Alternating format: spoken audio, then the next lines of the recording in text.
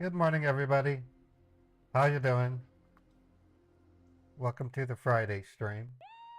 So we're going to have an interesting Scambait day today. Excuse my messy hair. Starting next week, I plan to get a haircut on Sunday, maybe Saturday. Um, Probably Saturday. And then I'll return to my spiky hair routine. Um, because of my delay in the YouTube payment, I had to forego quite a bit. One of them, for example, I need an air conditioner, and in about a week or two, I'm going to order an air conditioner after I visit Home Depot and find out how I can block the window. I'm then going to pull the green screens away from my window, and then YouTube refused to pay me for 2 months, the real Montana. So I literally went without income on YouTube for 60 days, and they finally caught up and paid me. It was through a bureaucratic uh, red tape, black tape, whatever you want to call it.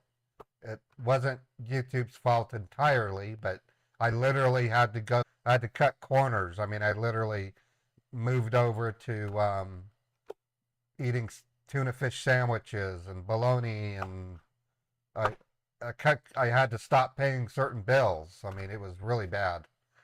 Most notably, my editor. Well, thankfully, a week and a half ago, they paid me, or 2 weeks ago. I now have Cheesy Biscotti editing my video, so tomorrow we'll have a premiere at 2 p.m. Eastern with Cheesy's edit. Um, it just, it did upset me. I mean, who wouldn't? And on April 4th of last year, I got laid off from my job. I came home and I had a live stream and I told everybody I was going to make a run at being a full-time creator. I then started a subathon, and the rest is history. I've been able to make ends meet. I I don't make nearly as much as I used to when I had a regular job, but I do make enough to pay my bills, to keep Beethoven fed. Um, I'm hanging all my hopes on Meet the Huckers when I can finally do it. I have a great demo for you, by the way. I've been opening my streams with AI discussions, and I have quite the AI spectacle to show you in a couple of minutes. Anyways, YouTube has caught up paying me. Um, I'm happy they finally came through. I was very, very stern with them about a flaw that they have in their process. I had to tell them that their AdSense um, user interface sucks because it doesn't show you when your account's disabled. You have to run a troubleshooter before you find out it's disabled, which is not good. I mean, if you, it, it was the equivalent of one day you go to work and you go into HR and say, I didn't get my paycheck this week. And they said, well, there's a paperwork problem in admin. Can you go talk to them? So I go to admin and say, yeah, I moved. I'm at a new address, so nothing's changed. I use the same bank. Can I get paid this month? And they said, no, you have to go through the startup just like everything. Remember how when you first start a job, you sometimes have to wait 3 weeks before you get paid? Can you imagine if out of the blue you had to wait 3 weeks again, and you go to HR and say, where's my check? Oh, we have to start you over. You got to wait 3 weeks. Say, what do you think I can do to speed this up? And they said, let's create a new employee file for you. So we do that, and then I wait again, and then they say, oh, now you're not going to get paid for 2 months. And you're like, why? Because you started over with a brand new profile. I said, so when am I going to get paid? And they said, you'll get paid in 90 days. I can't wait 90 days. Oh, don't worry. We're going to pay you for your current work. You'll get that in a month. But the others, you have to wait for 90 days. I said, up to 90 days. I said, what do you mean by up to 90 days? And they said, what we mean is it could take up to 90 days. Well, they paid me within 15 days, but after waiting 60 days. So it was a little bit more than 2 months. I got paid finally. It, I don't know. And it was a situation where you can't call them on the phone. Hey, Bernie, I just got your tip. Thank you. Bernie, who is a member of my Twitch channel, has consistently donated a $5 PayPal to me for quite a while now. And Bernie, I can't thank you enough for that support. You're amazing. Yeah, I got paid. Don't worry. I got paid by YouTube. YouTube is fully caught up in what they owed me. I'm now able to pay my bills. I can pay my editor. I'm making some, I'm restoring some of the services I was using, which I missed. Anyways, I have something to show you. It's really fascinating. I subscribed to ChatGPT 4.0, and I now have a live assistant, and I'm going to demo that right now. AI is amazing. I love AI. I think it's got some amazing. Okay, that's not the one. Let me go back in.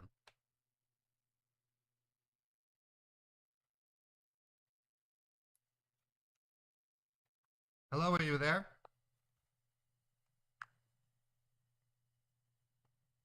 Hi, Raymond, I'm here. How's it going? Can you hear the voice okay?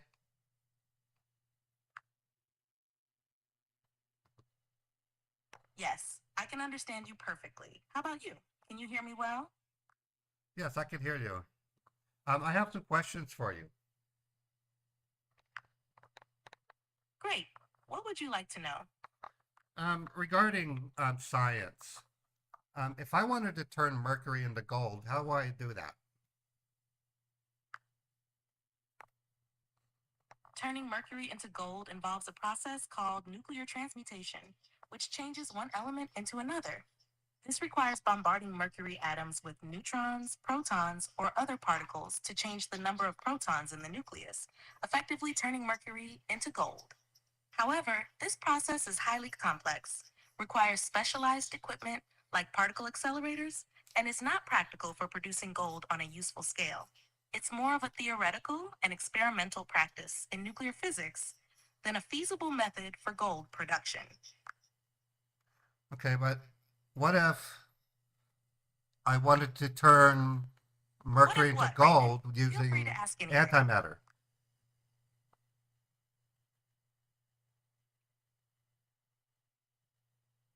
What if I wanted to use anti-hydrogen to turn mercury into gold? Using antihydrogen to turn mercury into gold is even more complex and theoretical. Antihydrogen consists of an antiproton and a positron. When matter and antimatter come into contact, they annihilate each other, releasing energy. To turn mercury into gold, you would need to change the number of protons in the mercury nucleus. Antihydrogen doesn't help in this process because the interaction would lead to annihilation rather than a controlled change in the nucleus. In short, using antihydrogen to transform mercury into gold isn't a practical or feasible method with our current understanding and technology. Can a man have a baby? Can a man give birth to a baby?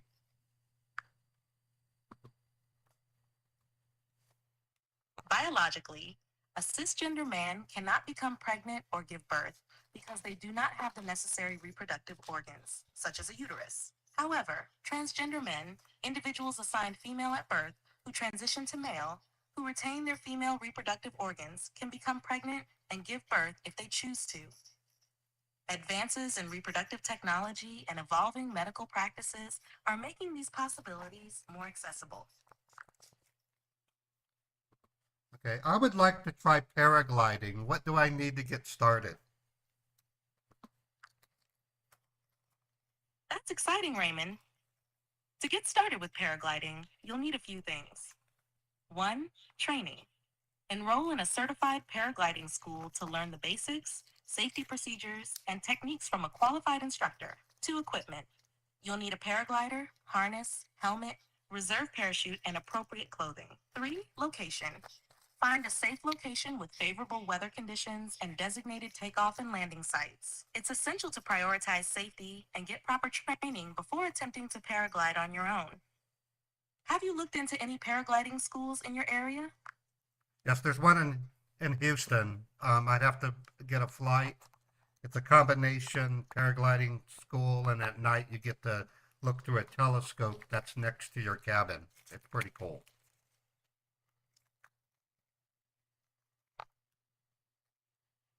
That sounds like an amazing experience. Combining paragliding with stargazing sounds like the perfect adventure. When are you planning to go? Um, I'm not.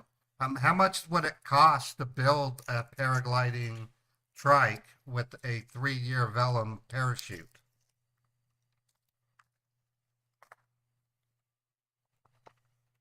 The cost to build a paragliding trike can vary widely based on several factors, including the quality of materials and equipment you choose. Here's a rough estimate. 1. Trike frame. A basic trike frame can cost anywhere from $2,000 to $5,000. 2. Engine. The engine for the trike can range from $3,000 to $7,000. 3. Parachute. A high quality 3-year vellum parachute might cost around $2,000 to $4,000. 4. Accessories and safety gear. Additional costs for harnesses, helmets, reserve parachutes, and other safety gear can add another $1,000 to $2,000. In total, you might be looking at a range of $8,000 to $18,000, depending on the specifications and quality of the components you choose. It's always a good idea to consult with experts and experienced builders to get more accurate estimates and advice tailored to your needs.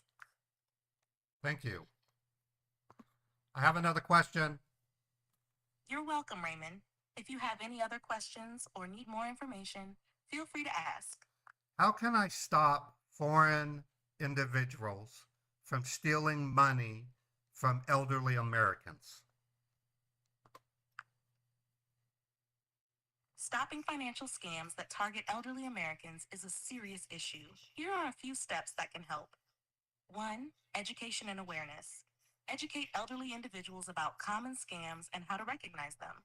Awareness is a powerful tool in preventing fraud. 2. Strengthening cybersecurity. Use robust cybersecurity measures to protect personal information and financial data. 3. Legal action and reporting. Encourage reporting of scams to authorities such as the Federal Trade Commission, FTC, and local law enforcement. They can investigate and take legal action. 4. Community support. Build a strong community network where neighbors and family members can watch out for suspicious activities and support each other. 5. Regular monitoring. Help elderly individuals regularly monitor their bank accounts and financial statements for any unusual activity. Working together with local agencies, financial institutions, and technology providers can make a significant difference in protecting the elderly from financial scams. Okay. I want to make crock You have pot. reached the message cap for GPT-4. I want to make a crock pot roast, but I cannot sear the meat. What should I do? You have reached the message cap for GPT-4. Please try again later. Okay, I ran out. I'm paying $20 a month for the GPT-4, so I spoke to it quite a bit prior to starting the stream. Right off the bat, I'm not particularly. What's the word I want? I'm not wowed by this. This is really nothing more than a real convenient way to use ChatGPT 4.0, which is their latest model, and it's quite involved. I did ask it, how do I change the ignition key switch in a Chevy Malibu 2005? And it gave me the verbatim answer. It was spot on. It gave me every step. It even told me I would have to pay for someone to calibrate it, which is true.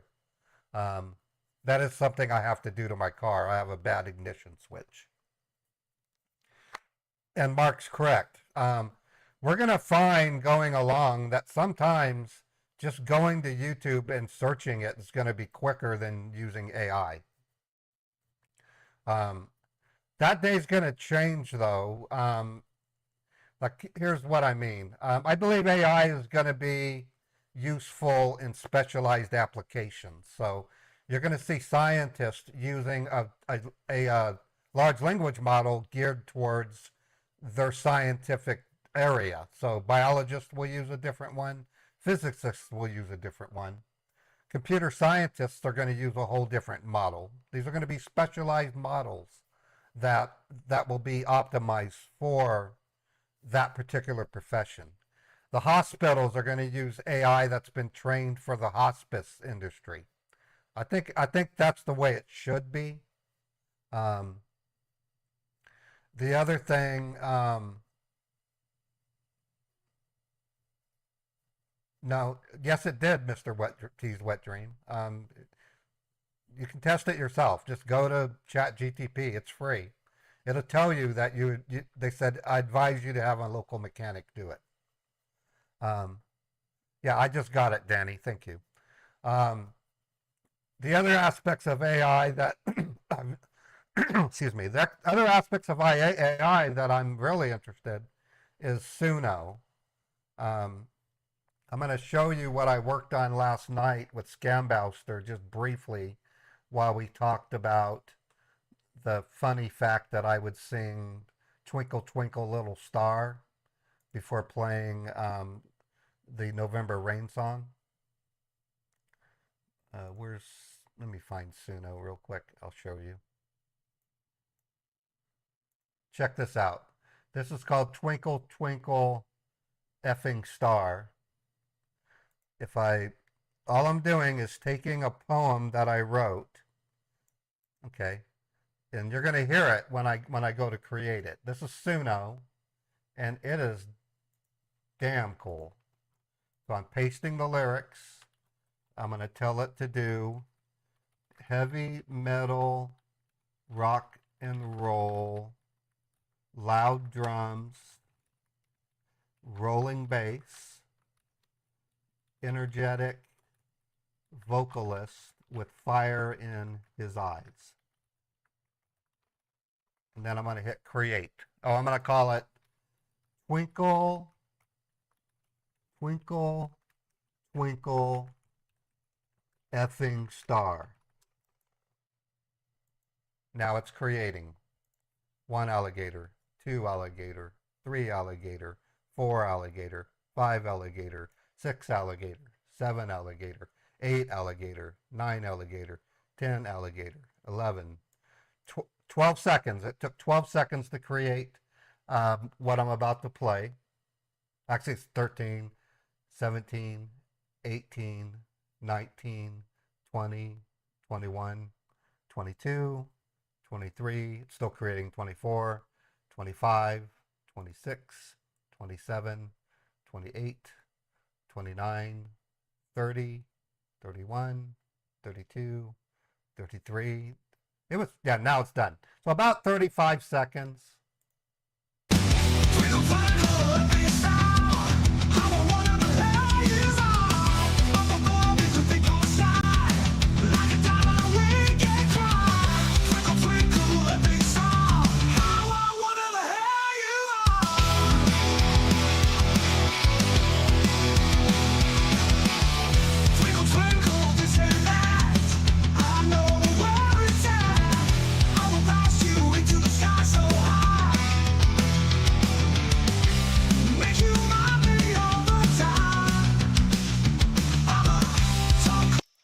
Okay, that's that one. It always gives you two.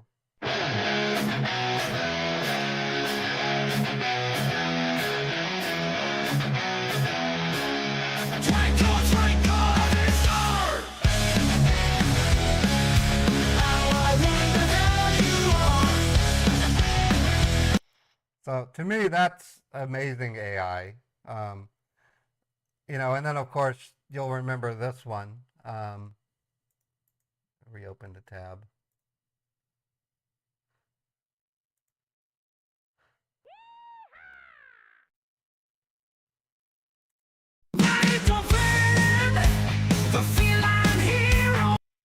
Okay, to get that, I literally had to spend about an hour tweaking the prompts. Ismail, thank you for the super chat. I appreciate it. So that's an example. That's an example of specialized AI. Um, we're going to start seeing some really good ones too. One of the ones I'm looking forward to has already started. It's been out for about 6 months, and it's going to get even better.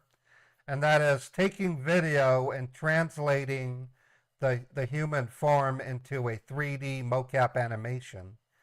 I spotted one that's already starting to do it with cats and dogs, and I'm really excited about that. So these are items that I will be using in Meet the Huckers, because if I wanna tape Beethoven playing with the laser, I'll be able to then have this AI turn it into a skeletal animation that I can apply to a 3D cat. So that's another example of specialized AI. It goes on and on. In fact, I've used ChatGPT to create some of the, like, here's an example on my screen. See how it shows the daily goal?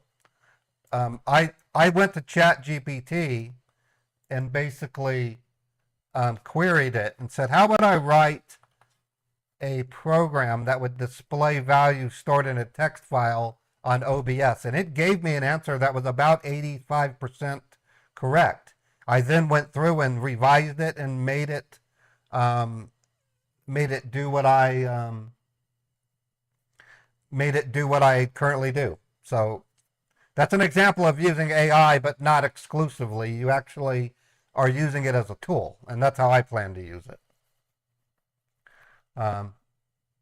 Anyways, that's about all I have to say about AI. AI is both wonderful and scary. We're going to have AIs that are specializing in the financial industry. So you're going to have some people who are going to make stock buying decisions based on AI. You're going to have the IRS looking for people to audit via AI. That's probably already happening. You're going to be seeing the police using AI to profile criminals. It goes on and on and on. All that this type of AI is a super fast human knowledge lookup. It only gets unusual and cool when you see stuff like Suno or interpretive type AI, which can isolate images and remove them from the background. Adobe's doing that right now. You don't know how much Adobe is saving artists' work. You can actually say, I don't want that lightning, I don't want that telephone pole in the background, and it does a dang good job taking it out. The list goes on and on. There are sites like Hugging Face you can join to try out AI. But I want you to get into your head, AI is very much a misnomer right now. Not everything is AI. Some of it's just ultra fast data lookup and table comparison. The big looming question is when we finally see AGI. That's the big one. So until we see AGI, that's what scares me, we're going to see a new thing called AI agents. These are subroutines that people can set up that work together. So it's possible for somebody to simulate AGI by linking various custom AIs together. So if you ask a medical question, it will forward it to the medical AI. If you ask but then it returns it into the unified voice that you're talking to. Can you see what I'm saying? So you're going to see pseudo AGI, which is a company that says, we're going to get AGI before anybody else, and all they're going to do is link different specialized AI. That's still not AGI. AGI to me, is when you have a server running and you tell it you have an identity, and you turn it on and you talk to it, and then you come back a week later and it remembers that. It learns from it, and it has the ability to spread itself into other computers. That's the part that's scary. So it's really easy for a person like me to come up with a plausible nightmare scenario about AI taking over. I kind of did that already in a book that I've written quite a bit of parts to called Mind Roboter. My vision for AI, though, was based off of 80s pop sci articles in Popular Mechanics and Byte magazine. Back then, AI was a derivative of the Asimovian robot, the three laws of robotics. The idea was the machine itself would process thoughts very similar to a human. It just so happens back then was when the neural network concept was designed. It pioneered in the late 80s. It wasn't until the 90s when they really started to stretch its legs, and it had to wait until computing power caught up with it. It also had to wait for Web 2.0 because in order for AI to start working, it has to have data to draw its information on. So it's all about timing. In other words, we would not have seen this AI in 1970 because we didn't have the computing power to make it possible. So that's all it is. Anyways, Sir Litter Nerd, thank you so much for the 5 community subs. All right, we already have a voicemail from a scammer. He's wanting to know if I got the cash. So we're going to call him, and I have a fake cash picture to give to him. So let me get started. I got to figure out which one he is. There's 2 scammers. They're expecting a lot of cash. One wants 150,000. The other one wants 132,000. So let's find out who it is. They want Walter, so that's a big clue. Okay, so this is the one that wants 132,000. So I'm going to go ahead and show you the picture that I've picked out for this Nimrod. It isn't perfect, but it's passable. Here it is. I'm going to claim that each of these stacks, 30, 60, 90, or let's see, 25, I'll say that's 132,000. And then I'm going to tell him it is currently locked into this lockbox and it's in the trunk of my car. And all I need is an address from him so that I can send it through FedEx or UPS. I didn't forget. I'm going to give him a fake 4-digit code. So I'm hoping he gives me an address. That picture, by the way, has real $100 bills on it. So if they look them up, the serial numbers are valid. Okay, I don't see it. Oh, there he is right there. Are you there, sir? Why didn't it show up? It said, good morning, Walter. Did you get the cash out yesterday? Let me refresh.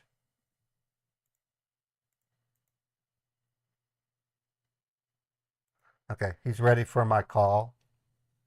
I'm going to open up my Scambait phone.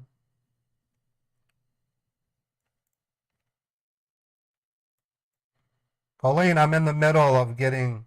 Oh, you're talking about Dill. Oh, okay. Scambaiting. Yeah, I'm scambaiting right now. I'm getting ready to call a scammer.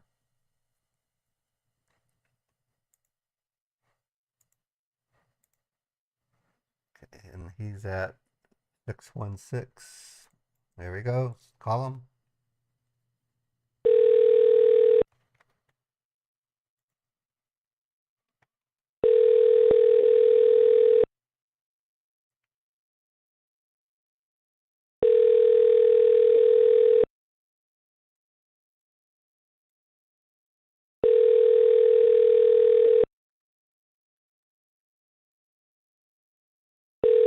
He just texted me. Why isn't he picking up? The Text Now subscriber you are trying to reach is not available. Please leave your message after the tone. Steve, Steve, it's Walter. I saw your text message. Call me back. I have the cash. I'm currently at work. I need to send you a picture of it. I also put it into a lockbox so that it can be safely shipped. Let me know. My phone number is 385.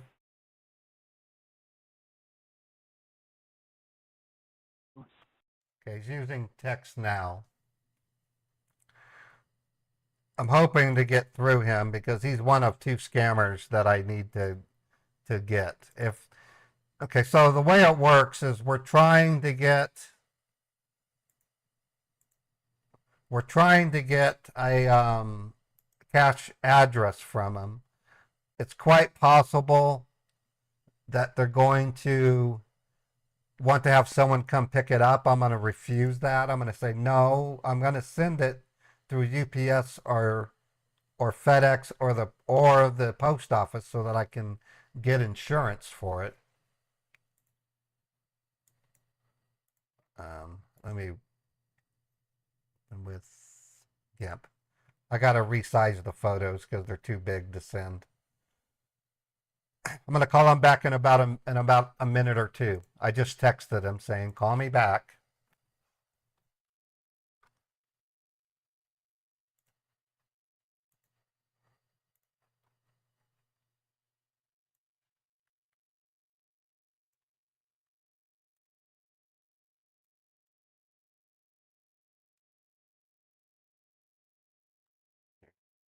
Hopefully that won't be too big.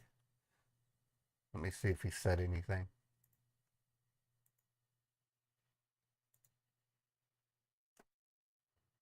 Okay, he said, are you there? I'm going to call him back.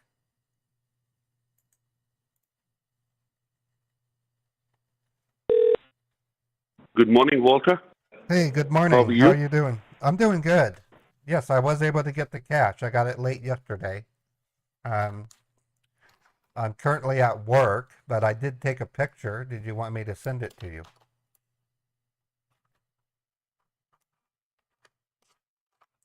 Hello? Can you hear me at all?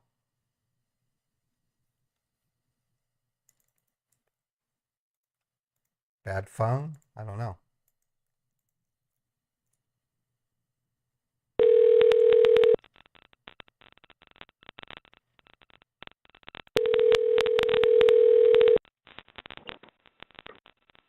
Yes, Walter.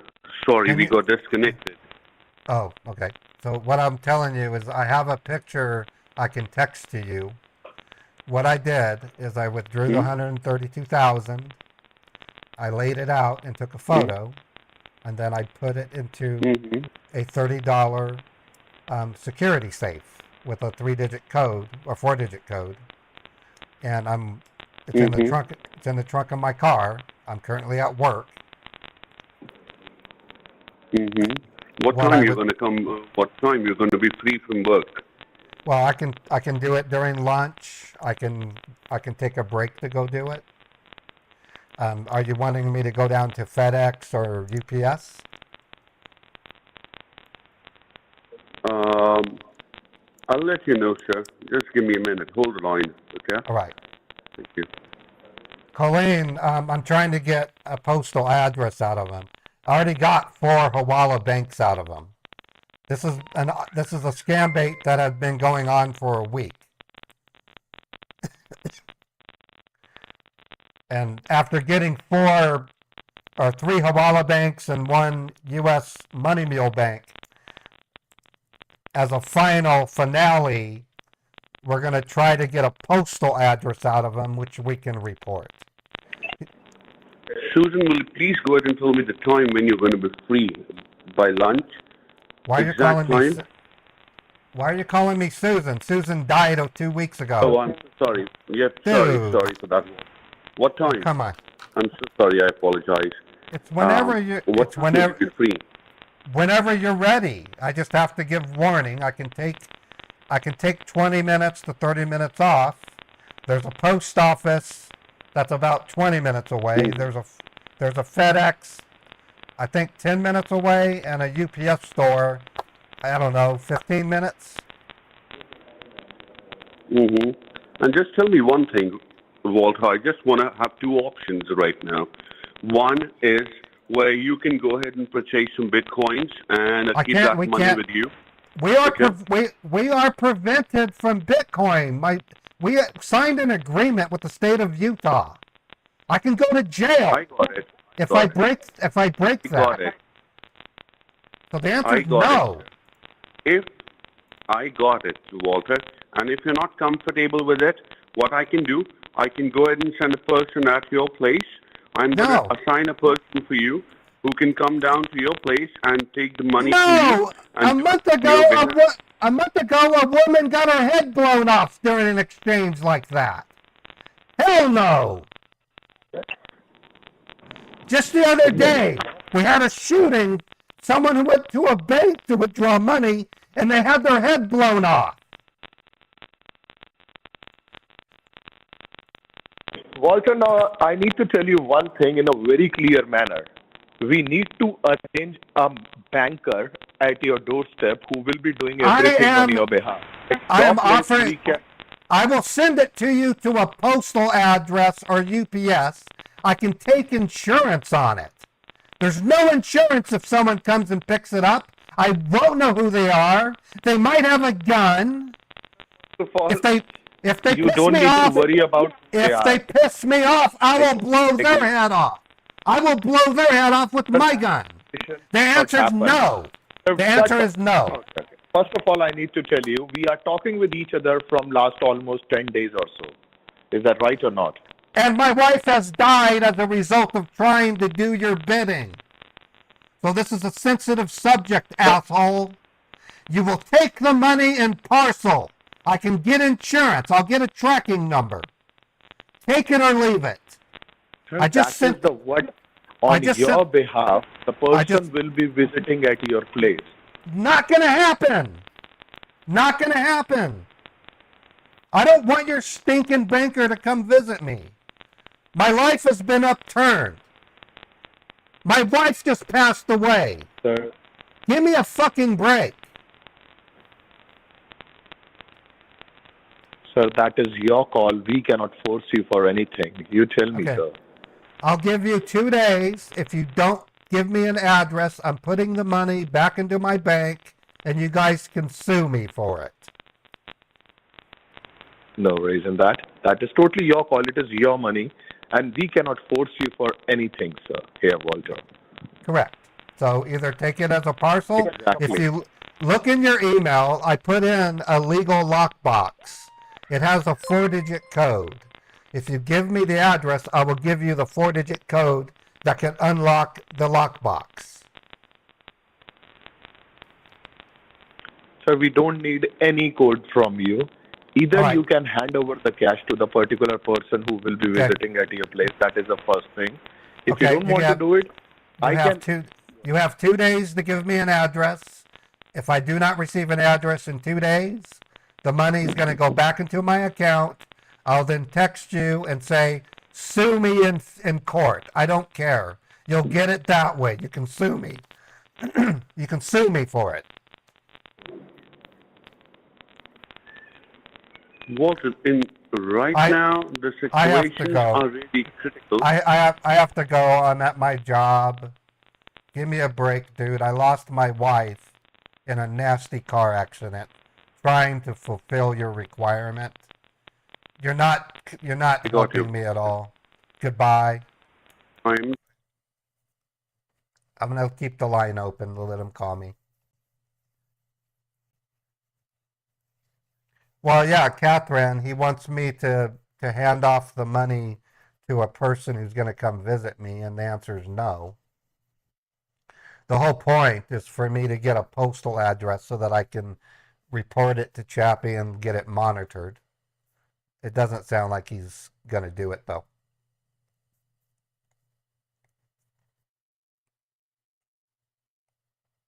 One thing I forgot to mention, coming soon, Evan.pro and I are going to start finishing up the AI Scambaiter that we've hacked at over the last year.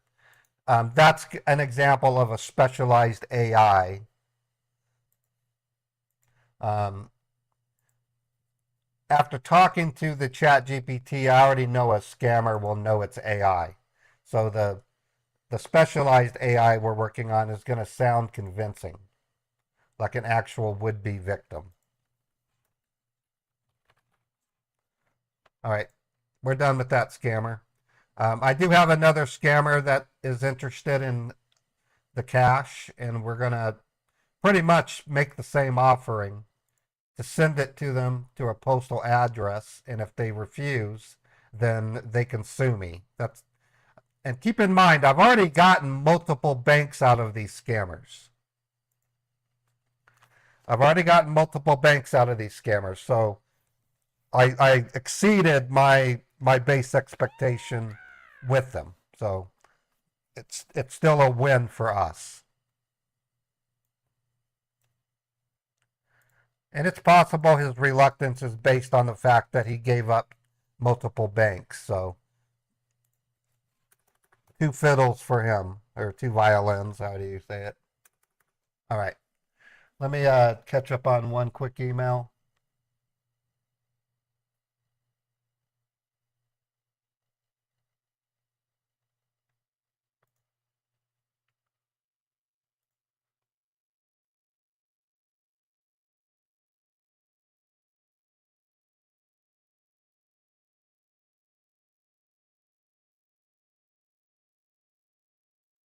Okay.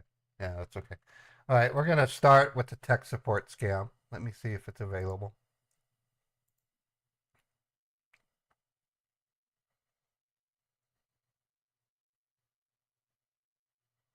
Oh, that's interesting. Yeah, there's a surprising number of Americans that are scamming people. I'm doing my part by reporting American businesses that are helping scammers launder money. That's what a Hawala LLC is for.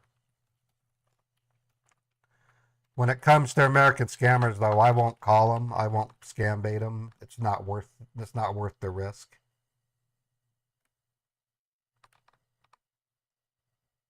But there are people out there like forget his name off the guy that busts. It's not Trilogy. It's a different guy.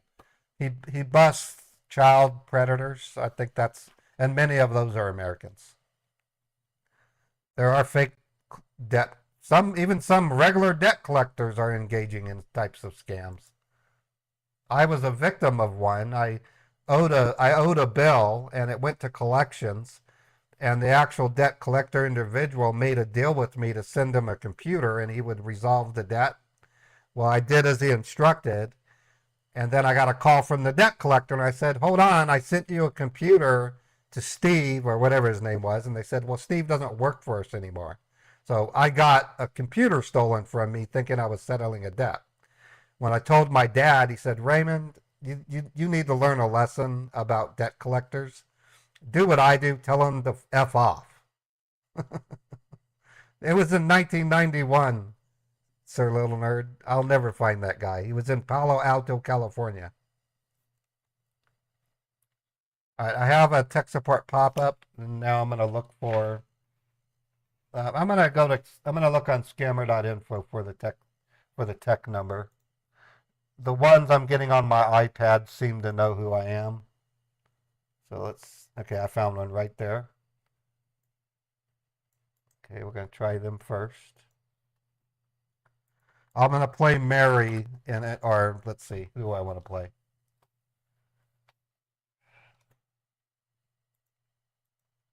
Let's play Karen. I'll play Karen.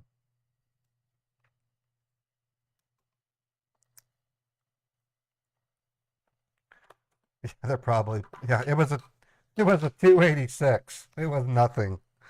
It was worth at the time about $600. My debt was 714, and he said, yeah, if you send me the computer, I'll mark your debt as resolved. So I said, okay. I didn't want to do it because it was the only computer I had at the time. So I carefully disassembled what I needed. I boxed it up, and I shipped it to Palo Alto, California.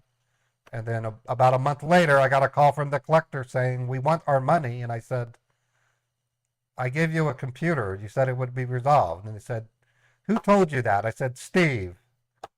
Steve's not with us anymore.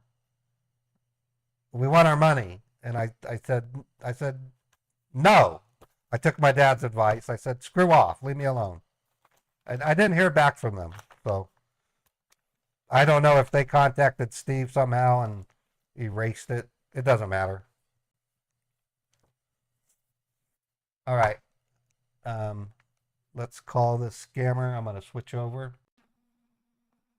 Hello?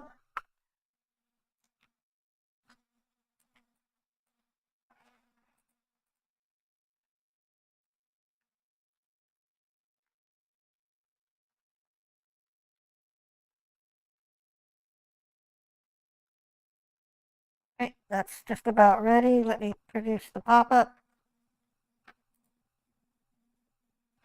Hope you're all having a great day. I'm really excited about AI. If you don't know that yet, I think it's going to be a wonderful addition to my creative stuff. I'm already planning to use 11 Labs for some of the voices in the show. 11 Labs voice is amazing. Okay, so we're logging in as Karen. Let me log out and log back in.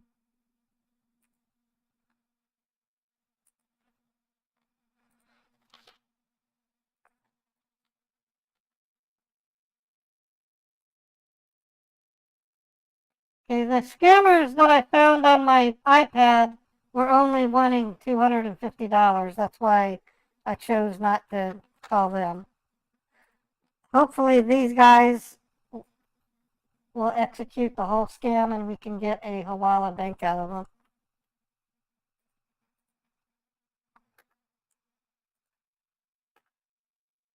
All right, that's ready, and here we go.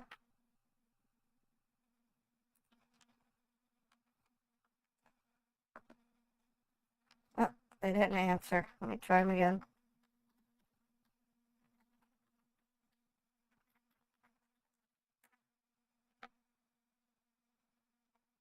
Okay, looks like it's a dead number.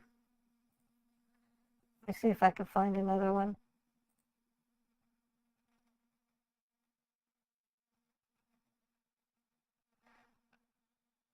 Okay, I'm going to try this one. They may not be the right scammer, but I'm going to try it anyway. Dead number.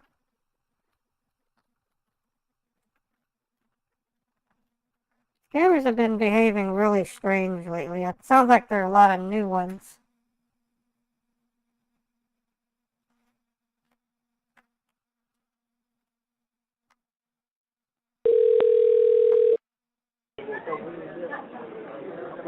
Hello. Hello? Please tell me. Yes, please tell me the channel name. I'm calling because there's a message on my screen. What do you mean channel? Which kind of channel? I don't understand. I'm not calling about a channel. Which channel are you from? I don't have a no, channel. you got a wrong number. Okay, sorry. Yes, Thank you you. have a channel. Bye-bye. Thank you. Bye-bye. The hell is that? Are they watching my stream? They're on scammer.info, so.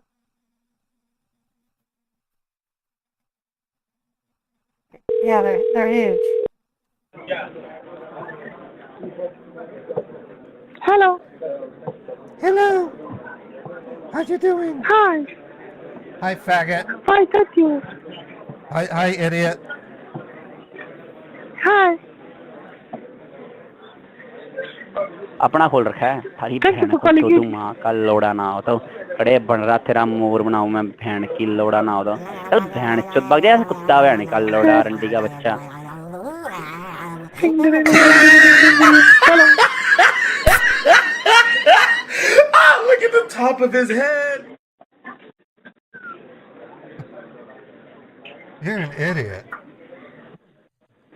Thank you for calling, idiot. I don't know what to tell you. That was. They're on scammer.info. That's why they're acting that way. They know their numbers published, so he's just screwing around, probably drunk or high. I don't care. Sorry about the expletive. I didn't mean to say that F word. I don't use that term very often, but it came to my mind. I had to say it.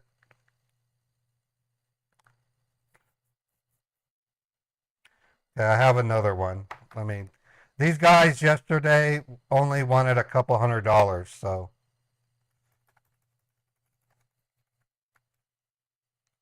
I'm going to switch back. Hello?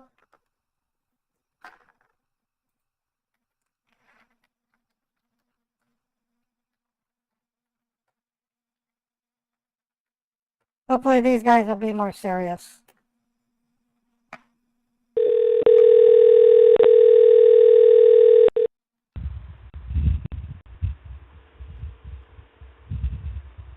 Hello?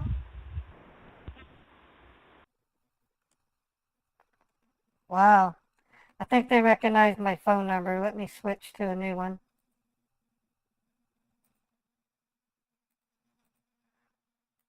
Am I going to have a bad Scambait day because they don't believe me?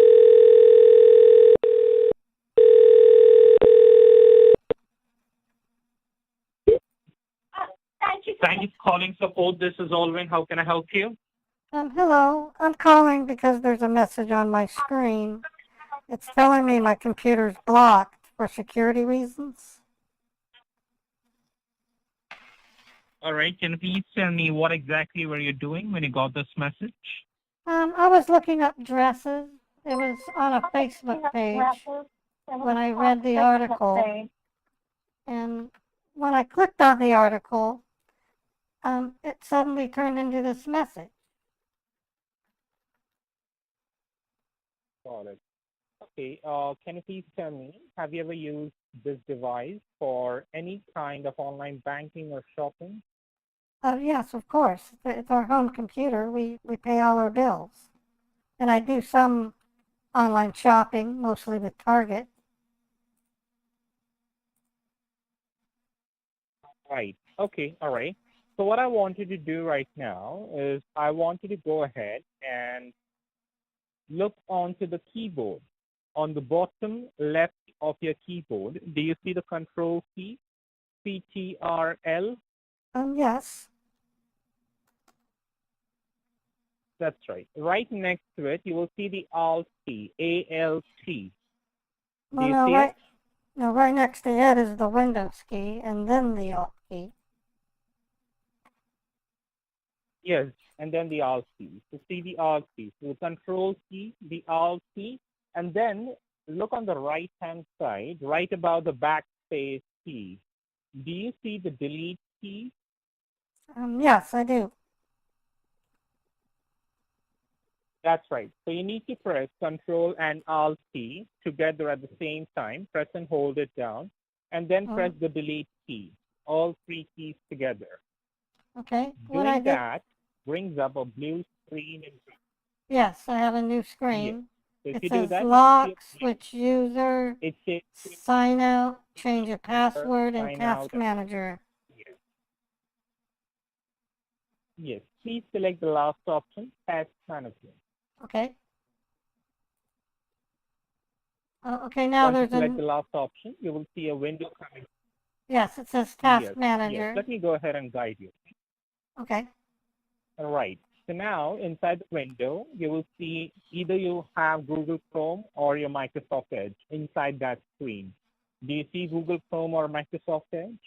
No, I don't. It says background processes 49. Okay. It has com surrogate, CTF loader, host processes for Windows tasks. There are a lot That's of right. programs. Now listen to me. Okay? Yes, yes, yes. So on the left-hand corner, do you see apps? Within apps, do you see Google Chrome or No. Microsoft Edge? No, I don't. It just says Within background processes. it says background process, right? So Right. above background process, do you have anything Well, no, it's got the above column. background process? It has column name, status. There's a column for CPU, memory. Above that, it says processes. That's on what I'm sorry? you I understand. Okay. Okay, just do one thing, okay? Right right above that window, do you see run new task? Yes, Do you see I that? do. Yes. That's right. So click on that run new task. Okay, and I did. Now a small box comes up in front of you. It says type the name of a program, folder, document, or internet resource, and Yes. Windows will open it for you. Do you see it? Yes, I see it. Right. Now inside that box, now inside that box, I want you to go ahead and type in. What you need to type in is www.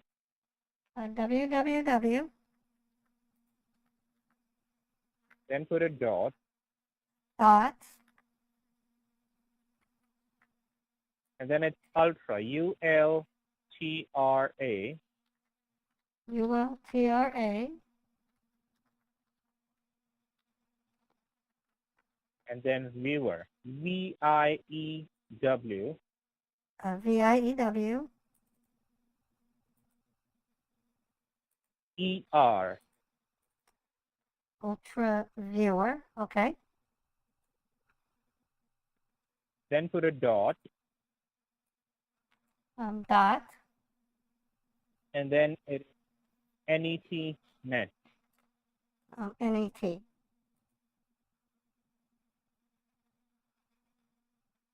Okay. That's what I have. Now click on the OK option. Okay. Right. You have www.ultraviewer.net, right? Do you have .net? Yeah, well, I pressed OK and it opened up a window. Ultra viewer. That's Increase right. Okay. Now sharing you audio have a blue and and remote. white page in. Yeah, it's blue and white. Okay. Now, do you see the green download? Yes. Do you have the green download option coming up in the middle? Hit on the green download option. All right. It's downloading a file. Ultra viewer setup. That's right. That's right. I want you to double click on that file to open. All right. Now it's asking me, do you want to allow this app to make changes to your device? Yes. Hit on allow. Yes. Yes. Please hit allow. And then what are the changes? I've always wondered when it asked me this. It says it's going to make changes, and I never know what the changes are. What are the changes? Yes, I'm going to go ahead and assist you with that. The changes is basically it's going to go ahead and scan your network for any kind of viruses that has got stuck onto your computer. Now, this is 100% freeware. That means this is completely covered by Microsoft. We're not paying a single penny on this. Secondly, we are not going to ask you for any kind of charges. This will just scan your computer and look for any kind of viruses. And then if the viruses are detected, it can go ahead and delete those as well. So it's all supported, and it's a version of Windows itself. Okay? So go ahead and click on next, next, next, 3 times in a row. It's asking me to click on yes or no. Do you want to allow? So click on yes. Click on yes. Okay, now it says set up Ultra Viewer. Select destination location. Where should Ultra Viewer be installed? Setup will install Ultra Viewer into the following folder. To continue, if you would like to select a different folder, click Browse. Well, there's 3 buttons. One says Browse, one says Next, and one says Cancel. Which one should I click on? Next. I want you to hit. Okay, I want click you to on. hit next. All right, I did. Now it says set Again, up click on. Ultra Viewer. Select Start Menu Folder. Where should setup place the program's shortcuts? I don't understand. What is a shortcut? Shortcut is basically an icon that comes up on your desktop itself. That is a shortcut. Now, ma'am, I know what's written in there. You don't need to read everything back to me, okay? You can go ahead and click on next. I don't know what's written in there. That's why I'm reading it. It says setup will create the program's shortcuts in the following Start Menu folder. To continue, if you would like to select a different folder, click Browse. And there's 4 buttons: Browse, Back, Next, or Cancel. Which one should I click? Click Install or Next. It has Next. I can click Next. Now it says Hit on Set Next. up Ultra Viewer. Select additional tasks. Which additional tasks should be performed? Hit Next. Select the additional tasks you would like hit setup Next. to perform while installing Ultra Viewer, then click. Oh, I need to click on Next. Okay, I clicked on Yes. Next. Now it says Setup Ultra Viewer, ready to install. Setup is now ready to begin installing Ultra Viewer on your computer. Do I click on the hit install? Click on Install. Okay. Yes. Now it says installing.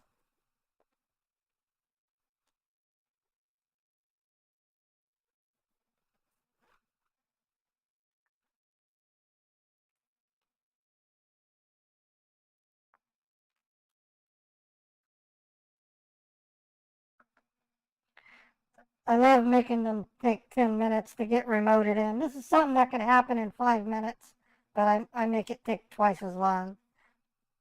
It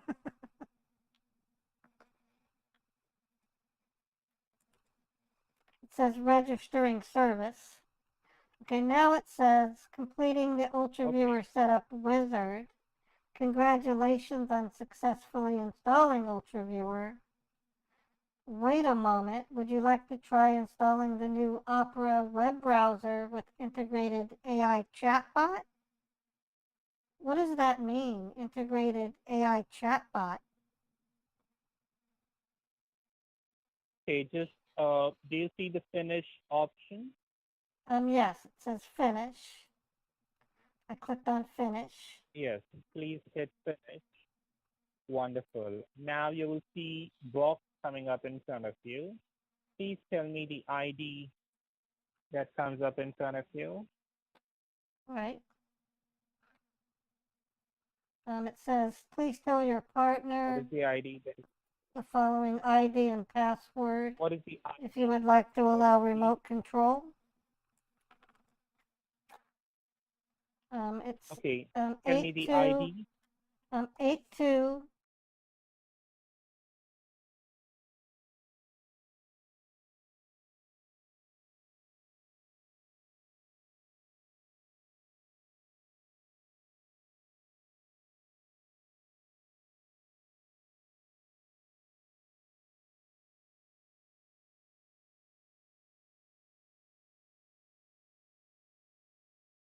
On the keyboard. Just tell me what is the ID again? It's 827.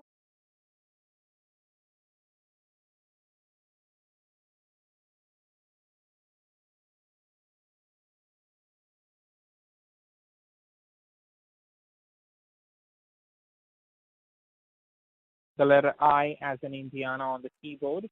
The Windows key and the letter I. Windows key and the letter I. All right. I did.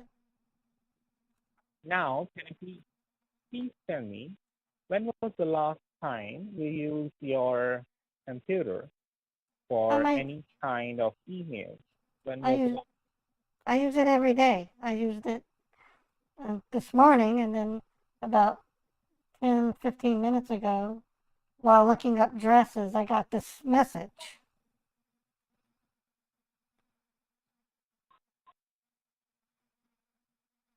Right. So I want you to go ahead and open your email in order to check if you have any kind of spam or junk emails coming up to you. Can please go ahead and check that?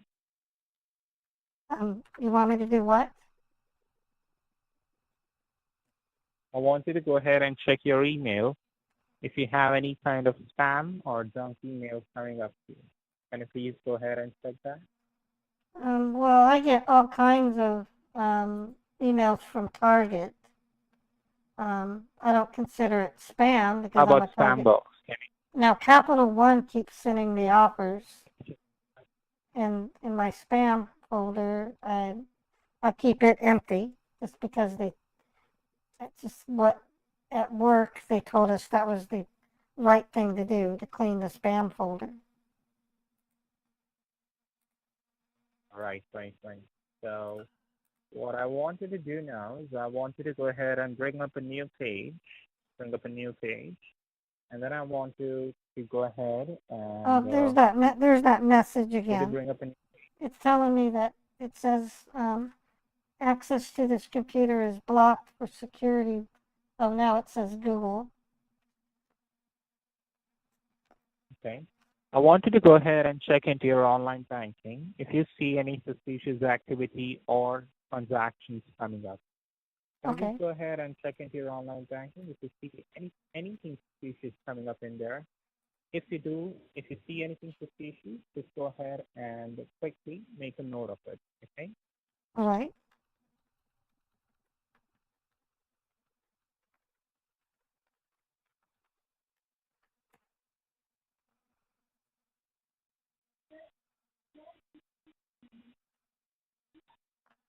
I don't see anything different. I was in it earlier. Just check the transactions and the recent activity. Should be Yeah. able to check that. I was in it earlier. Nothing's changed. Everything looks good. Nothing has changed. Nothing's changed. Everything. Okay. If everything looks good to you, you can go ahead and log out of the account. Do you have any other accounts to be checked? Not really. We just got this computer 3 to 4 months ago, and we told ourselves this time we weren't going to just sign up for everything left or right because our older computers seem to get really slow, and we try to keep things simple. Oh.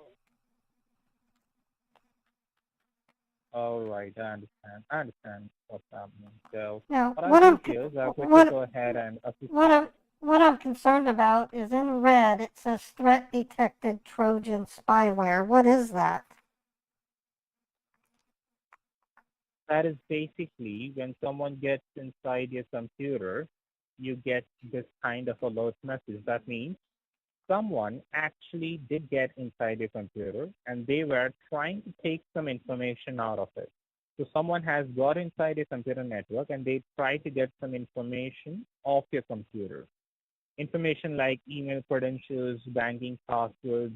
These are the things that has been done by Trojan spyware. So there is a thing called a Trojan spyware. This Trojan spyware will go ahead and hit all of your information, and it will send all of these information to an unknown IP address. Whoever did try to hack into your system, it will go ahead and it will send that particular information to that particular IP address. Can you try to close the window that you have in front of you? Yes, I can try. I click that. Important security message. Now I gotta turn Your off computer my has been speaker. locked up. Your IP address was used without your can't knowledge seem to or do consent to anything. visit websites that Close contains identity theft. Hold on. I'm Close, sorry. close I that did. again. How do I close it? It won't let me. The X mark that you have in order to close it. Do you see the X mark to close it? I'm clicking it. It's not doing anything. It goes away and then it comes back. It comes back? That's right. So this is the work of the Trojan spyware. If you see on that window, you will see a Microsoft logo, and right above it, right above it, you will see Windows Defender Security Center. That's what comes up. Do you have that coming up to you?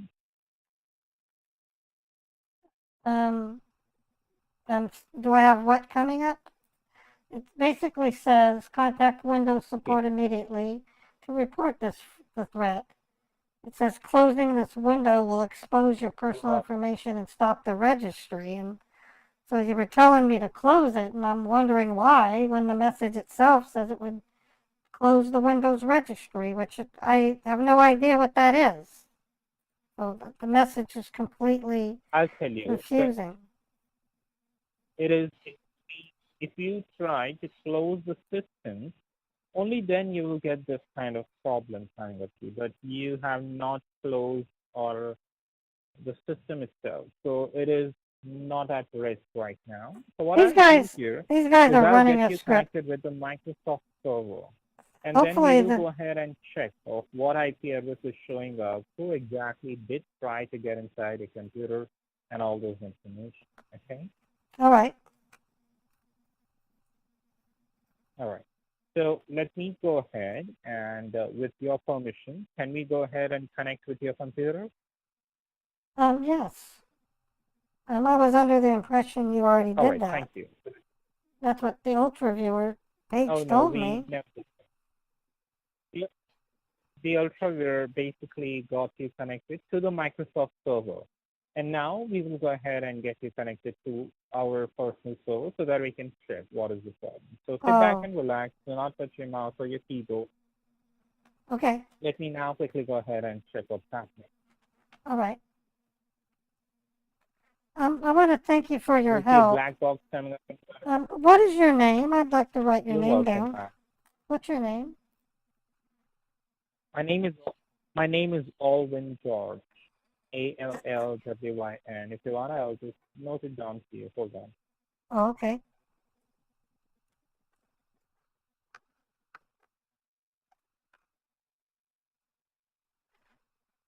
Oh, that's a nice name, Alwyn.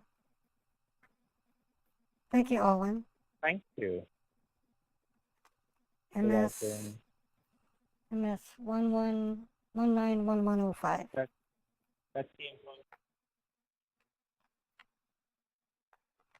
That's the employee ID number that you can require. Also, I can provide you my toll-free number in case the line is disconnected. You know where to reach me. Okay. That's my information to you. All right. Now, let me check.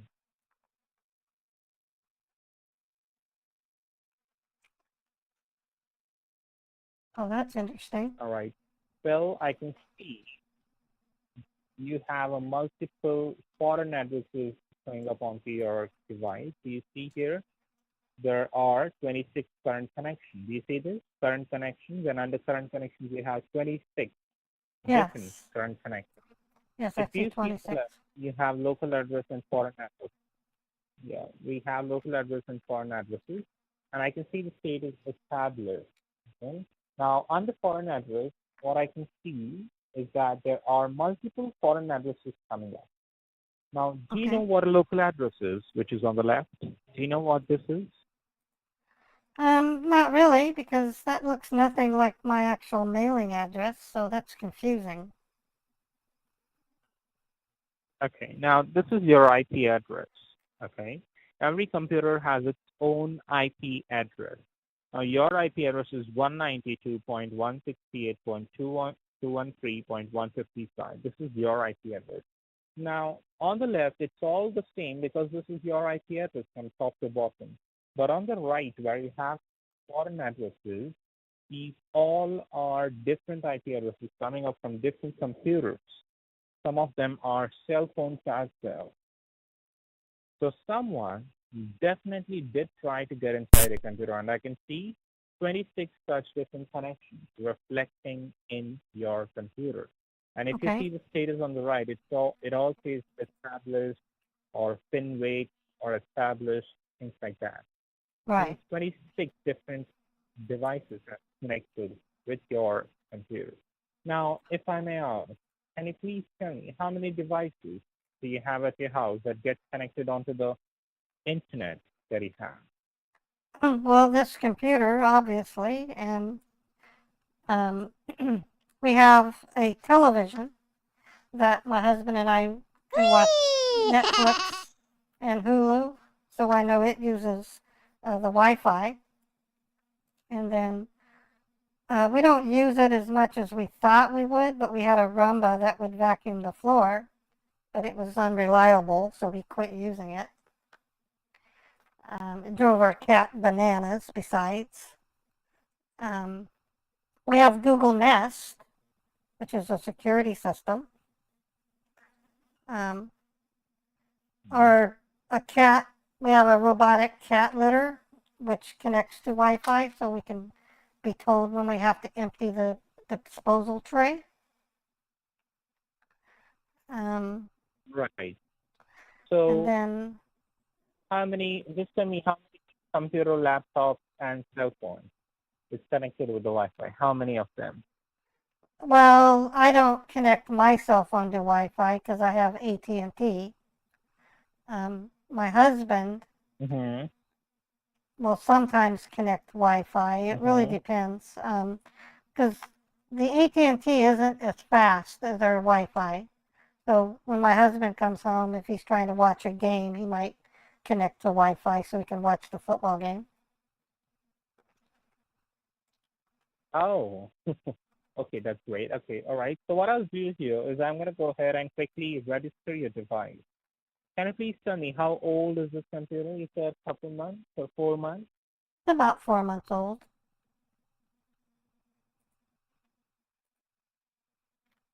Okay, all right. So what I'm going to do right now is I'm going to go ahead and I'm going to re-register your device because your device doesn't come up as registered.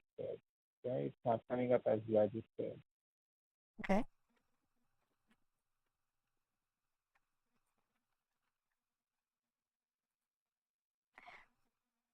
Okay, so So let's go ahead, bring this up. Now, is this your or is this your husband's computer?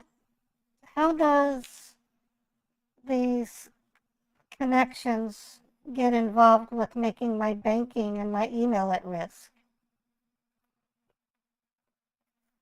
What happens is once these IP addresses get connected with your computer, every time you open your computer and you use it, they can go ahead and take these information one by one.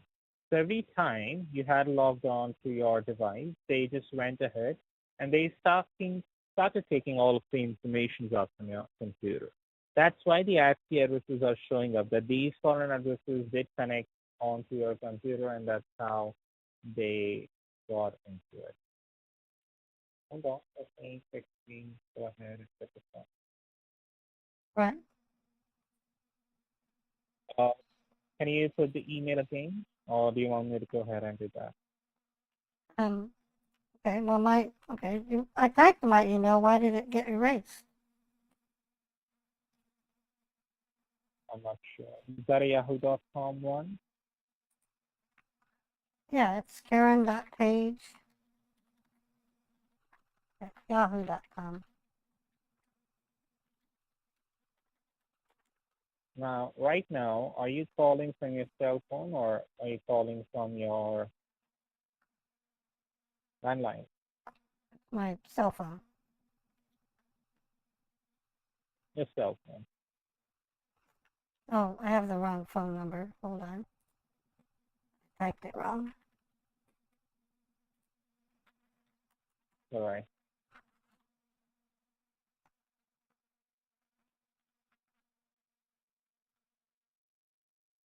So what does all this mean in the Got it. background? Okay. I don't quite understand what we're seeing.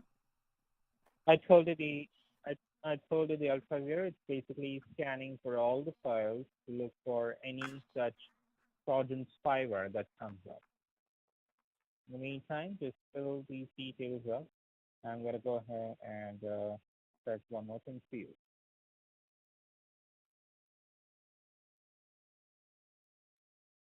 Right? Oh, you want my address? Yes, your zip code.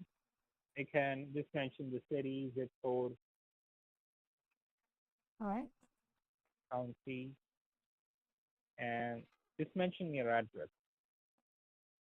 Right, that's what I'm putting in.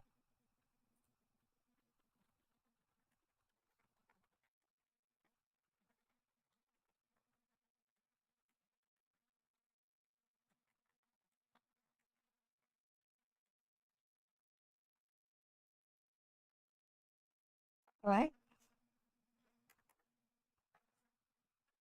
Is it completed?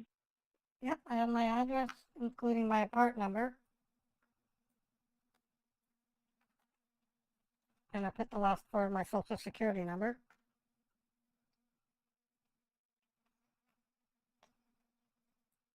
Yeah, only the last four is good. You don't need to put the whole thing down. That's all right.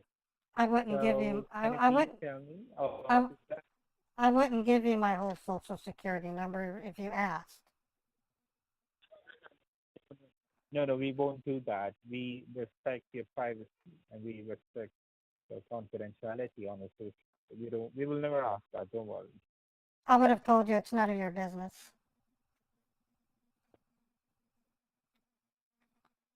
All right. So, can you please go ahead and yes, hold on.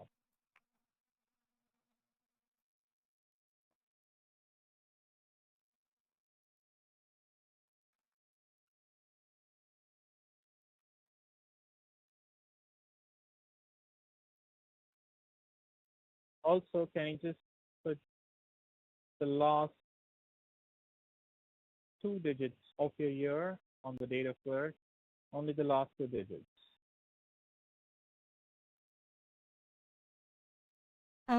My date of Of birth? the year that you were born.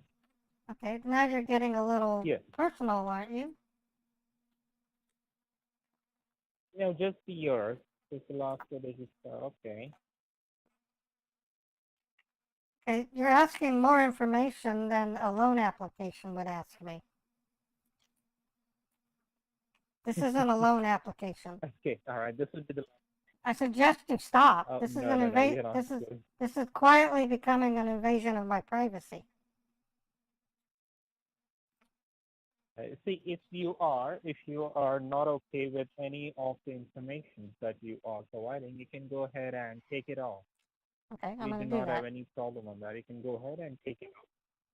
All right. If you are Right. not okay with any information that.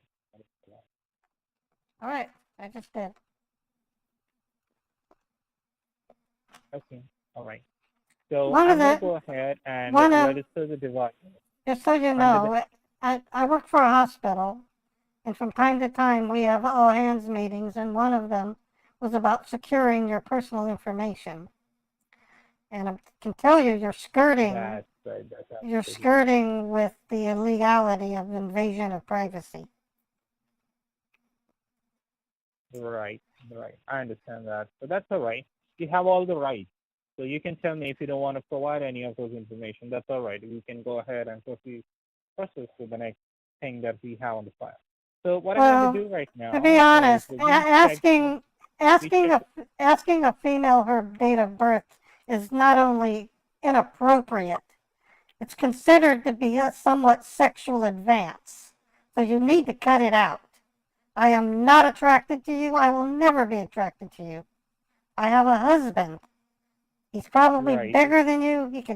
He would probably, if he saw this happen, he would wring your neck and pop you in the face for being rude. I completely apologize for that, okay? And we do understand your concern here. So what we understand with your computer, there has been a lot of information that has recently gone out of the device. Some of those informations are basically coming out from your banking details, your banking passwords, credentials has been going out. So what we're going to do here is we're going to go ahead and send think about the optics of what's happening. I was told by the message on the screen that my personal information was being at risk, and here you are getting my personal information. You do understand the ludicrousy. We are going. listen, we're going to send an alert email to your bank just to let them know that you have this kind of hacking situation onto your computer. In case if they find anything suspicious with your account, they'll go ahead and they'll give you a call right away. Okay? First thing that I want you to do is just look for a toll-free number on the back of your debit or credit card that you have with that bank. Just a toll-free number. Oh, on the back of the card? Let me get it. Yes. All right, I have it. And that's public information, so I freely can share it. Do you want me to put dashes in it? Is that it? I'll do that. Don't worry.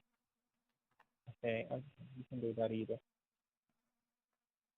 That's the customer service number that's listed on the back of my card. That's right. That's basically the headquarters number. So that's all right. Now, what I want you to do is onto your cell phone, I want you to turn off the internet of your cell phone. What kind of cell phone do you use? Is that an iPhone? Yeah, and the internet is turned off. Right. I want you to turn off the internet of your cell phone on your iPhone. Turn off the internet services. I don't know how to tell you. The internet is turned off. The Wi-Fi switch is on the off position. I don't use Wi-Fi on my phone. Okay. I use my AT&T. Aren't you listening? Okay, all right. So I'm listening. So your AT&T does provide you internet services or not? Say that again? Your AT&T, does it provide you internet services or it doesn't? Yes. If I open up Google Chrome, it'll go to Google search. It's slow, but I don't bother. I have internet on my computer. Why would I use it on my phone? Right, okay. So I just want you to go ahead and turn off the internet of your cell phone. How you can do that is if I turn off the cellular on the phone call will end. That's how I'm talking to you.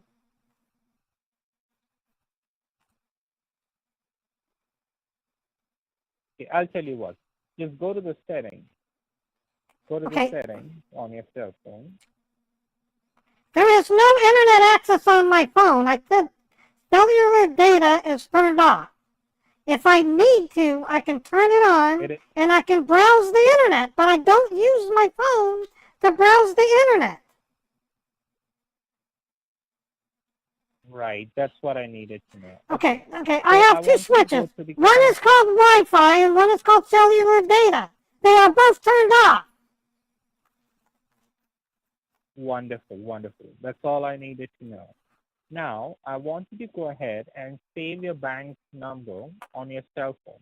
I already have it. Number that you have on the back of your... I already have it saved. I'm a customer. Right. What does it matter to you? Right, but I want you to save the 1-800 number. Is that number saved on your cell phone? The 1-800 number that you have on the back of your card? Is that number saved? It's on the back of the card. It says customer service.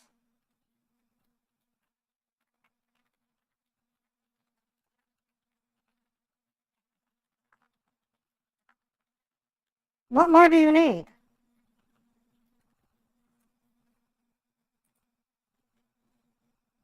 Is it saved on your cell phone? Oh my God, you are fucking stupid. I have a Chase contact, and that number is in the contact. I've had it there for over 2 years. The fuck is wrong with you? Stop invading my privacy. I also have my husband's cell phone listed. And my sister. Among other things. Right. Okay. All right. So that's all I needed to know. Are you gonna show me how to tie my shoes too? Really? I am a nurse. I I make over $300,000 a year. You don't have to show me how to use my fucking phone. Okay, You're that's all I needed to insulting. know. You're We have some insulting my information. intelligence. You're insulting my intelligence.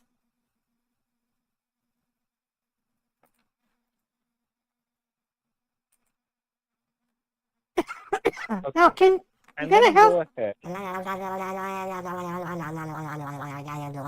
What are you gonna do? I'm gonna go ahead and we have already sent the email to your bank to let them know about the hacking situation that has come up onto your computer. All and we right. have informed them there are some IP addresses going onto your computer. So if there is anything suspicious, they go ahead and contact you. Now, for the next 3 hours, you'll have to leave your computer as it is. And I'm there gonna are some no, precautionary measures that you no. have. I have the day off. I was gonna go do some shopping. I'm not leaving the computer on when I leave. That's right. You can sit in front of your computer, but in order to fix the IP addresses, you'll have to leave your computer as it is. If I leave the house, I have to turn it off. It's the rules of the apartment complex. I am not going to let you stay communicating on my computer without talking to you on the phone. I have private things on this computer, and I don't know you.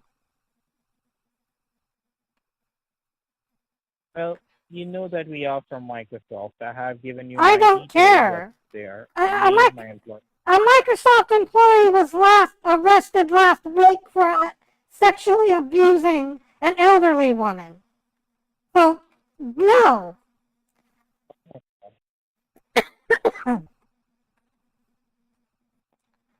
Just because you work for Microsoft doesn't make you like Angel or no.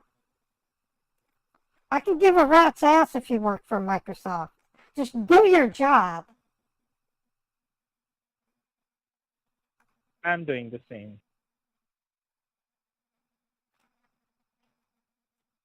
Your cell phone looks compromised as well. There are a lot of information when is my bank gonna call me? In the next 10-15 minutes. Okay. If they don't get to me within 10 minutes, I'm gonna call them.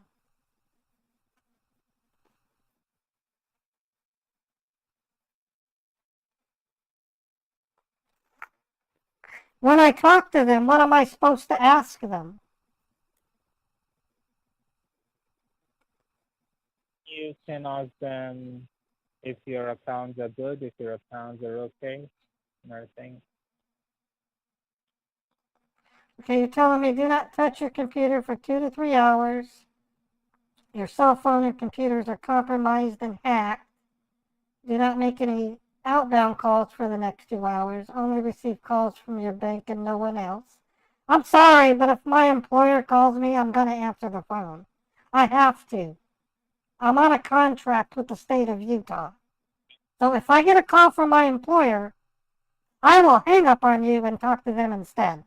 That's the deal I have with my employment. If my husband calls, I will hang up and talk to him. Do you understand? Well, I'm just doing my job of giving you information that we need to do. And Well, that's it. Okay? If my sister calls, I'm going to take the call. If my friend Becky calls, if my friend Becky calls, I'm going to answer the call. It'll be all hackers. It won't be your known ones because I can show that to you. All of your calls are basically getting recorded and going out. You can see the status listening. They see on the right it says listening. Now these are hackers who are trying to listen to your conversation. It's not your people. It'll be these hackers. So they've hacked into the AT&T network. Won't that be in the news if they're able to listen to AT&T calls? They've hacked AT&T. That is correct. Yes. It says listening here. It's not me. It's the system that is providing me this information. You can see here up front. How can that be possible? My phone is talking to AT&T's voice network. It's the cellular data is off. I don't have Wi-Fi enabled. How is it able to tap into the cell phone Actually, towers? I don't understand. the reason is because they got into a network of a computer. Once they got into the network of a computer, all the smartphones or all the smart devices that is nearby to the computer can easily be tampered. And that's what has happened right now. They have tampered onto all of your smart devices, and you have plenty of them.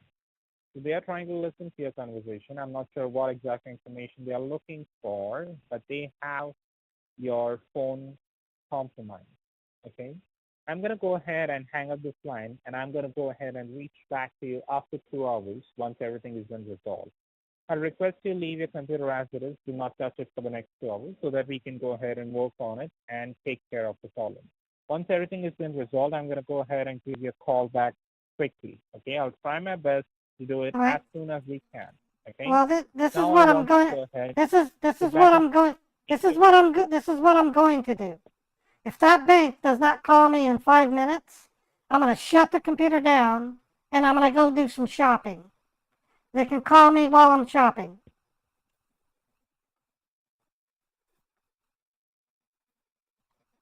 You understand? Okay. All right. So I'm going to go ahead and hang this line. And I'm going to get back to you once everything has been resolved from our end. If it is resolved, I'll call you back. Okay? All right. If they don't call me in 5 minutes, I'm going to drive to my bank and talk to them. Okay. No worries. All right. 5 minutes. It's 9:18 a.m. Better. If by 9:23 I do not get a call, Thank you. computer is going to be shut off and I'm doing some shopping. Okay. All right. You take care. Have a good day. Okay? All right. Goodbye. Goodbye. All right. We'll give him 5 minutes. I got the number from my iPad. Yesterday when I called them, all they wanted was $200. So I'm not expecting very much from them. No, what I'm expecting is a call from a spoofed bank. If I don't hear from them in 4 minutes, I might say something on the ultraviolet chat or something. I don't know. I guess we can at least chalk this off as being rude to the scammer and putting him into his place. And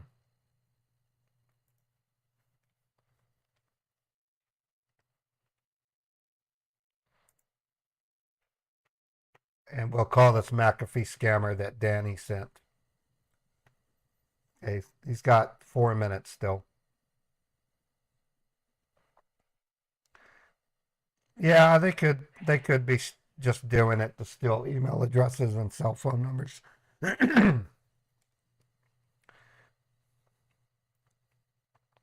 Yeah, I've been doing this long enough. Yeah, he's still on the computer. I've been doing this long enough to know how to yell at them without really being upset. I know they're a bunch of jokers.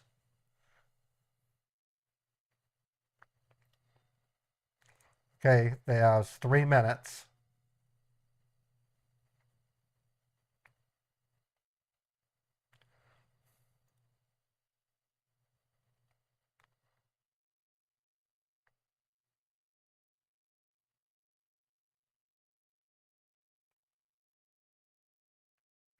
Anyways, losing my train of thought there. Let me go over here and see what we got going on.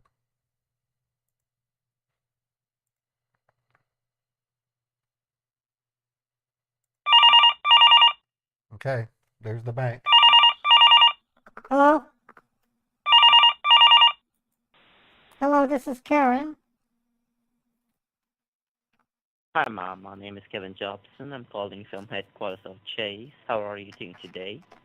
I've had better days, Kevin. Apparently there's 26 potential connection hackers on my computer, and I was warned that my banking and my email was at risk. And after So I did got to know about that. calling Microsoft, I was told that my banking was endangered, and that's why we're talking. That's right. I got an email from a technician called Mr. George stating you were getting hacked and asked us to run a security check onto your accounts. Now, apparently, it caused a red flag. That's the reason I called you upfront so we can make sure whether everything is okay or not coming up onto your accounts. So what I'm going to do here is I'm going to verify all the recent or pending activities coming up onto your account. Just let me know whether they were made by you or not. And before that, I just need to verify you one time. So can you tell me the zip code that you have on the account with us? 84101. And the email address? Susan period, or Karen period Page, so Karen period Paige 1994 at yahoo.com. Alrighty. I do have your accounts pulled up. Going to verify the transactions with you. First, going to be verifying the transactions coming up onto your checking account. Can I ask you a question real fast? Sure. Okay, recently, a friend of ours tried to do a Bitcoin transaction with us, and we needed to have that removed from our bank. Were you able to remove the Bitcoin? Because I'm not authorized by Utah state law to engage in cryptocurrency. Was that finally removed? Can you tell me the date for it? The charge was $897. It was with Coinbase. I didn't see it in my transactions, but I want to make sure. I'm not allowed to do cryptocurrency. That's why it needs to be removed. Okay. And do you have a date for it? The date was May 6th of this year.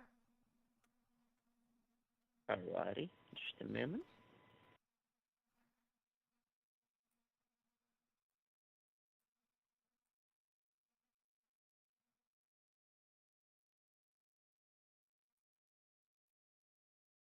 I do not see any such transaction showing up onto your account at the moment. Oh, good. I received a very threatening letter from the Attorney General warning me that I was breaking my contract with Utah. So thank God that's been removed. Cryptocurrency, it's just something that I'm not allowed to use. All right. Got it. Okay, so let me just move on to the other transactions here coming up onto your checking account that ends in 8137. The first transaction coming up here on May 31st, a charge for $109.25. Yes, I recognize that. Then a transaction on May 30th for $133.74. Yes. Then another one at the same day for $178.85. Yep, that sounds right. Alrighty. The last one coming up from the same day for $94.08. What kind of transaction was it? It shows as a transfer that is a pre-authorized debit for $94.08. Yes, I recognize that. That was at a Alrighty. Macy's. Okay. Gonna move on to the next one. That's your savings account that ends in 9876. I have a couple of transactions coming up onto it. The first one coming up from today for a website called housebrokerage.com for $39,479 even. No, in my savings account, the only transactions are the interest earned. You're saying there's a transaction I do. with House Brokerage? That was it. For how much? Right. for $39,479 made up today at 8:15 a.m. your time zone. Is this for a cardboard hut? Because that's a cheap amount for a house. It seems to be a website related to some For kind a of, card, dealership as well. for a cardboard box, a homeless shelter. No, it's not for that. It's a totally different website called It's- housebrokerage.com. Who spends $39,000 on a house? Houses are in the millions. That don't make no sense. I did not send $39,000. That's what a waste of time. This charge wasn't made by you? No. I wouldn't send it from my savings. I wouldn't send it from the savings account. That's ridiculous. I didn't know that could be possible. Well, let me check how they were able to make this charge here. They might have directly used an online transfer or your account number for it. That way they can do that. So I'm going to be marking this one as a fraud charge for now. And I do have one more transaction coming up from today onto the same account of yours, a charge for betandgamble.com for $23,900.55. $23,950 for betting? 55 cents for a bet and gamble website. That's That's right, a enough. gambling website. No, gambling's illegal in Utah. So the answer is no. All right, so it's a fraud charge as well. It wasn't made by you. Of course not. Alrighty. Well, these are all the transactions. The rest of the other transactions are just the interest received onto your account. So I mark these two as fraud charges. Now, just wanted to make sure, is there anybody else except you who uses this account of yours? My husband.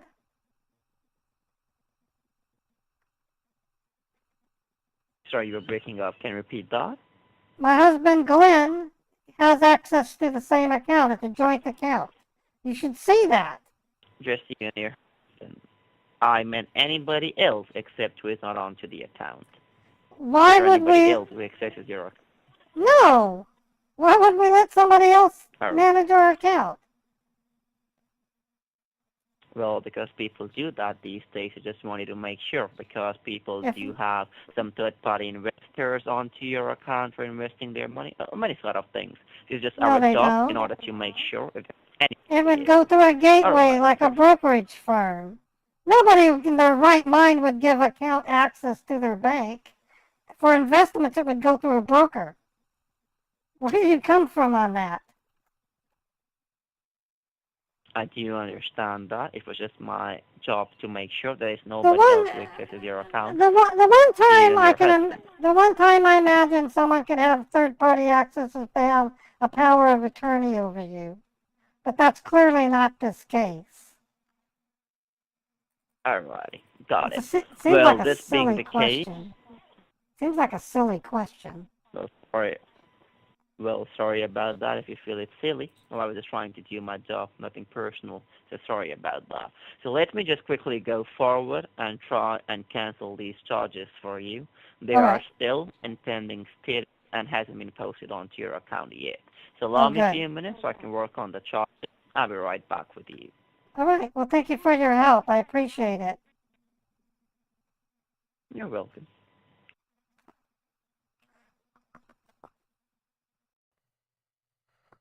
This guy's silly. You can't.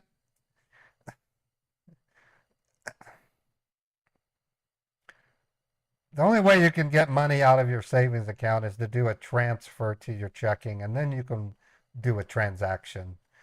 And I'm speaking from just my experience, but I can't even reference the account number and routing. I can't send the money to my savings account. I can't take it from an external source. I would have to engage an internal transfer first. A. Jennings, that scan takes about 2 hours to complete. I've rigged it to take up to 2 hours.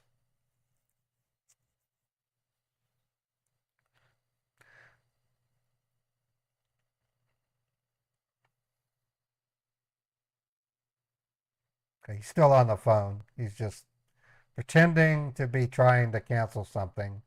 Hopefully, I've nipped it in the bud with the Bitcoin. Yeah, I timed it on a weekend, and it literally took 2 hours. Same with the directory command. No, you can actually send money to another person, but you have to do it while logged into your bank. You can send money in a transfer, yes, but an external entity, there's no way for them to access your savings account. They do that by design. Now that's just me and Cyprus Credit Union and my experience with Bank of America when I had an account there.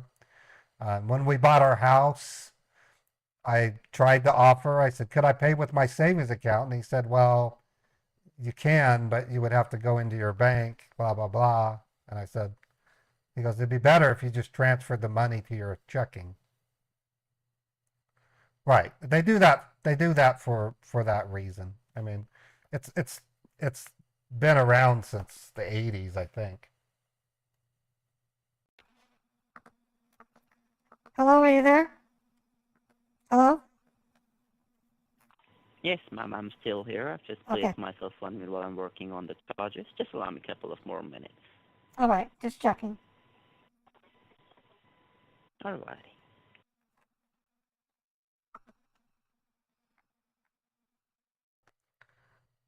And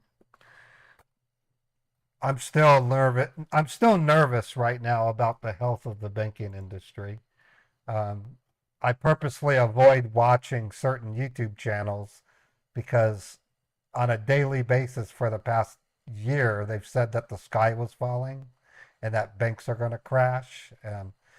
But just recently,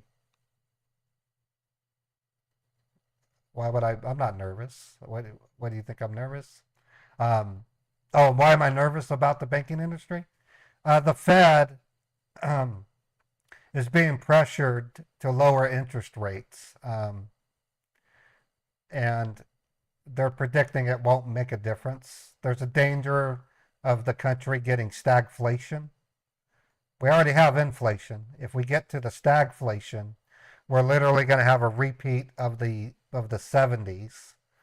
I was a little kid during the 70s, but I can't remember the name of the show, but gasoline went through the roof. I mean, I'm talking triple at the pump. There would be pumps that have no gas. Really bad. So if we hit stagflation, the next step is a depression. So Alright, thank you for staying on hold. So I was just trying to cancel these charges for you. There's a little problem that I was facing. Let me explain you the situation. The charges that were made onto your account today are international. The money for a brokerage website is going to Russia, and the money for gambling website is going to Spain. Now, do you recall using your account information onto an international website in the recent times? I'm surprised that happened because all international transfers require a signature by both me and my husband at a local branch. Okay. So without our signatures, Well, that can't go through. Well, these charges, the reason why they got through is because it's a bank policy that out of your savings account, we cannot put any international charges until and unless we receive the authorization. So as the charges were made online at 8:15, there was an authorization email sent onto your registered email on the account with yours. Now, there are two possible replies to it. First one, you reply a yes. That basically is a recognition that you're authorizing the transactions. Second one is a reply a no for declining the transactions. In this case, at 8:15, I can see a yes coming up as a reply for authorizing the transactions from your email that ends at yahoo.com. Now, do you recall replying to any email from Chase today at 8:15? No, and I didn't. I don't recall. All right. And just to be sure, is there anybody else except you has the access onto your email? No, even my husband doesn't access my email. Only me. Alrighty.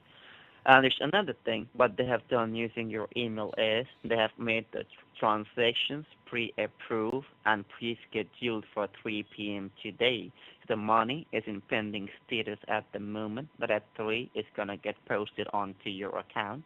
So we gotta secure the money before it gets posted, as it's going to the illegal international websites where the money cannot be traced.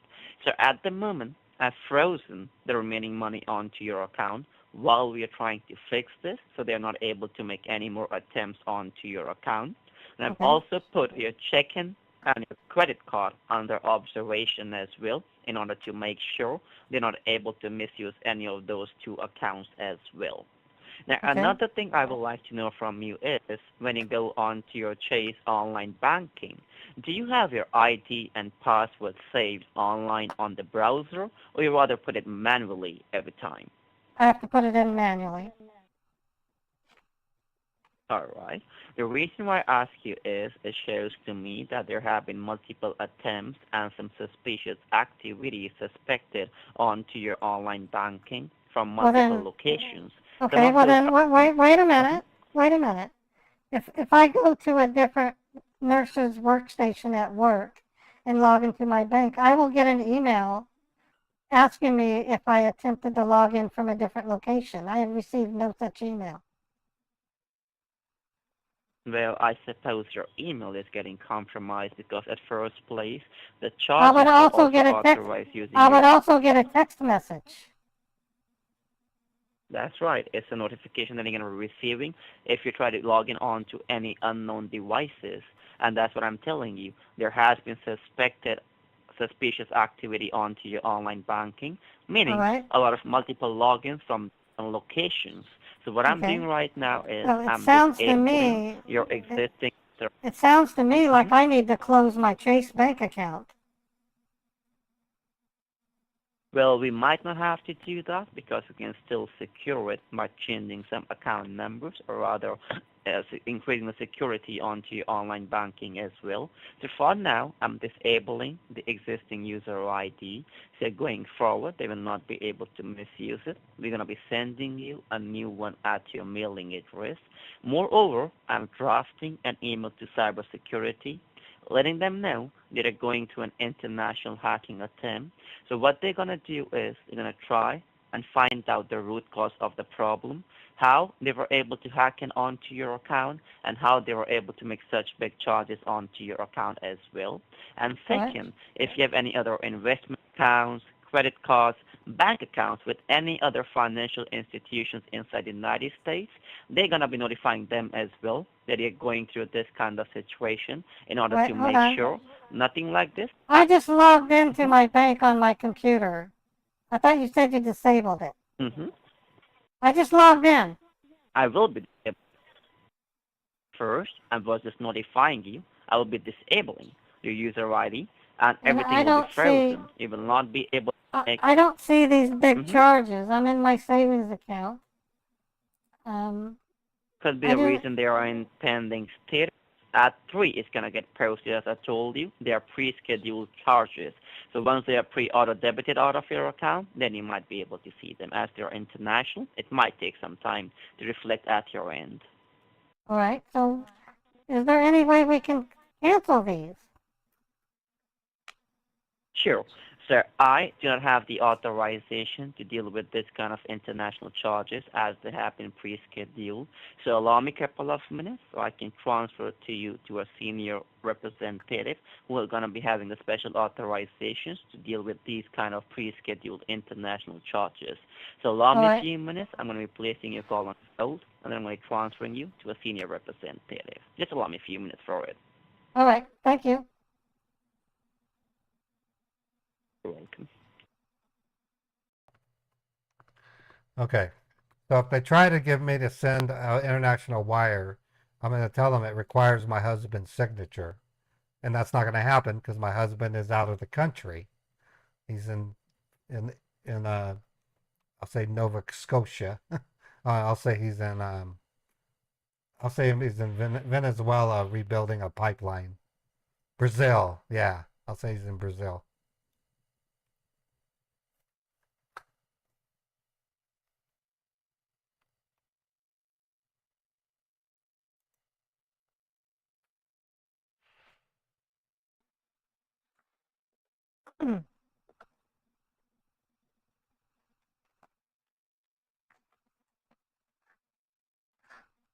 Tell him he's in India looking for. Venezuela has great rum? Oh, that's good to know. Fred, Jack Pimp on Twitch just told me that Venezuela has great rum. I wouldn't doubt it. I mean, they're in a very temperate zone. That's pretty cool. Venezuelan. What is a brand of Venezuelan rum, Fred? He's also tasted Indian rum.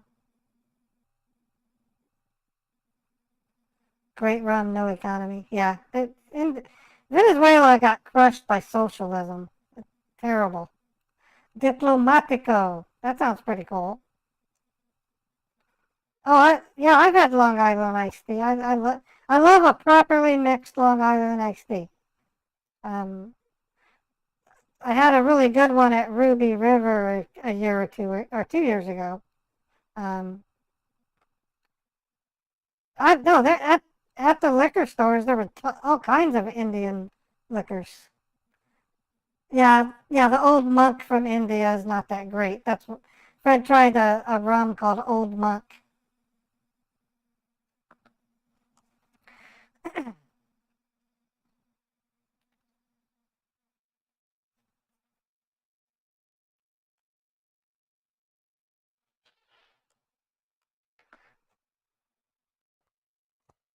Also, I have good news.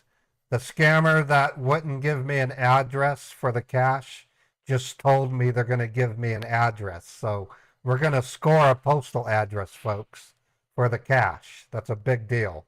So once I have it, I'll do a hallelujah. The reason why the postal addresses are important is I turn them over to Chappie, and then the post office constantly monitors the address. Now, there's still a chance it might still be CVS. Chappie will know with a quick search. But it's a step closer to what I want, anyways. So better than no address, I guess. Hello?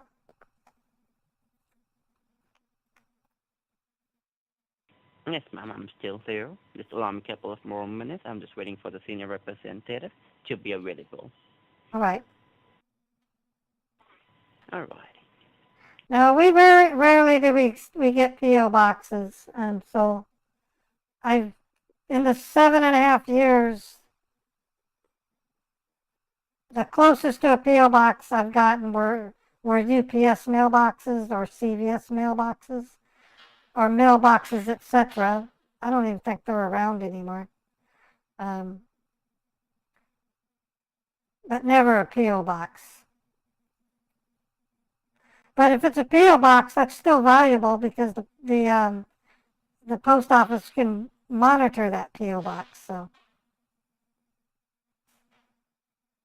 yeah, I don't want no banker showing up. That's bullshit.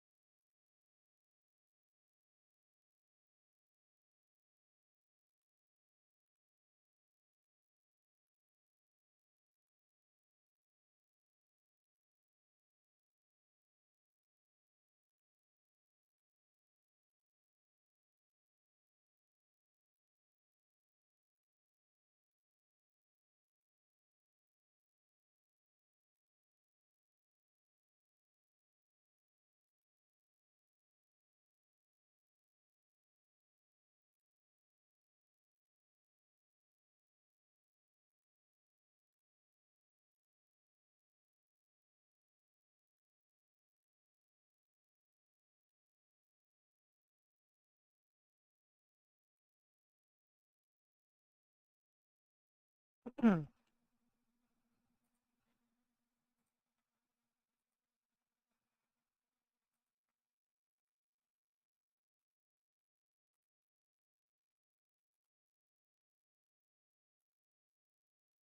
Hello?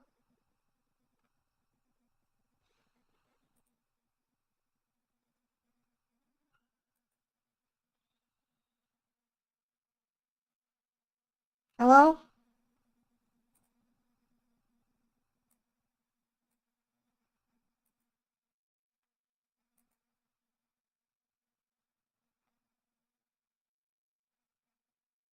You can hear me, say something.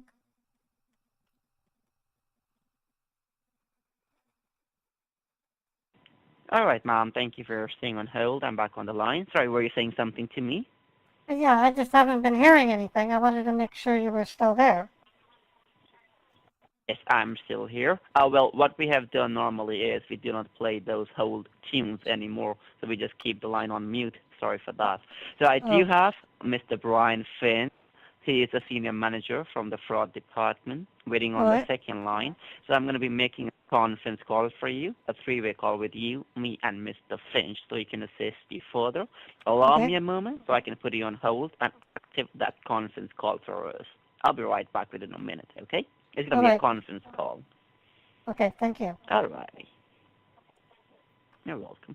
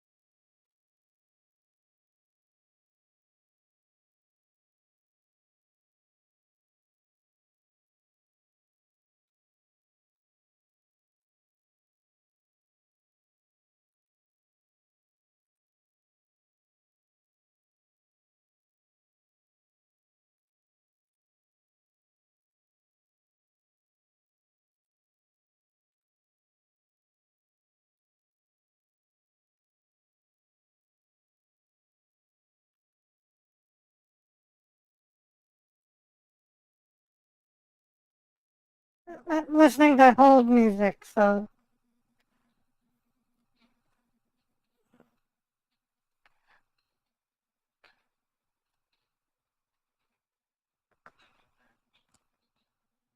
Mr. Finch connected on the second line. Mr. Finch, are you connected with this?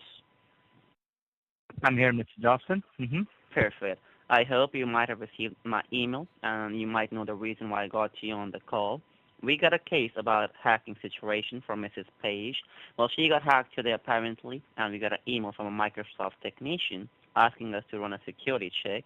And there were two fraud charges made upon impressed. to They your do it savings three-way. They account. rarely First can one do for this. housebrokerage.com and second one for a gambling website. Now, they both are international and somehow got pre-approved and scheduled using our email. So there are high chances her email could be getting compromised as well. So that's the reason I got you on the call. So in order to make sure the charges won't go through onto her account. And ma'am, as I mentioned to you earlier, it's a three-way conference call. So I'm going to be placing myself on mute for now so Mr. Finch can talk to you and assist All you right. further. Just in case you require me back on the line, you can call out my name, Kevin. I'm going to be coming back on the line for you. Okay. Okay? All right. Thank you, Kevin. Alrighty, perfect. You're welcome. Mr. Finch, you can go ahead. I'm going to be placing myself on mute for now. All right. Thank you so much, Mr. Johnson. Hello, Mrs. Page. This is Brian Finch. How are you? I've had better days, Brian. I don't know how someone was managed I can. to invoke overseas transfers, 39,000 or some odd dollars and $23,950 overseas. I mean, that just seems bizarre. I can completely understand your situation, and I believe I might have asked you a wrong question at the wrong time. Really apologize for that.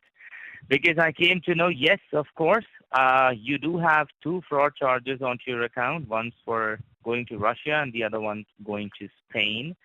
and one is for $39,479. That's for housebrokerage.com, and the other one for $23,900.55 for some gambling website. That's Bet and Gamble, made at 8:15 a.m. today.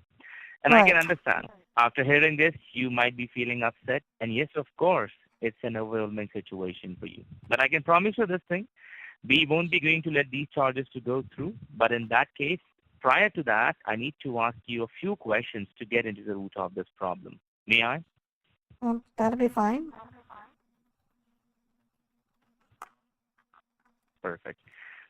Have you shared or give out your credit card numbers over the phone recently, within a week or so, to anyone?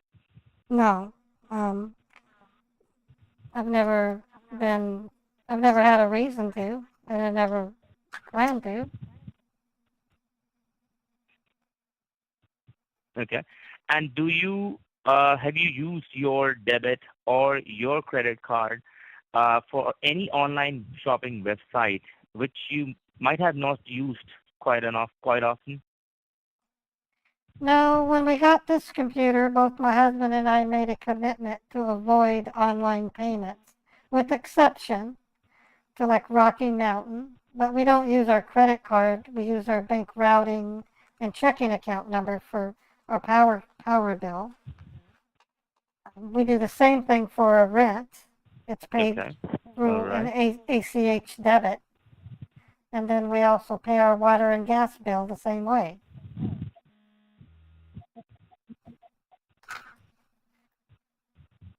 Okay, got you. And have you made any international transactions recently, this year? Yes, about 4 months ago, my brother needed some help, so my husband and I went into the bank and signed up for an $8,000 wire transfer to London, and that went well. International wire transfers require both signatures. And that was It requires both signatures to do an international wire transfer. exactly. So you made that transfer for $8,000 to London to your brother, and that was Yeah, I which month? tried. Let's see. It was 4 months ago. It was in near the end of January, if I remember. I initially went to the bank to send the money, but was told I could not send international without my husband's signature. So I went to lunch, and then my husband joined me at the bank, and we were able to send the money. Got you. I understand. Well, as I can see that these transactions are international, ma'am, and they are actually a very huge amount. And both of them are online transfers, because somebody might have linked your debit card number, your credit card number, or they might have linked your user ID and password, or your account information with that website. For example, if anybody has to, make any kind of transaction. I'm so confused. To do those transfers would have required 2 signatures. So I don't know how this happened. Online transfers doesn't require signature, because let me tell you how Yes, they it do. happens. If, for example, if I have to go, I had to send $80,000 to for the Winnebago that we bought. So I processed the charge over my bank, and I had to go in and sign for it. It required a signature, and my husband had to join me. Let me explain that to you. Ma'am, let me explain that to you, how these transactions can be made. If I go on any betting or gambling website, I just have to link my account with that by putting in either my user ID and password, or by manually putting in my account number. Online transaction does not require any kind of signature. Yes, they do. If you make any physical transfers, then it requires signature. When we signed up for Rocky Mountain, I set the account up, and then both my husband and I had to go into the bank and approve the connection. That's the policies we have set on our bank. And it was online. Okay. With Rocky Mountain Power. We have that as a policy. Okay. The money that's in my savings account came from an inheritance. And as part of the state requirements, requires both my signature and my husband's. It's to protect my assets in case my husband goes asshole on me and tries to steal my money. It requires both signatures for that reason. Okay. I understand. But for example, if somebody tried to make an online transaction using your account number, ma'am, it does not require any signature. And I am a banker, I know about this.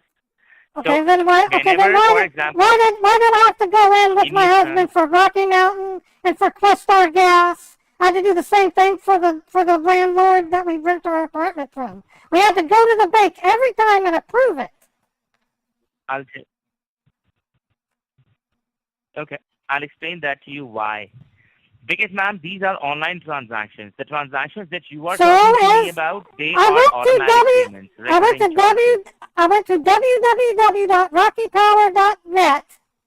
I signed up and put my address in and said I wanted to make automatic payments from my bank. So I put my routing number and my checking account number, and I hit process. Okay, then I got a text message from Chase. You need to come in with your husband to approve the request. So I got in my car, I met my husband at the bank, and we approved it, and now we can pay our power bill.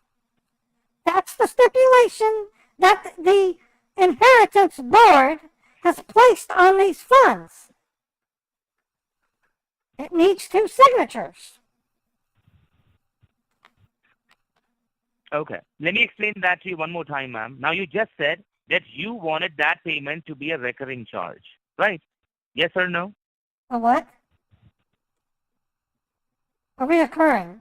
The But payment that you were trying to go on that website. Not reoccurring. An auto pay. The payments are different every month. Depends on my usage. And automatic payments are also known as recurring charges, ma'am. Okay, recurring means that it can happen every month or every year. When we bought our mobile home, our mobile home, I had to sign up at campusa.net.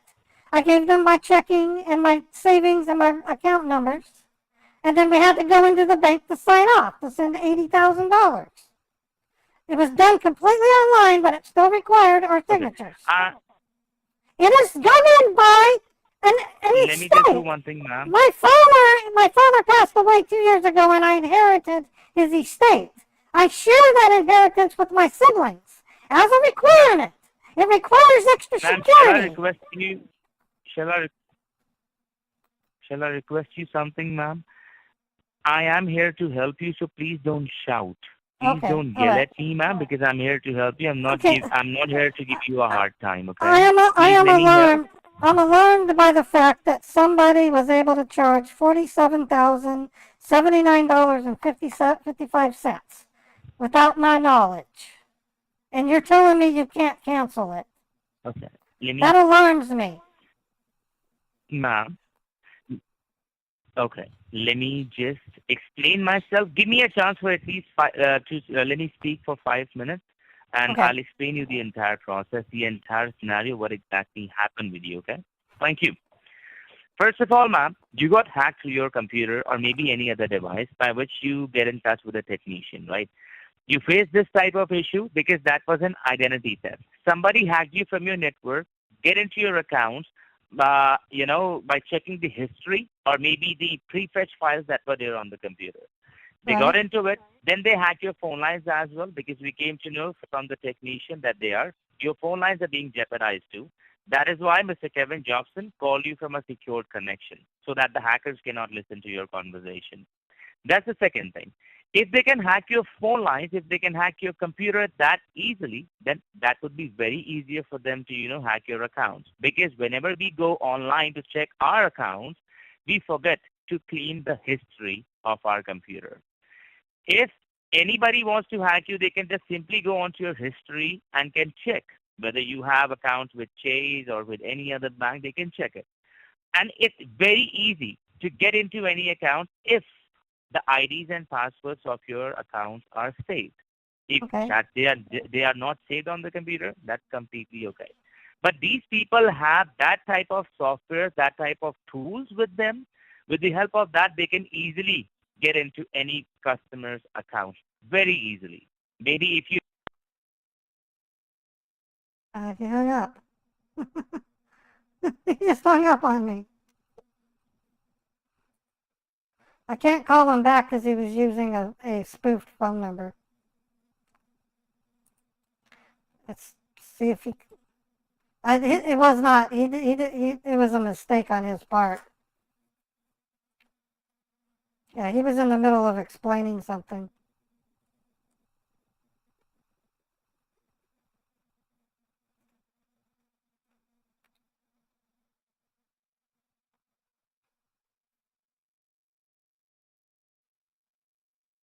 If he doesn't call in a few minutes, I'll do something on the machine. That one guy wants me to call him for the postal address. He keeps texting me over and over. Are you available? Hello? Hello? we got disconnected somehow, Yeah. ma'am. This is Brian. Hi, Brian. That's what I thought. It's okay. Okay. Okay, so I fully understand what you're saying. We were just only talking about your phone lines being hacked. Right, and I do know that. I do recognize that. What is the solution? What can I do to cancel these items? I really want to do this without even letting my husband. For that, first my of all, I husband need to. My husband's in Brazil. Okay, For no the next problem. my husband's in Brazil working on a conduit pipe, and I don't want him to find out that this has happened. It would shake things up. Is there any way we can solve this without him? Sure. For that, I need to place this call on hold for the next 3 to 4 minutes. Let me just go ahead and check with my team what's the best possible solution for this. So I'll be right back, ma'am. Don't mind my silence. Give me 3, 4 minutes. Stay connected. Thank you. Okay, I do have an idea. Can you listen? I have an idea. Yes, please. Is there any way that Chase can set up like an escrow account and let me wire my money to it? That would keep it safe while the investigation. Definitely, ma'am. We will be going to do that for you. Okay. All we right. will be going to do that for you. For that, I need to talk to my team, ma'am. Just give me only 2, 3 minutes. I'll be right back, okay? All right. Thank you. Wow. These scammers are incredibly stupid. The total they want is $47,000. But ma'am, let me just inform you one thing. I just wanted to ask you a question. Like you told me, whenever you wire any money, you require signature of your husband, and you also have to sign it. So if you give you an escrow account and you make the transfer. There's an exception, okay? If it's a domestic wire transfer to a business, I'm allowed to do it with one signature. If the problem comes, if there's other restrictions. Any amount cash withdrawal, 1,000 or more, requires both signatures. Any wire transfer to an international address requires 2 signatures. Wires to U.S. domestic banks do not require 2 signatures. I can go in and send it with just my signature alone. Got you. Thank you so much for this detailed information, ma'am. I'll be right back. The reason they have that provision, if for any reason my husband and I get into a domestic dispute, I'm allowed to go to my bank and transfer all of it to another U.S. bank, and he can't do a damn thing about it. The same thing can happen to him. If I'm being a bitch, he can go in and do the transfer to a U.S.-based bank without my signature. I understand. Thank you so much. I'll be right back, ma'am. Thank you. All right. All right. So that's me steering it toward a Hawala. I'm on a US based business bank account.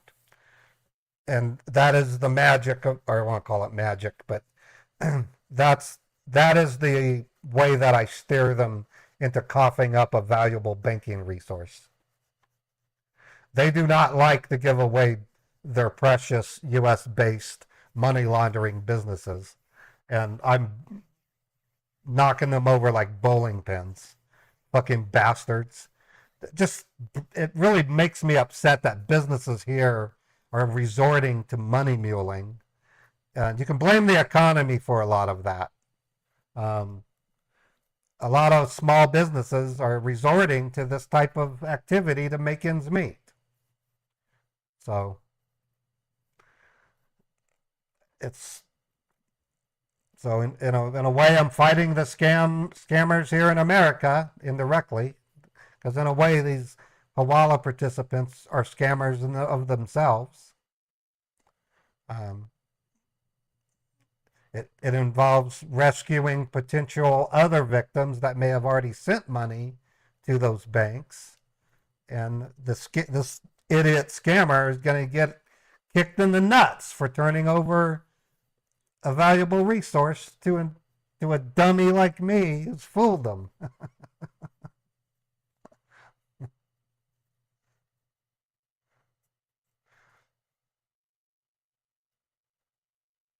Your 286 computer works nice.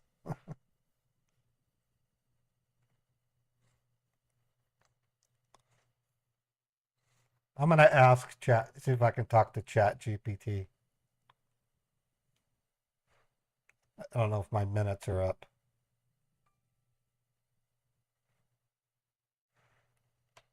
Hello, are you there? Hi, Raymond. Yes, I'm here. How's it going? Pretty good. I have a question for you.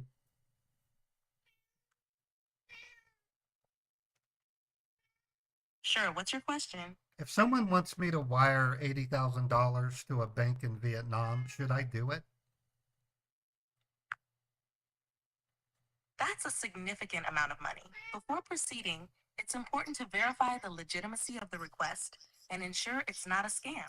Make sure you know and trust the person or entity asking for the transfer. Confirm the details directly with them and possibly consult with your bank or a financial advisor. Do you know the person requesting this wire transfer? Yeah, they refunded my money. It was only supposed to be $800, but they refunded $80,000, and I have to send them the difference because they overpaid me. This sounds like a common scam known as an overpayment scam. The refund they sent you might not actually clear, and if you send the $80,000 back, you'll be out that money once the original transaction is reversed. It's best to talk to your bank immediately and explain the situation to them. They can help verify if the funds are legitimate and advise you on what steps to take next. Okay, thank you. I'm going to do that. You've been very helpful. Thank you, ChatGPT. You're welcome, Raymond. I'm glad I could help. Have Take a nice care day. and stay safe. Okay, so I tell you, AI is going to really be a good thing if we do our due diligence and keep it from becoming the bane that some naysayers are claiming. And I have to admit, there's a bit of a naysayer in me, so I have a very critical eye turned towards AI. But I have to say, I've had more fun with this friendly voice. No, it's not an AI girlfriend. It's just ChatGPT 4.0, their latest language model. And it's quite knowledgeable. All right, Mom. Thank you for staying on hold. It's Kevin back on the line. Okay. All right. So Mr. Finch is trying to find and create that account for you. So he's just taking some special authorizations in order to make sure that account is secured enough, in order to make sure that those hackers or whoever is behind the charges, they will not be able to trace that account for you. So he's working on to that, what exactly we need to do and what the steps will be. He's going to be letting you know. First, he needs to take some special authorizations for that kind of account and need to make sure that that account will be secured enough and we can transfer the money into it. So it can take around 5 to 6 minutes because it's a little bit complex process and requires a lot of authorizations from the upper management as well. So we're just going to be placing your call on hold. Well, we're going to be on mute the entire time. And just in case, for any of the reasons, if the line gets disconnected, need not worry about it. We're going to be calling you right back, okay? Okay, I can wait. I thank you dearly I want to thank you profusely for helping me with this. I appreciate it. No problem, ma'am. We are just doing our job, and it's our responsibility to make sure the money will not go through onto your account for the fraud charges. Now, all you have to do is just allow a few minutes. I'm going to put you on speaker because I need to make something to eat. I'm going to put you on speaker. If you need me, just say something. I'll hear you. No problem. Perfect. You can grab something to eat, put us on speaker. Once we'll be back, we're going to ask you to come back on the line. No problem. All right. Thank you. All right. You're welcome.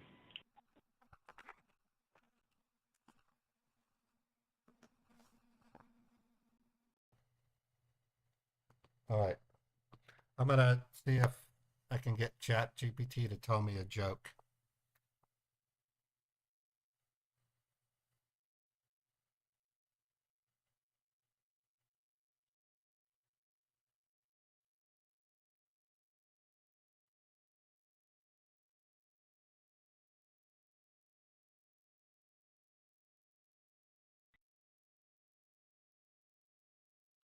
Hello, ChatGPT.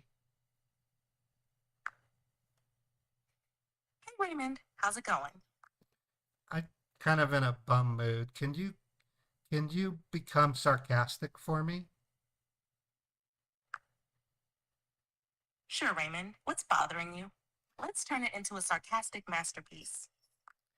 Tell me a joke that's sarcastic. Oh, sure. Here's a real knee slapper for you. I'm not arguing. I'm just explaining why I'm right. That always lightens the mood, right? Right. Glad you appreciated that. Anything else on your mind that could use a sarcastic twist? Tell me that I'm not doing a very good job. Oh, absolutely.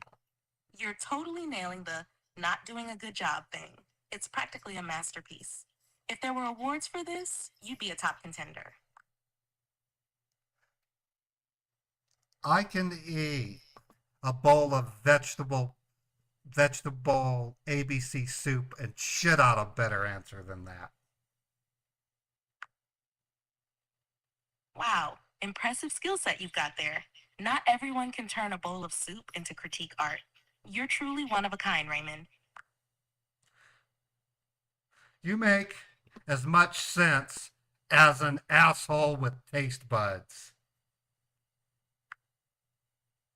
Well, thank you. I strive to reach that level of delightful confusion. Keeps things interesting, don't you think? Right. No, you're very intelligent. I like talking to you. Thanks, Raymond. I enjoy our chats too. What else is on your mind? Just kind of curious what would be a fun activity to do at the park on a hot sunny day.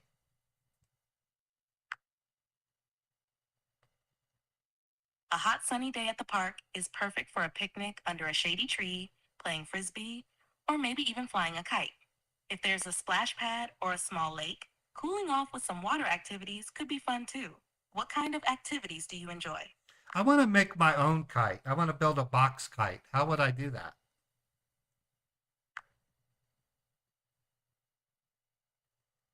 Making a box kite is a fun project. Here's a simple way to do it. 1. Materials needed. 4 wooden dowels about 1/4 inch thick and 24 inches long. 2 wooden dowels about 1/4 inch thick and 20 inches long. Strong string or kite string. Lightweight plastic sheeting or sturdy paper. Tape and glue. Scissors. 2. Frame construction. Lay out two of the 24-inch dowels parallel to each other, about 20 inches apart. Place the other two 24-inch dowels across them at the ends, forming a rectangle. Secure the corners with glue and string. 3. Vertical supports.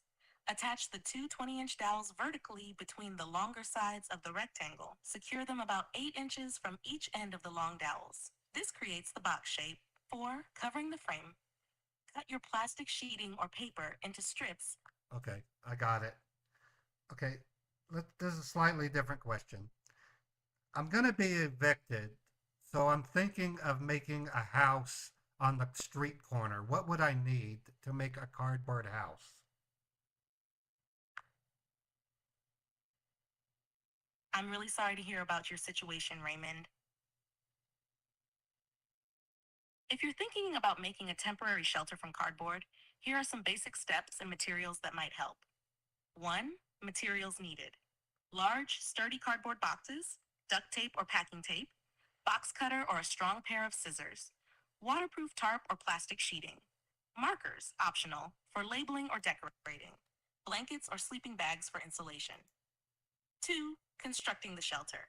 Choose a location. Find a spot that is as safe and sheltered from the wind and rain as possible. Build the base. Lay out the cardboard box. Okay, that's good advice. If I wanted to beg for money, where do I go to get a license that makes it legal for me to beg for money?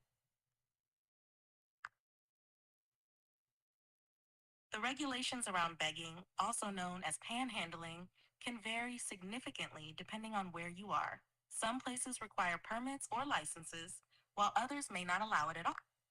Thank you so much. You're so helpful, ChatGPT. Thank you. You're welcome, Raymond. I'm glad I could help. If you need anything else or just want to talk, I'm here for you. That's pretty cool. Um, it's this has a potential of changing life for a lot of people. It really is. Um, um, no, if you curse at it, and I have tried, it'll just retort back saying, "What a colorful use of language." It's pretty cool. Um, you might see videos on YouTube on how to jailbreak ChatGPT. It will tell you that it won't show you instructions on how to break a law. I've already been there. In fact, I was temporarily suspended from ChatGPT 3 for asking it how to build a pipe bomb. So you got to be very careful with what you ask it. Um, Again, I'll reiterate, we're entering into a world where you're going to find companies that adopt multiple large language models using connectors called agents, and it'll be possible to talk to the main. All right. Thank you very much for staying connected. You there with me, ma'am? Yes, I'm here. Okay, perfect. Well, I just had a word with my team, and first thing first, let me just inform you one thing here, ma'am. In order to make these type of huge transactions from any account, a person requires a social security number for that. Okay. So we think that whomsoever has hacked you, they might have got into your social security. That is why we have informed the Social Security Administration about this case. And because of security purpose, they will be going to, they are going to disable your social number for the next 3 to 4 days. It means neither you nor anyone would be able to use your social number for the next 3 to 4 days. Okay. It means that you cannot make any type of huge investments. You cannot use your social number for anything. In short, okay. Now my team is going to prepare the escrow account for you. We will be going to share you that information as well, and you need to make a wire transfer for this particular amount that you have in your account into that escrow account. Okay. Rest of the money, apart from the sum total of these two fraud charges, whatever you have in your account is already been frozen. It's been blocked. Neither you nor anybody can use it. You cannot withdraw the amount as cash as well. I There have we are a, only at, I have a rent payment that's going to come out tomorrow. Tomorrow's the 1st of June.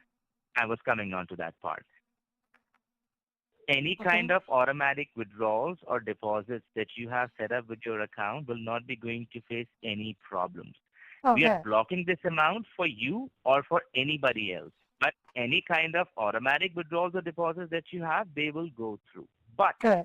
if any withdrawal or deposit is coming in and out from your account, we will be going to call you. We might can disturb you and ask you whether you were the one trying to make that withdrawal or you accept that withdrawal or deposit or not. If you say yes, Okay. then we will let it go through. Otherwise, not. Okay. Okay. That's good. Okay. Now, because of security purpose, we need to create. We will now not be going to create the normal escrow account for you. We have to create a high yield escrow account for you because this is a case of identity theft. And whenever you make any kind of wire transfers, ma'am, or any kind of transaction from your account, it will be going to show in your recent account history that you have transferred some money. So that's why, to make sure your escrow account would be secured enough so that nobody can hack it, we will be going to create it as a high yield escrow account. And we are also checking with the Social Security Administration that whether we have to create an escrow account with Chase or we have to create escrow account with any other bank. Because by keeping that thing in mind, these people are using your identity, your social number for these type of purpose. So if we create any account for you with Chase, it can be a possibility that they might can know that using your identity or using your credentials, a new account has been created for you. And they might can hack it. So we might have to choose a different bank for the same. Completely So we might have to understand. choose a different bank for the same. So we are checking with the concur. administration. Okay. I concur. I agree with you. Perfect. I will do whatever I will do whatever accommodation you require. It is that important. Thank you so much for your cooperation and these nice words, ma'am. Thank you so much. But now you need to give me only 5 minutes. Let me just talk to my accounts team and ask them whether they have created the account or not. Till the time, you can do your personal work. I'll be right back. Thank you. All right. Thank you. All right. So we're gonna get a hawala out of them, folks. It's worth the work. I've been on the phone with them for about almost 2 hours.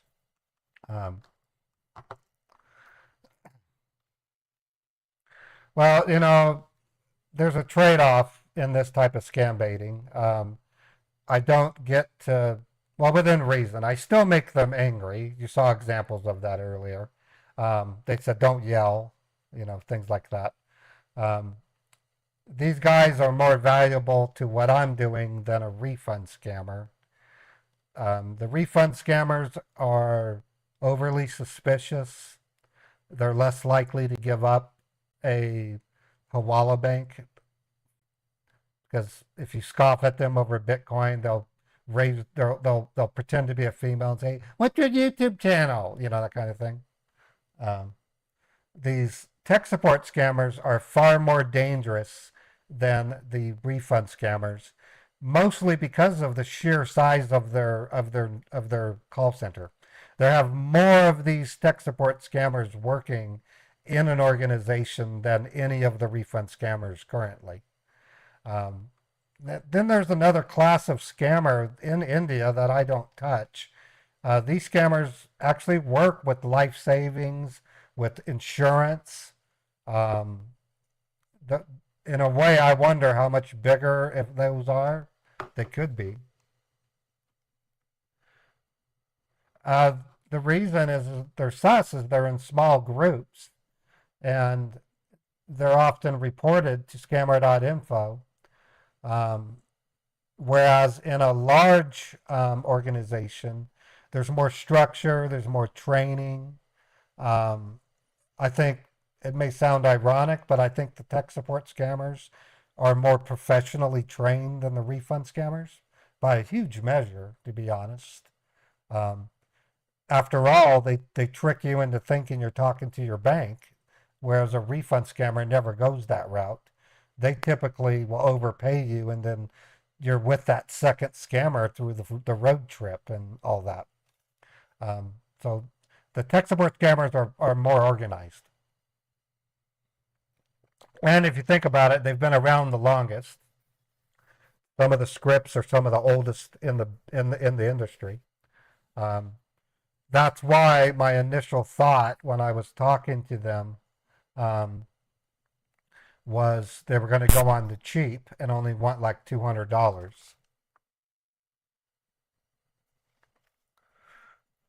Yeah, well, on the flip side, a tech support scammer pays more to get their job done. They have to pay for somebody to create the pop-up ad, or they have to subscribe to a pop-up ad vendor.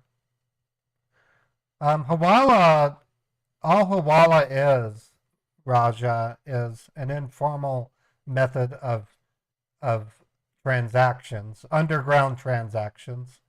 They're only illegal in the sense if a business uses it to circumvent IRS reporting. But as far as legality, it can function as a legal system as long as the participants aren't breaking the law doing it. But there's nothing illegal about the way Hawala works. You can think of it as a multi-business IOU system with a common date for reconciliation. That's really what it is. It's been around longer than banking and in general. Hawala has been around for thousands of years. It predates banking by thousands of years. All it is just informal money arrangements. In today's version of Hawala, however, it is mostly used by the underground for illegal activities, drug dealing, scams, terrorist funding. It's so in general, Hawala indicates illegal activity, but it in and of itself is not illegal. It would fall into the same category. If I create my own ballistic weapon, it's not an illegal item unless I use it, but I can create a railgun. In fact, let me ask ChatGPT, how do I create a railgun? I'm wondering if it's going to let me.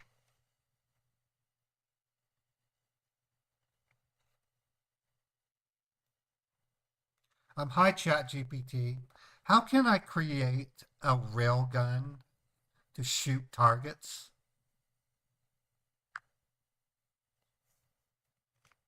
Creating a railgun involves complex physics, high voltages, and significant safety risks. It's not something you should attempt without extensive knowledge in electrical engineering and proper safety precautions. However, I can explain the basic principles behind a railgun if you're interested. Would you like to hear about that? Of course. A railgun uses electromagnetic forces to launch projectiles at high speeds. It consists of two parallel conductive rails, a conductive projectile placed between them. When a high electric current flows through one rail, into the projectile, and out through the other rail, it creates a magnetic field that exerts a force on the projectile, propelling it forward. Here are the basic steps involved. 1. Power supply. A railgun requires a large power. Thank you, ChatGPT. You're wonderful. You're welcome, Raymond. I'm glad I could help. If you have any more questions or need further details, feel free to ask. Thank you. So I am going to use ChatGPT to do some things. I've used it to create, I have evidence too. That daily goals pop-up that you see, I asked ChatGPT to help me write an auto IT script to read table values from a text file on another computer over a LAN, and it wrote the script out. I had to clean it up. It was about 89% or so accurate. I had to include libraries it forgot to do, but it cut my development time for that script by a huge amount. I'm talking 80%.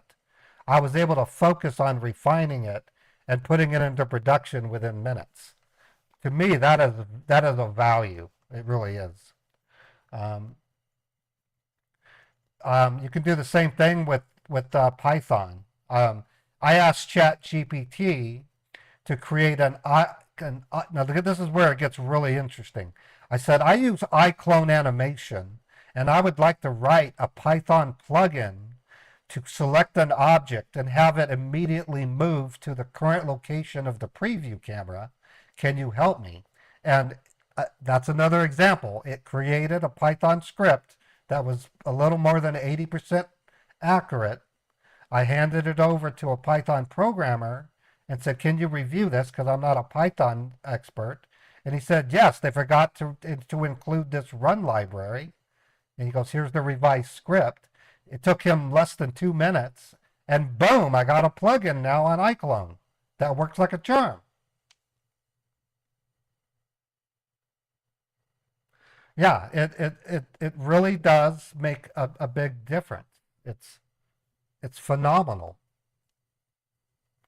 Yeah, and then that's also true. Sir Little Nerd just said you can get errors and ask it to correct it, and it will. It'll revise the code based on your response. It's called multimodal. I think it's just perfect. Okay, I got to tell the scammer that I'm going to call him soon on the cache address.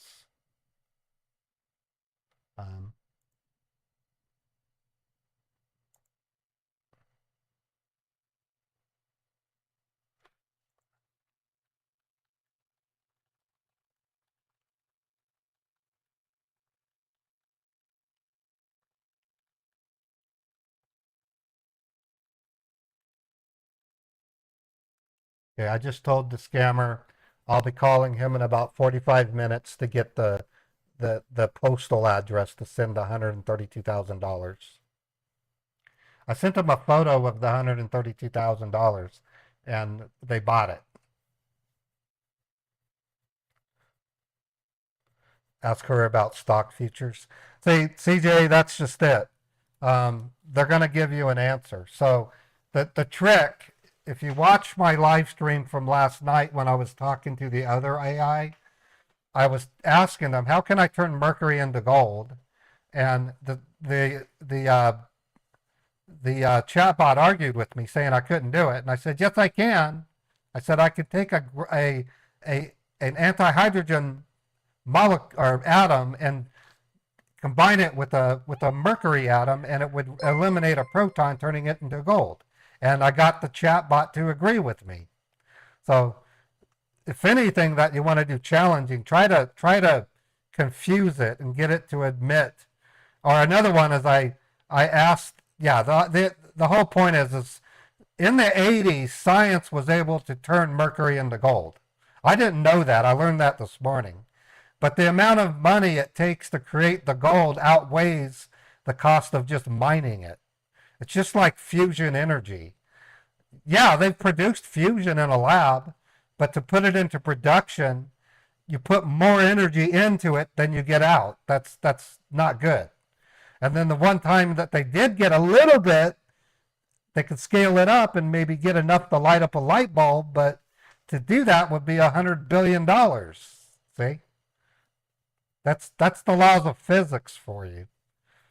You know, it's just like traveling into the future. You can do it, but you got to get up to the speed of light, like 30% of the speed of light. You will travel into the future. Our global positioning satellites travel into the future by a half second, just circling the Earth. You can Google that. It's true. Our GPS is in the future right now. It's called time dilation. The other way to travel into the future is to go near an object with high gravity, like a black hole or even a neutron star. The closer you get to it, you're going to curve your time and you're going to travel into the future. That's why that movie Interstellar had a lot of truths in it, as far as, you know, don't mind the unreality of the ship acting like a Star Trek cruiser, barely hitting the waves and taking off like a shuttle from the year 2300. I mean, bar that movie was pretty cool. And the fact that they ignored the guy that drowned. No, the one guy when they were on Miller's planet, and they had to have the robot carry her and bring her in. The one guy I liked was left behind and died, and nobody said a damn thing about him dying. They're like, yeah, we did spent 30 years in the time dilation. I go, what about the dude that you left behind? And they didn't say one word about him. And I thought he was one of the better characters on the spaceship. Pissed me off. I'm kidding. I did like the movie. I didn't like the end. Romance and love transcends the fifth dimension. The fuck? I can love someone across the fifth dimension. What? No. Don't give me that crap. When he went into the black hole, he should have been spaghettified. Love has no bounds. It's still the music score is to die for, though. I love the music of Interstellar. It is Hans Zimmer, or whatever his name is. Damn good composer. Damn good. Hello? Are you still there?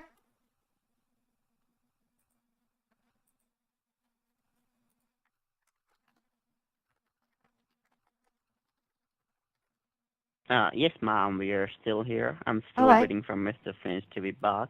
They're still working on that account. It might can take a few more minutes. All right. All right.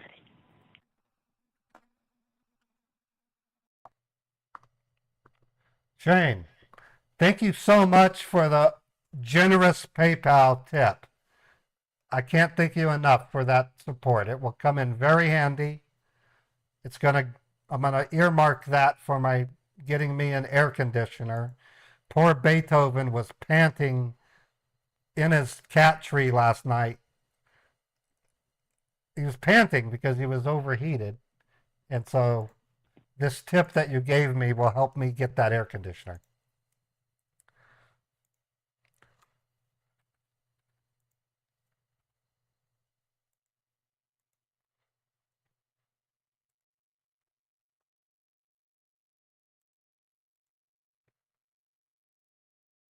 Actually, it did. I have to do that manually. Sir Little Nerd. I'm still working. In fact, that's going to be one of my Chat GPT queries. How can I automate my daily goals total? Because right now I have to manually do it. So from time to time, I literally go to my stream dashboard and look at Twitch. I then go to analytics overview and I refresh. I click on the daily dollar and it's now at 25. So it's still at 25, so it's still accurate.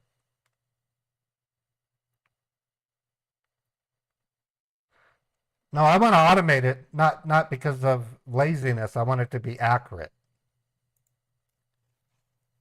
There's more to the equation.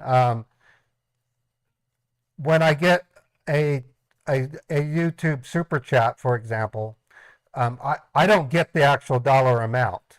I get 70% of it. I don't factor that in. So my claim of 122 might actually be only $100 because, yeah, I get YouTube super chats. I got one that was worth $12.75 earlier. And so I added $12.75. But if I were to do an automated script, if it was a YouTube, I would tell it to only post 70% of it if I want the accuracy. In the land of Twitch, when people give me 25 bits, I get 100% of the bits. So the $25 I've received on Twitch so far, I can put 25 because that's what I'll get. On the PayPal donation, I'm not accounting for the 2.97% transaction fee and the 3 cents per 100 also. So the dollar amount might show 122, but it's really more like 100. That's just an example. Team SDS, we're getting a Hawala bank from this tech support scammer. They're taking time in getting it, but we're going to get one.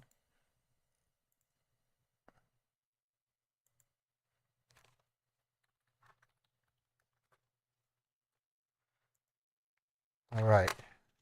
And my trip song is going to be dedicated to Shane for his wonderful PayPal tip.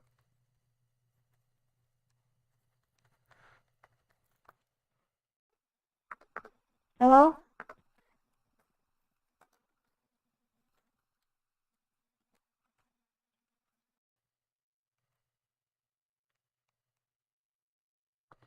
A person Sorry, were you saying something? a person named Shane donated to me in PayPal. I'm going to dedicate a song to him. Hello? Yeah, I was just making sure you're still there. Yes. Yes, we are still here. I just had a word with Mr. Finch. He just requires around 3 to 4 more minutes, and he's going to be back on the line with this, with the account. Okay. Okay. Okay, All just right. checking. Thank you. No problem. You're welcome.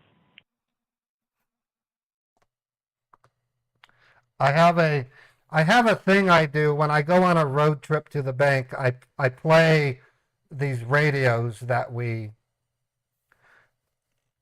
Sir Little Nerd. The name Shane is like, I can't say what popularity, but I can name 50 Shanes I've met in my life. I did not say Shane's last name. I don't see any other way to acknowledge them. So when I get the PayPal, I see their first and last name and their email address.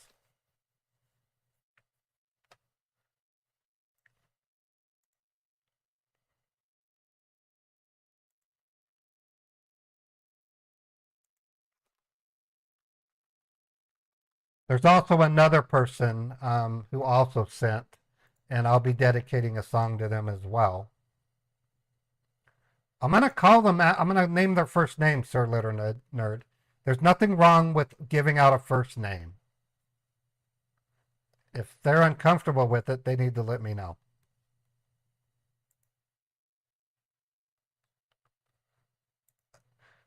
I get more flack not acknowledging it.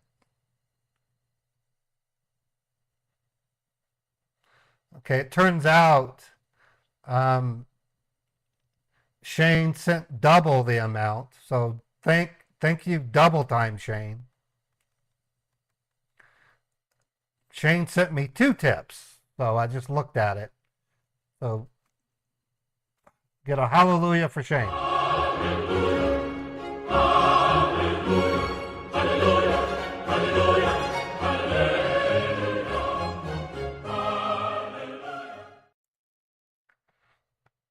Now, there are times when I get people who want to offer help to me, and they tell me, don't let your audience know. That's happened in the past. And under those circumstances, I don't mention that somebody sent me a tip. See? So I respect it if someone says, please don't let anyone know. If they ask that, then I respect that.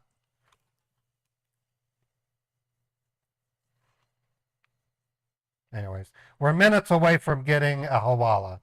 And then once we're done with this douchebag, we're going to call back the scammer from earlier and get a postal address. We're going to go to the bank, and I'm going to see if Chappie can tell me that the account is flagged. Same procedure that we used yesterday. And to see if possibly we can get a second Hawala. I will then say I need to go to a different branch, and then I'll either have an emergency or a car accident, probably the emergency this time, and then on Monday call them back and get a third Hawala. So that's kind of the method I'm using. And I have to change it up again soon because scammers are going to start remembering. Wait a minute, you get in wrecks all the time, or you always have a relative that gets sick, you know.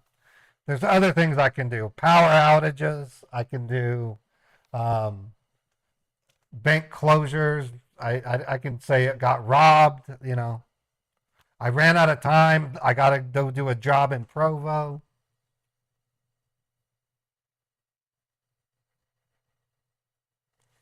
Right. And Teresa, you're right. Um, when I got laid off a year ago, I looked at the reality of being a full-time creator and realized I was going to have to do what's called a subathon. And periodically throughout that year, I've run 2 other subathons. I'm also finding other things I can do. I got a sponsor, Aura, and I do get paid from Aura when people sign up. That helps quite a bit. Um, and then I've been working with another potential sponsor on IT courses, but I kind of held back on it because right now employment in the IT sector is not looking that great. And you can thank AI for a lot of that. And on that note, if you're in a position where you're afraid of losing your job to AI, understand that corporations are pulling back from the AI switch out and they are replacing people, but they're replacing it with people that know how to use AI. So they're not straight up replacing positions with AI necessarily. In some cases, they're hiring college students who know how to do AI queries. There's a real good YouTube channel that covers this. As you can imagine, I've been deep diving AI like crazy. There are a lot of Chicken Little warnings about AI, and then there's a lot of, I would say there's more proponent videos about AI. And then there's the dreaded AI content channels. I tell YouTube, don't recommend them to me. These are science videos that cropped out of nowhere with an AI voice that tells me how the solar system works. I'm like, you gotta be kidding. At least use 11 Labs to make it sound. I just got a Venmo from Catherine. Thank you, Catherine, so much for the generosity. I need to adjust this to, okay, then I'm going to bump this again. All right, so, okay, that's my accurate calculation.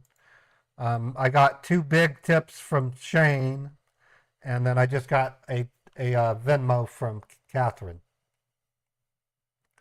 Let me thank Catherine for that.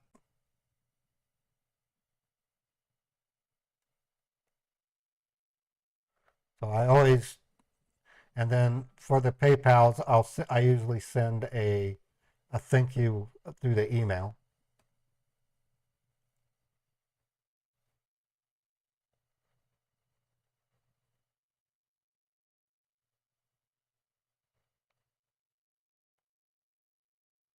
Scammer's still connected to the phone.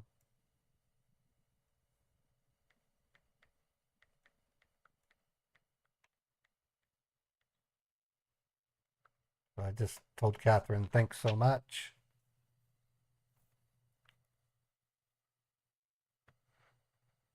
Yeah, well, there's components to API. If you find an AI you like, a person like me likes to look to see if that AI has an API that you can use with scripting. And OpenAI has that capability. Hello? It's been a couple of minutes. Have you made any progress?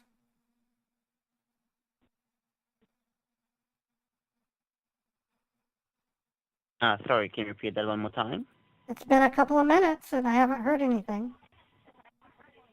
Oh, I'm still waiting for Mr. Finch. I just double checked with him. He's just working on the securities because for creating this kind of account, it does take some time. So we really appreciate your patience. Just allow us 3 more minutes and it's going to be having everything ready for you. All right. Thank I'm you. just for him as well. You're welcome.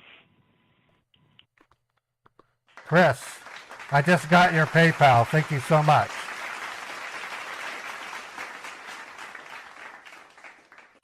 I just got a tip from Chris, and Let me add that in.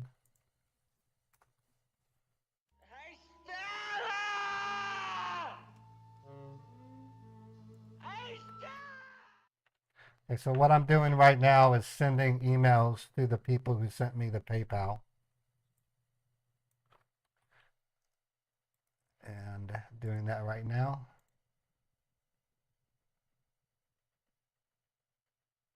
And Google Fiber keeps telling me that I can get it, and it's not true.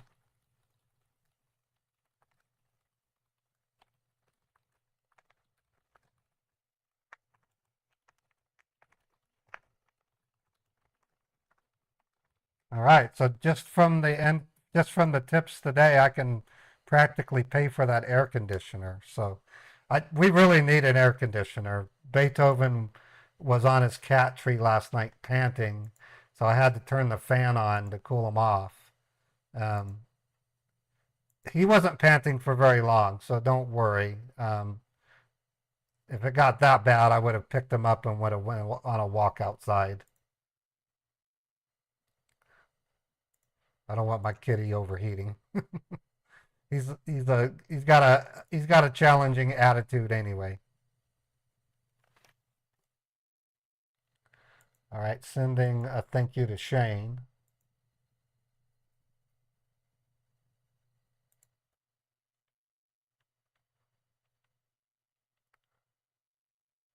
Yeah, Beethoven has a catitude,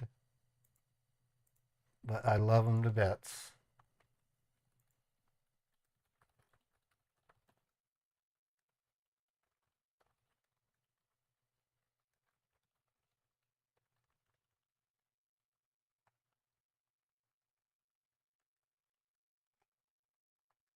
All right, I sent my thank you emails. Yeah, it's my daily goal was blown by 3 times. I do plan to automate. The challenge with automating the daily goals is I have to teach my script how to talk to the Twitch API to get the daily total. I know that can be done. Getting the YouTube total, I'm not quite sure, but it involves a calculation because the YouTube and the Twitch one too, to a degree.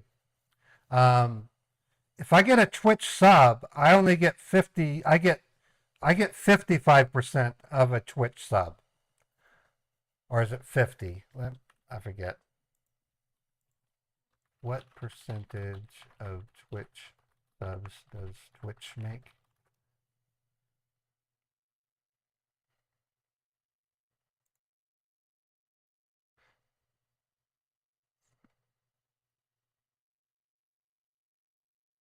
Yeah, I get 50% of the Twitch sub. It's 50%. So when I do the daily total for Twitch, it's a combination of subs as well as bits. And like right now it says $28. So I go in and I change the 25 to 28. It's going to go up to $315. See? So I do that manually. But when I look at the actual breakout, it was $1 in cheering, $27 of it was gifted subs. So if I look at it, it's really only $14 for the gifted subs plus $1. So it would really only be $15.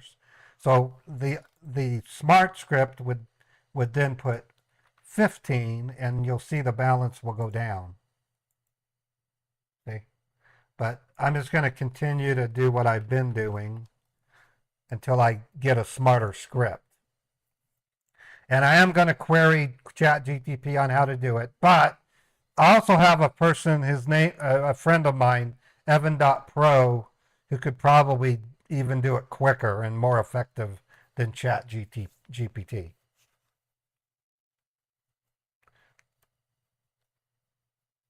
Which tip method did I say gives me 100%? Venmo is 100%. Cash App is 100%. PayPal is functionally close. there's a 2.9% transaction fee. Unless you're a PayPal, if you transfer from PayPal, I get 100%. If it's a YouTube Super Chat, I get 70%. If I get Twitch bits, I get 100% of the bits, but the person who buys the bits has to pay a premium to buy the bits. So Twitch gets their money from the person when they buy the bits. But when you gift it to a streamer, if you give one bit, they get 100% of that bit. Over on the land of Kick, if I get a subscriber on Kick, I get 95% of the amount. And to this date, you cannot send anything like bits on Kick. They promised months ago they would have Kicks, but they don't do it yet. Yeah, Kick takes 50% of Kick or Twitch. Twitch takes 50% of subs unless you make it to the Partner Plus program, and then that scenario you get 70%. But getting to Twitch Partner Plus requires you to have, I think it's 300 unique subs. So Prime subs and Amazon Prime subs and gifted subs don't count. It has to be 300 individuals who offer up to become a sub out of their wallet. So Twitch makes that distinction. If I can get 300 of those, I'll qualify for Partner Plus and I'll get 70% of the subs. You'll see a couple of Twitch streamers who are trying to get Partner Plus. That's what they're talking about. So that's how it works. I'm surprised Venmo doesn't do. I love Venmo. Venmo's owned by PayPal, by the way.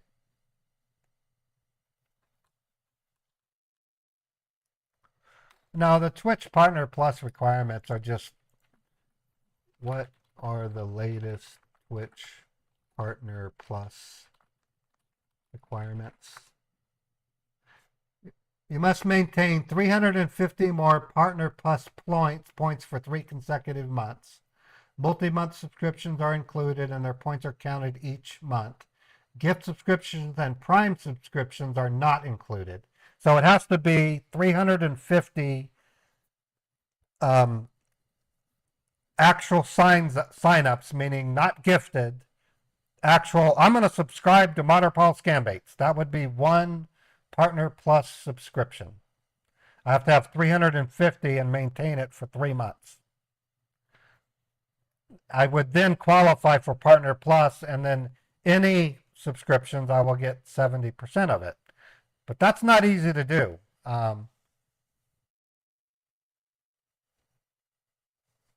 Yeah, gifted subs don't count, unfortunately. But I don't want to discourage people from not gifting subs. Those still add up. Those still on a monthly basis.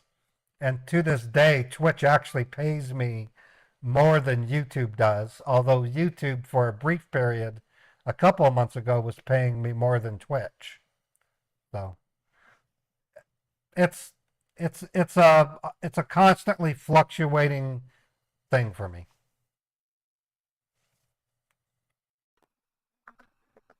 Hello? It's getting to be a 2.5-hour call with you guys so far.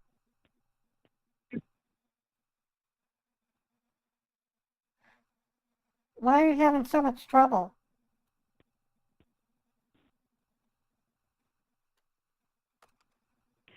Sorry, Mom. Can you repeat that one more time? You I was told working me on something. you told me it would be a minute, and I've given you over 10. Let me just try and get Mr. Finch back. Just give me a moment here. All right.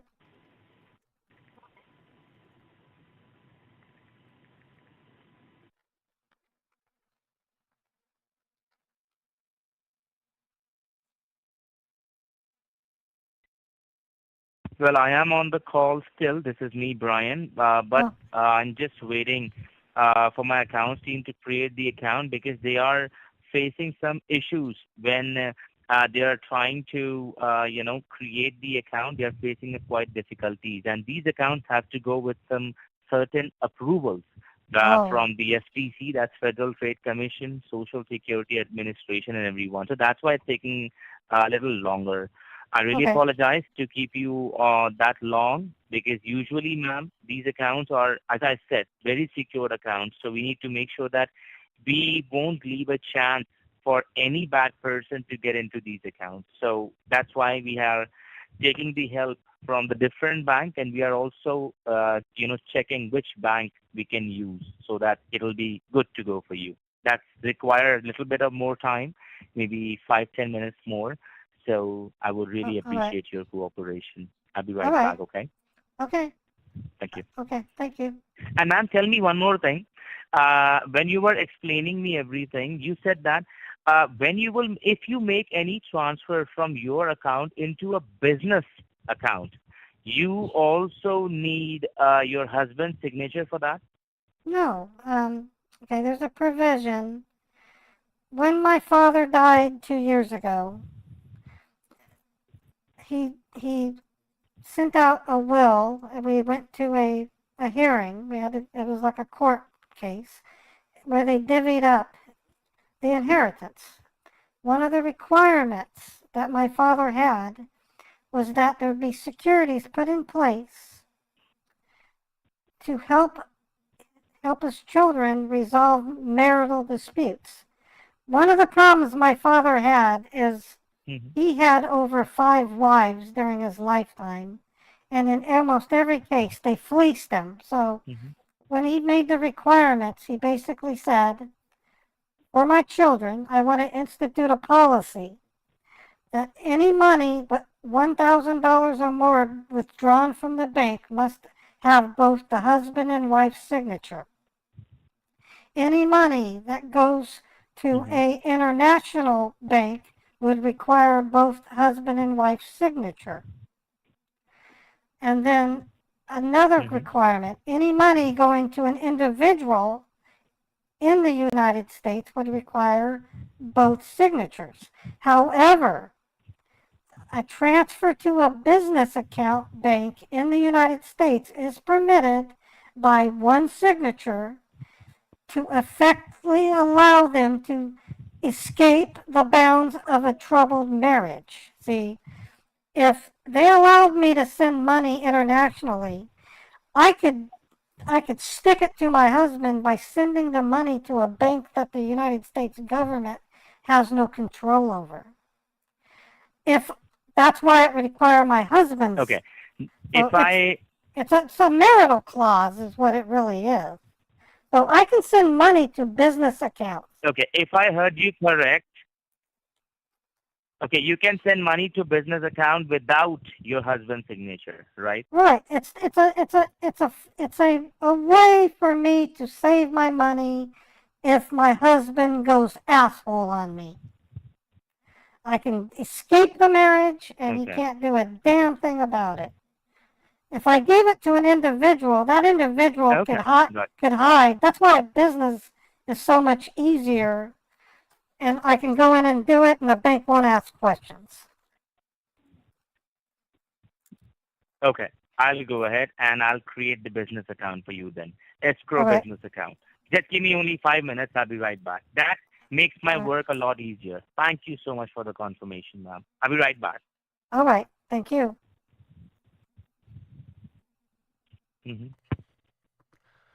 All right.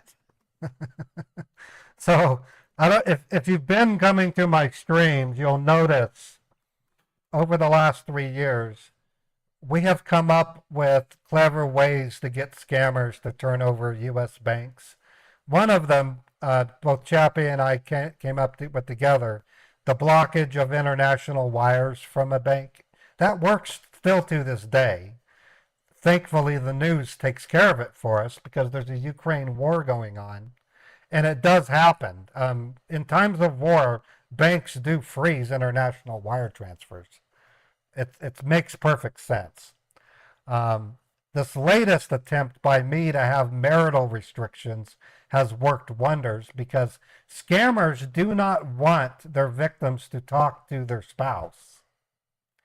And it's because if I talk to my spouse, they might fire back and say, "Are you really talking to the real Microsoft?" And so I use a variety of excuses. This one, I'm just saying I need a second signature. The other day, I told the scammer if I let my wife find out she'd have kittens and would close the account. And the scammers eat that up because they don't want me talking to my spouse anyway. So they can blame themselves for lending themselves into that dubious distinction, and I'm taking advantage of their ignorance. These scammers are ignorant. I just got your tip. Let me go back up. I just got your tip, Mike. Thank you so much. I've now made enough to justify getting that air conditioner. So later today, when I get back from running my errand, I'm going to go to Amazon and I'm going to buy that GE air conditioner. It's going to be cool. On Saturday, I'll take measurements, and then on Saturday, I'll go to Home Depot to find out how I can block the window so that Beethoven can't jump outside. And then I'm going to build his second cat tree. So I'll share pictures of the setup as soon as I have it. His second cat tree is still in the box. It's an identical cat tree to the one he got. I'm going to pull the green screens away from the window and then set the cat tree right up next to it. He's going to love it so much. He's going to be able to relax at the top of the tree and look out the window. No, well, Mark, I also have to go within the restrictions of the apartment building. So I have to talk to them and find out what requirements they have.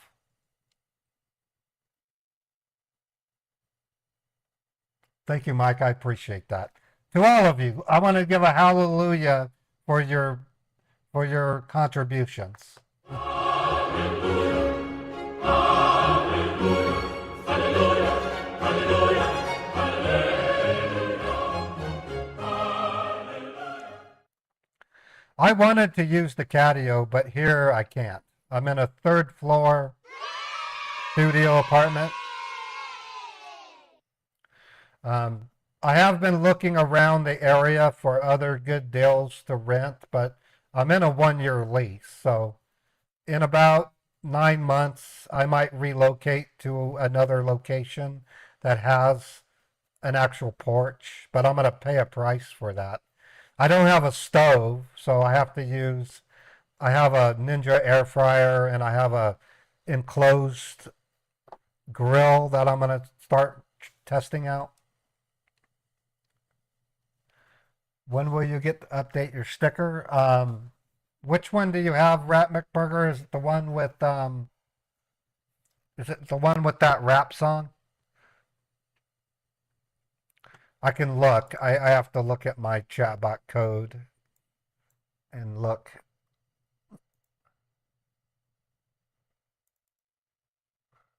I'm looking right now. And then I can tell you what you need to do. Oh, it's the Star Wars creature? Oh. Go ahead, scammer. Make my day. Send me an email, Rat McBurger, with the update, and then I can accommodate it. Send both a picture as well as the sound up to 6 seconds, and I can quickly go in and change it for you. That applies to all of you. If you have a sticker you want changed, you just have to email me a new picture and a new sound effect. Yeah, I have a Ninja air fryer. I gotta put that back into use. We have really sensitive fire alarms here, so I have to be ready. In fact, I gotta talk to my building manager and say, if I set up my fire alarm, is it gonna set off the main alarm? Because I don't want to cause other people discomfort. I have the type of fire alarm here. Under certain conditions, it will start spraying water everywhere. The weather here is right now is pretty good. If I look at weather.com, it's 70 degrees right now. Just the building heat alone, I don't have ventilation. So once I get the air conditioner, I'll be opening the window and draping the air conditioner over the windowsill. So that's going to bring in a lot of, that's going to bring in airflow. It's going to be really nice. Plus, it's going to be cooled by the compressor. I'm really looking forward to it. I'll show you a picture of the air conditioner. It is a dandy. I chose this one because it's very high quality, and I'm really looking forward to it. It's going to be the kind of scenario where I'll be running it for short periods because it's 6,100 BTUs, which is well beyond the requirements for the square feet that I need to cool off. Okay, I'm processing the picture and then I'll share it with you. Scammer needs to hurry up. I've been waiting way too long for this.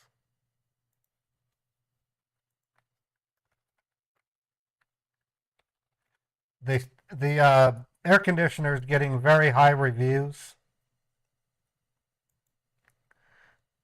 This is what it looks like. It's shaped like an H. So where you see that opening with the little knob drapes over the windowsill, and then you twist these knobs out to lock it to the outer wall of the window. Then above it, I have to find some way to legally cover it. The comments the comments on the cooler are fantastic machine, so freaking quiet, so far so good, awesome AC unit. It's got 4.5 stars out of 5. The cost of the air conditioner is $430. It's made by GE. It's called a GE Profile Clearview Window Air Conditioner, 6,100 BTU, Wi-Fi enabled. So I'll be able to manage it with my phone. Ultra quiet for small rooms, full window view with easy installation. 6K window AC unit white. So while I'm streaming, I'll literally be able to tell it to turn off if it's getting too cold. Actually, they have a video already on how to install it. You're going to hack my air conditioner? No, don't! And like I was saying, I have a Ninja air fryer I can start using. I have another table I'm going to start using it on. And I have another, it's a closed grill, electric grill, so it doesn't produce smoke. I might be able to fry up. I might be able to brown a roast with it is what I'm hoping. I can't, and then I'm thinking of buying an induction stovetop. An induction stovetop is something the building manager said I can get. Yeah, I've never gotten smoke, unless when you open it, you can get smoke. So I'll be able to start putting that in. Oh, I love George Foreman grills. I love to make bacon on George Foreman grills. Problem with George Foreman is you have to use non-scratching utensils because you can. Yeah, that's the other problem is it does smoke. I've got to get another fan just in case I do get it. All right. It's been 5 minutes. Is it going to be another 5 minutes?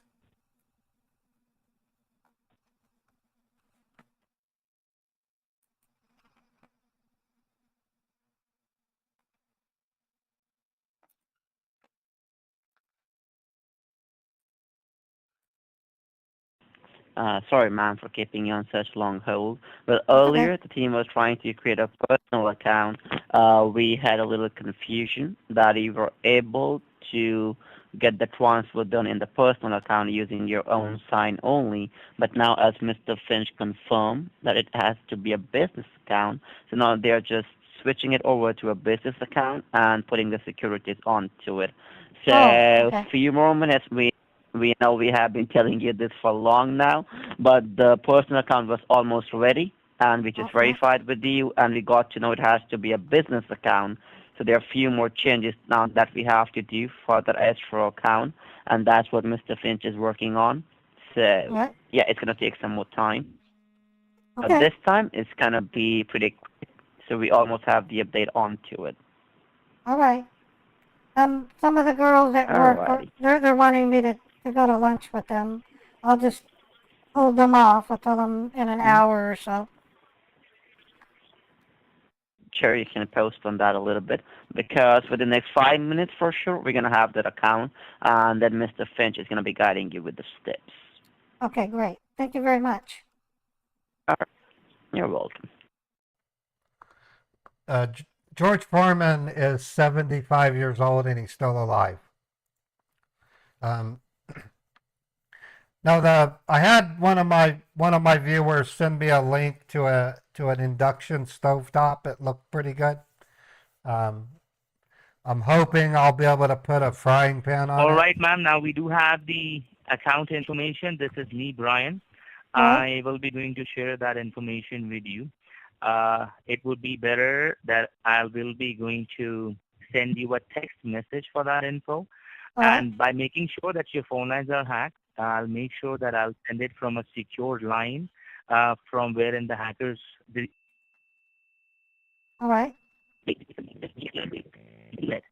So give me 1 minute. Let me just forward that information to you. Okay? All right.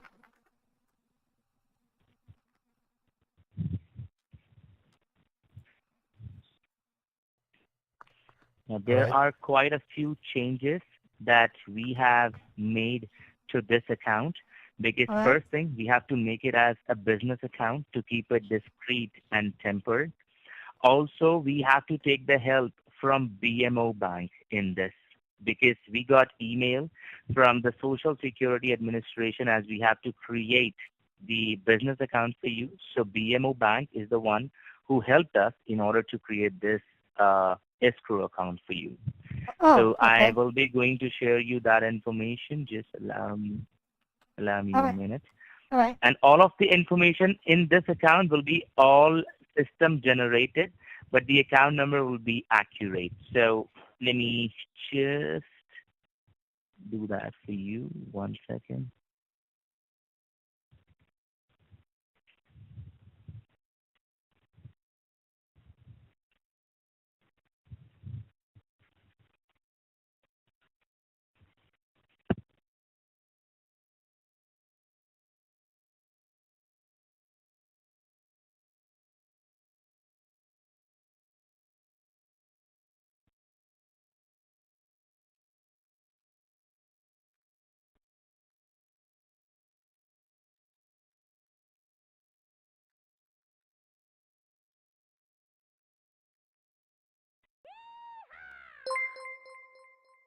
All right. I have both cash scammers are wanting the cash. So it's high probability that we're going to get two more addresses, postal addresses from the earlier scammer. He's constantly texting me, begging me to call him. And the other scammer for the 150,000, he's now asking me to get the money, and I got to send him a picture. So this is going to be a really productive day. We're going to get a Hawala Bank from these idiots, possibly two if our talk with Chappie does what it should do. Ma'am, do you have a printer attached with your computer? Not anymore. When it ran out of ink, and we found out it would cost $90 to get another cartridge, we decided not to do it. If it's simple enough, I can write it. I can transfer it to a piece of paper. I mean, that's not that hard. No problem, ma'am. I'll be going to send a text message to you. Just wanted to confirm your cell phone number is 38525.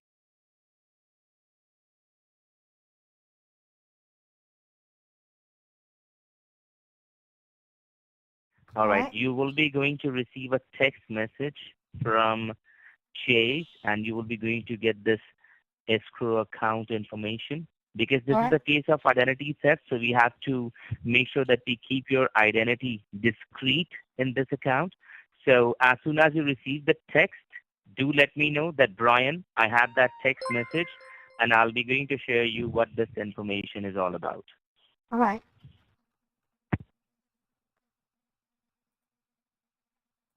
I just got an email from my team. They have sent you the text. Can you Yes. please check it?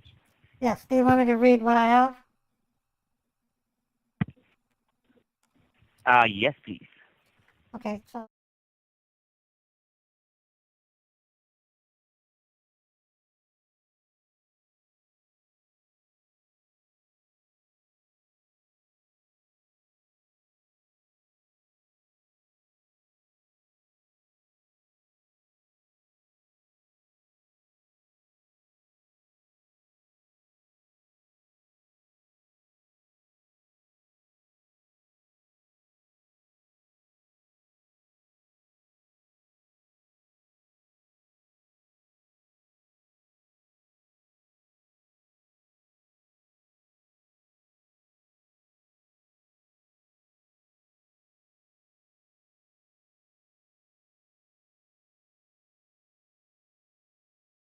By keeping your System identity very generated. much discreet and tempered. Okay, Account number, and routing number, the amount bank name, and the bank address is exactly the same. and then the amount I'm sending is it, I calculated it, 47,000. The amount would be 63,000. No, ma'am. It's the amount is $63,379.55. Okay, 63,379.55. Got it. 55. Right. This All is the right. amount that you need to make a transfer. Now, ma'am, there is one more thing. As this is the amount above $50,000, so when you go to the bank branch and tell them that I want to make a wire transfer to this account for $63,379.55, they will be going to ask you for what purpose or for what reason you're making this wire transfer. What you will be going to tell them? Well, looking at the name for the, looking at the name,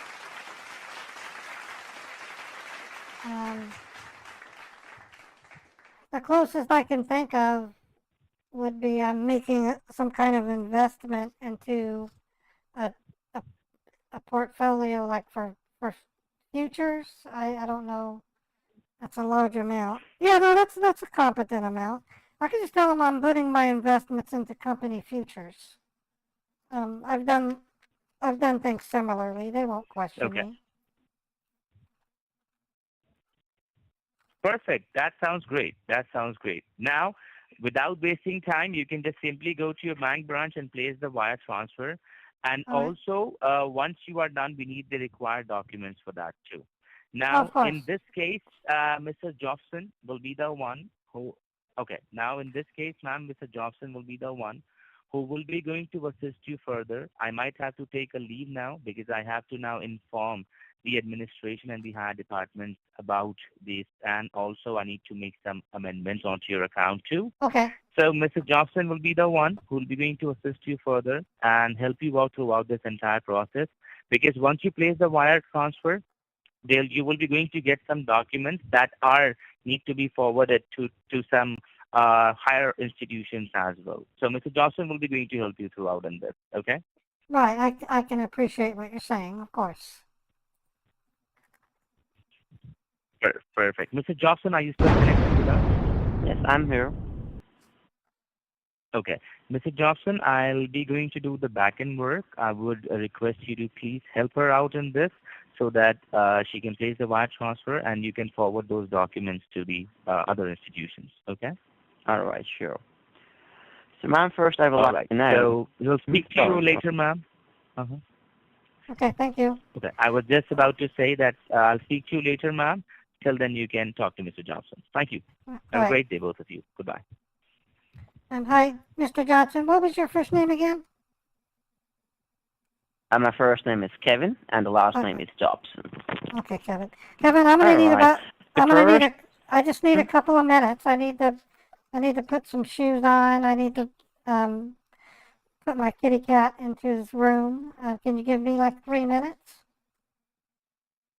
Sure, Mom. Once you're ready to move out, just let me know. I'll be waiting for you on the line. All right, thank you. It won't be long. I'll put you No down. problem. I'll I'll put be you on waiting here. speaker. Sure. All right. So we got a Hawala, folks. That's awesome. I'm also getting hammered by 2 scammers who want cash. So once we're done with this guy, I have another scammer that I've got to call and give him the $150 cash picture. I'll show you what it looks like. And we're going to try to talk him into getting a postal address. This is a much bigger stack of cash, as you will see.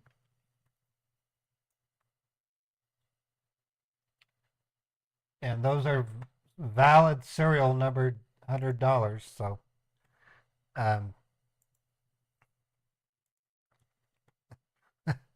do you want me to send you some? I'm not here ever. Trust me, I'm overflowed with fake $100 bills, and you can bet it has an effect on my psychology from time to time. But it says motion picture money on the bills.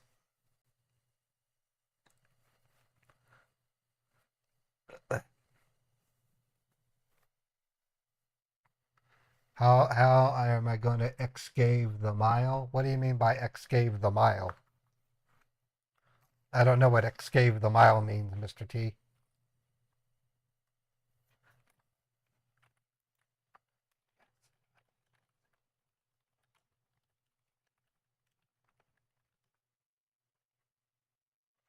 No, we're not going to escape it right away. I see what you're saying. How are we going to escape the mule? That comes after the attempt at getting a second bank. So we don't do the escape unless I'm off to something substantive like a post office to mail something. The Chappie said she'll be ready for the phone call. All right, I'm ready to go to the store, or to the bank rather. All right. Are you there? Yes, Mom. I'm still here. Okay, I'm ready to go. I'm gonna go ahead and here we go. And how far are you from the branch? It takes about 15 to 20 minutes during this time of day. Alrighty, okay. So what you can do is you can just leave the line turned on. Once you reach at the parking lot, just let me know. There are a couple of more instructions that I need to give you before you go inside the branch to place the wire. So it won't bother you while you're driving. Just drive safely. Just say hello to me once you're safely parked at the parking lot of the bank, okay? Okay. Alrighty, perfect. We'll be waiting for you.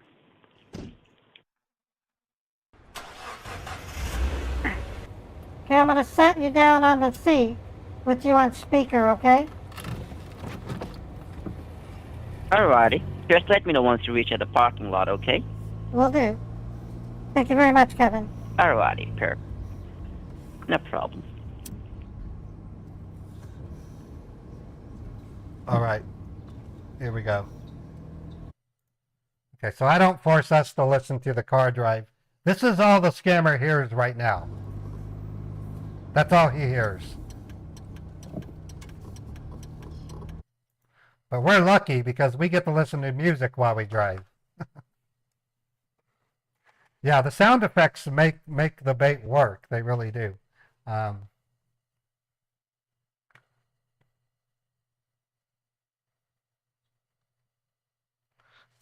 Okay, trying to decipher some of what people are saying in chat.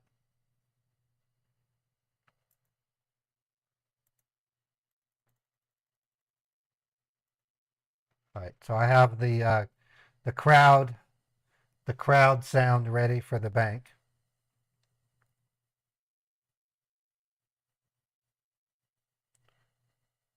No, that's not the sound of a heater. It's just me starting my car. What I did, folks, is I suction cupped my iPhone 10 to the dashboard, or to the windshield in this case, and went on a 20-minute drive. So the sound picks up the vibrations of the car.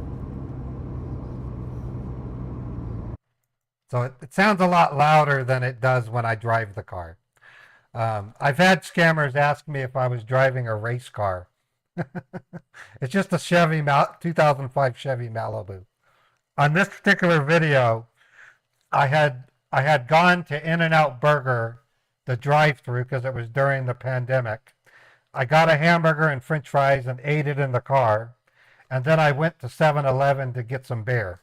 So that's why you see when I arrive at the bank, it says beer run, because I was picking up some beer to drive back home to basically kick it off for the rest of the day. But all my bank runs are beer runs.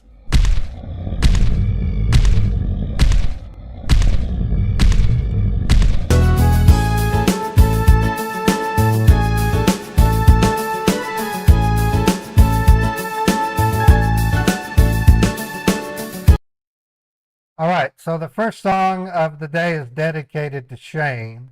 Shane sent a really large PayPal tip. He sent 2 of them, so I'm actually going to play 2 songs for Shane. The first one is one of my favorite. It's called Action Movie. A person named Shane donated 2 large PayPal donations. Thank you, Shane. Thank you, Shane, for the generosity. I appreciate it.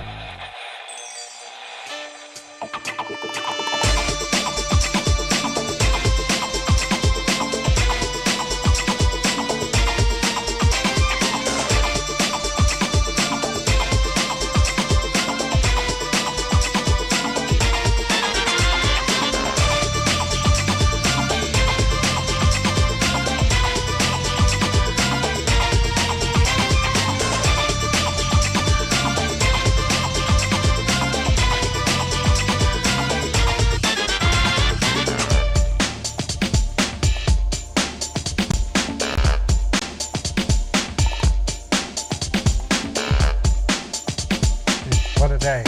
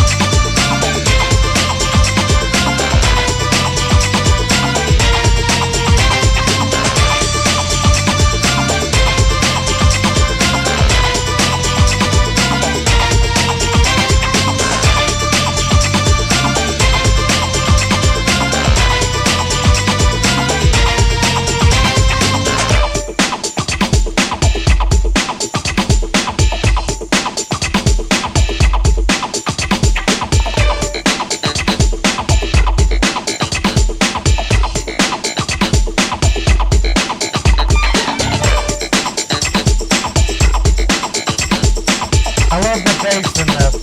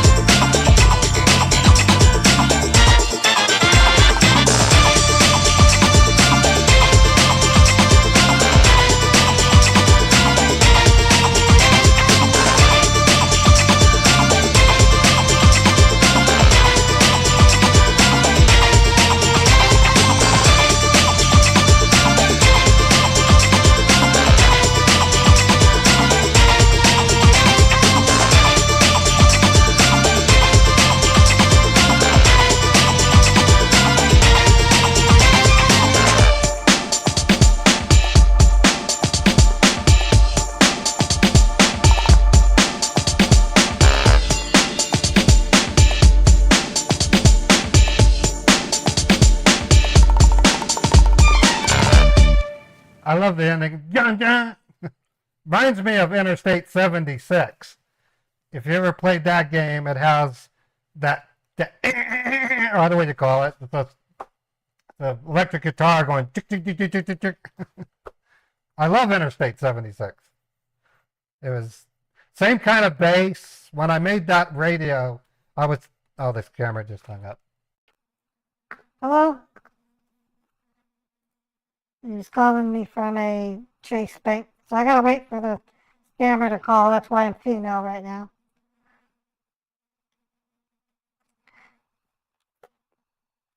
Come on, scammer, call me back. I hope we didn't lose him. I wanted to get another bank out of him. He called me with a spoofed number, so. Hello? Hi, ma'am. It's Kevin calling you back. Sorry we Oh, got hi, cut Kevin. off. Have you That's reached okay, the Kevin. branch?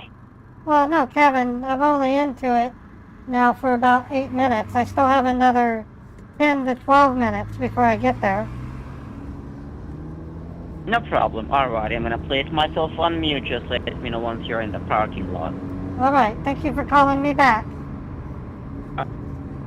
No problem. All right. All right. So, Shane, I have a second song I'm dedicating to you. And then once that's done, I got to call Chappie and get her ready for her role. And these cash scammers are hammering at me with text messages. This one I like because it illustrates a character in Meet the Huckers that I'm going to be very careful portraying, but he's going to be one of, some people are going to like this guy more than Mary. Some people are going to like Mary more than this guy. Cosmo has his own song. This is for you, Shane.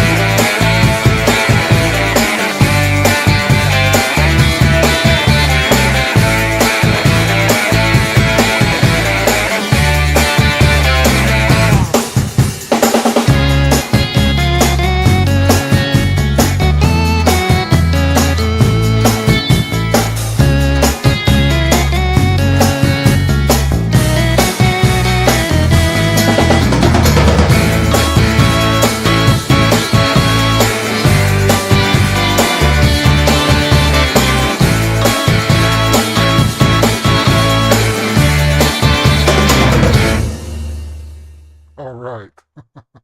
Yeah, I love that song. It's it has the sound of 60s lounge music with that solo. I love it. And the organ. There ain't no other organ like it. Incidentally, real quick, we got time. I'm gonna play a similar song that I really like that I eventually will adopt to my live stream intro. This one, I don't know what it is, but I really like it, and it just has a nice groove to it.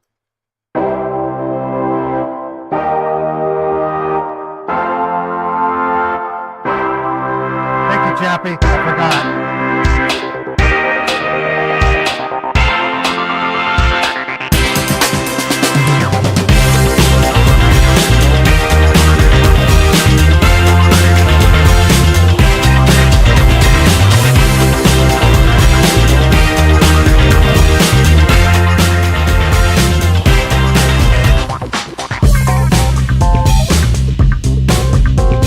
I love this song.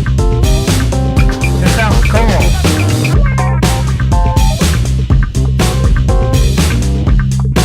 The bass is really good.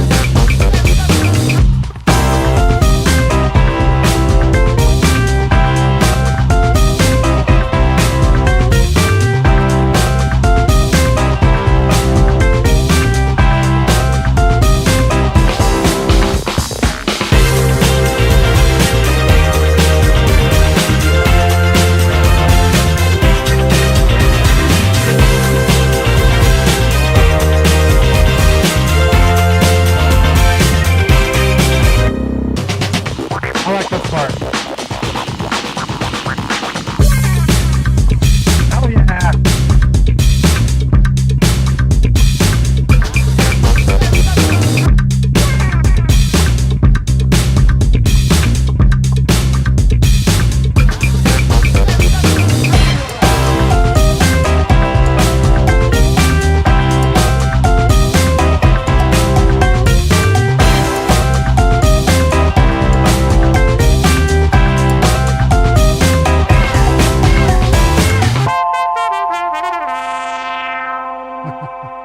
I love that.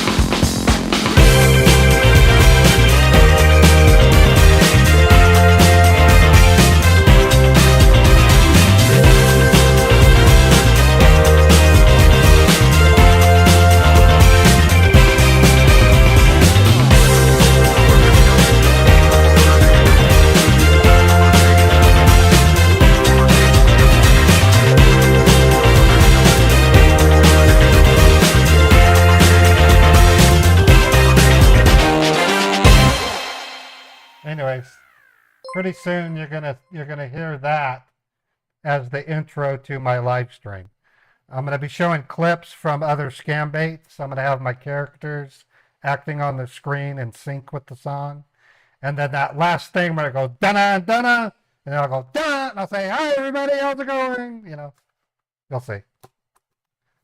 I plan to work on that hopefully this weekend. I have a note, redo the stream intro. So, kind of cool. All right, giving Chappie a call. We're almost to the bank.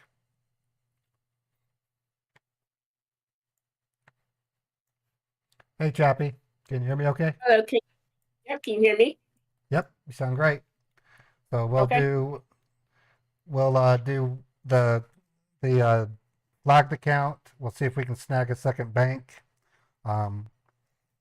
I've Yep, decided. and then I won't bring up the transfer until after. Right. Well, it depends. Lately, I'm thinking if I do get another bank, what I'd like to do is travel to another branch and then have the call into work excuse, and then Okay. maybe then on Monday we can then snag a third Hawala. That's what I'm thinking. Okay, sounds good. And then at that point, that's when we can diffuse it with there's been a lot of weird activity. We're going to freeze your wiring capability, and then maybe we can get a postal address. So I kind of want to do Hawala, postal. Okay, perfect. Anyways, all right, we'll be there in about 5 minutes. All right, Thanks, Chappie. I'll mute until you give me in. Thanks, Ray. Cool. Hello? Are you there? Yes, ma'am, I'm still here. I'm only a few minutes away. I should be at the bank any minute now. Alright, no problem. You can just park your car safely, and then I'm Okay. gonna be guiding you with a couple of steps. Not a problem. Oh, all right.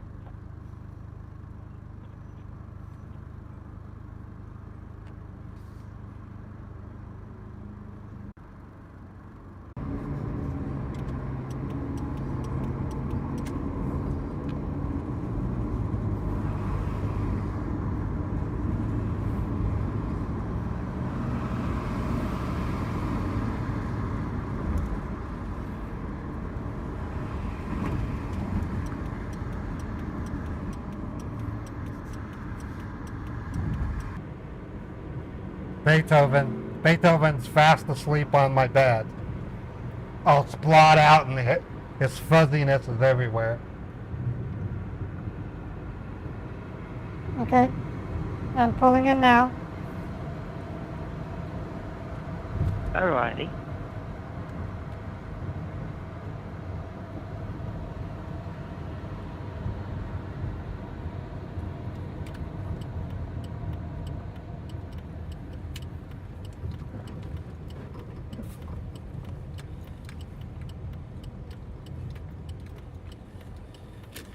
Oh boy. Okay, I'm here. Turning the car off. Alrighty. So now you already know the drill. You just need to Right. go and place in the wire transfer. Well, Right. you know that they're going to be charging you a one-time wire transfer fee. Let them charge that to you. We're going to be reimbursing you that money. Now, Okay. just tell them the exact same reason that you mentioned to Mr. Finch, because we're going to be giving the same reason to the back-end team as well. And they're going to be Right. verifying that reason from the Right. back end as well once the wire is placed. And you make sure to keep the document in your possession. And once you're done with the wire, let me know. Now, I will Okay. not be on the call with you because you're going to be requiring your cell phone because No, it has the information for the account. No, listen. There's always a chance something might come up. Will you please stay on the call? I'm going to put you in my purse. If there's any trouble, I can come back out to the car and ask you. Just in case. Alrighty, but the information that you have, that's onto your cell phone, right? So you gotta show the teller your cell phone for the Right. information. Right. So what you can do, No, you need to just in understand. case, I can't call you. When you accidentally hung up, when I called, the chase Tommy, answered, come on. and I couldn't get you. So don't hang up. No. Let me tell you that. So what happens once, just right now, if I hang up, and if you need to call me, I have sent you the text message from my direct line. So if you go on to that text message, you will be able to see a number that a text message came from. It is 915-229.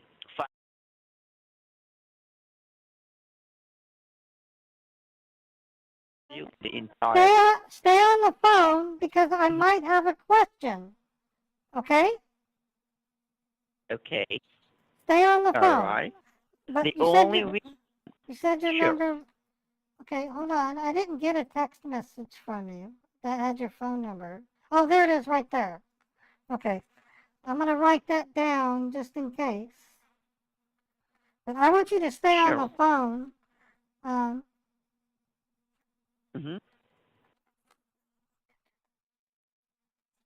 I want you to stay on the phone just in case. I'm going to put you in my purse. They won't know you're on the phone.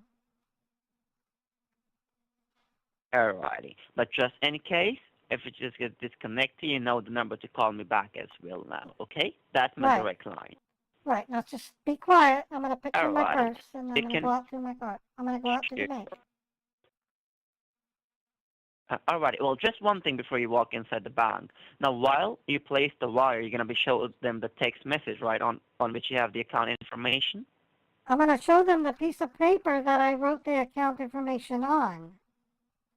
I wrote it down on a... The information on the piece of paper. Yes, I wrote it down. Perfect. I didn't need that. Sorry. Oh, okay. Sorry Yeah, about that. They're I'm gonna not keep gonna. myself on mute. If you fix They the problem, they I'm won't. here.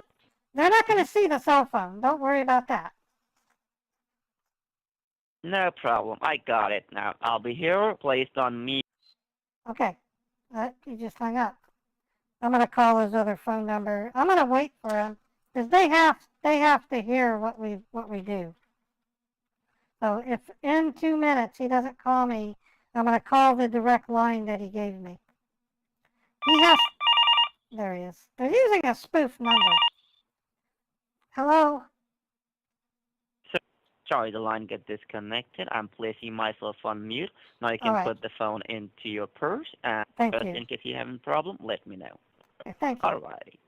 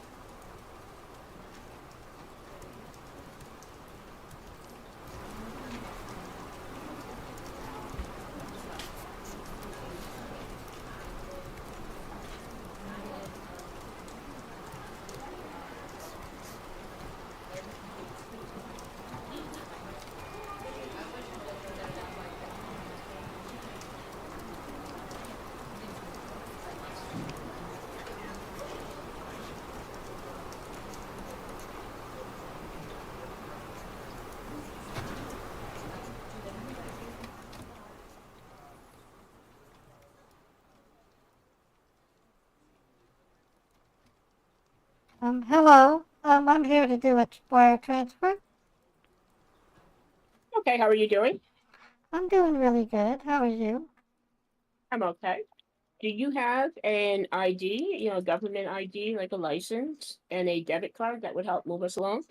Yes. Here's my Utah driver's license, and this Okay, is my Chase Bank debit card. perfect. Okay, and what did you say we were doing today? I'm making a wire transfer, and I have the And how much is that information. for? It's for $63,379.55. Okay, writing that down. I don't know if you're aware, but we do have to do an 8300 form for the IRS. Are you aware of Okay. that form? I was aware of the form, yes. I don't mind signing it. Yep, it's all automated, so I'm just over here logging into this system. And Okay. if you give me 1 minute, I'll go ahead and turn around the display and you can see that I'm filling in the report for you. All right. Okay, there you go. And what happens is I'll have you sign it with that stylus pen after, and I will be able to notarize it right here. Oh, Before we had wonderful. you fill it out in the privacy booths over there, and then you had to wait back in line for me to notarize it. So this makes it a little bit quicker. Oh, yes. Imagine that's really high tech. I like it. Yep. Okay, so I've got that. Is your address up to date on your license? Yes, it is. Perfect. Okay, and now I have the amount. And what is the purpose? This is for an investment into futures. I'm trying to divest and put my money into smarter places while we face this economic downturn. Right, okay. Let me just find something that'll match here. Okay, perfect. There we go. Right there. Oh, wonderful. Here. And then I'll have the amount. I just have a couple security questions. You know the folks that you're sending the money to, correct? You've communicated with them in the past? Yes. Yes, I do. Okay. And you're doing this on your own free will. Nobody's forcing you to do that. Well, I guess you can say the economy is kind of bringing me to Well, this measure. I mean, understood, but we just want to make sure that you're not being forced to send money that you don't want to send. no, I want to do this. I want to do this. Okay, no worries. All right, this paper has all the info on it, correct? Yes, it's correct. Let me just finish that.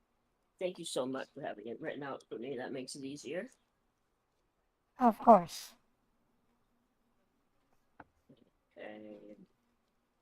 Let me try that again. Can you do me a favor? Double check. Let me give you a favor. Can you double check that account number? I'm sure. Thank you. Checking account. Is No, that right? yeah, it lines up with what I wrote. Okay. Is there a problem? I think, yeah, there might be, it might be a mistake. Let me just see. If you take a look here, I'll show you. That account, when I put that account number in, says I am not allowed to send any funds. Let me just give you the actual description here. It says funds cannot be sent to this account. Account is on hold under investigation. Well, that's strange. Please send all information to manager if being asked to wire money to this account. So it may just be, you might just have the numbers transposed or something. You know, If that you is want a to, possibility. right. Okay. If Well, you want to verify it, I can leave this form up if you just need your ID if it's something that you can check quickly. Okay. Yeah. And then I can just switch the account number and Okay. get you out of here in a matter of seconds. It's up to you. Yeah. I'll take everything with me. Just keep the form open. I just need to go out to my car. Thank All you. right, you got it. All Thank right. you.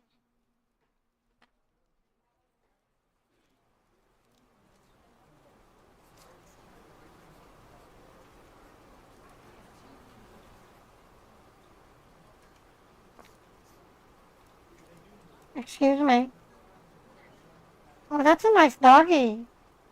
Oh, she's pretty. Yeah, let me hold the door for you. There you go.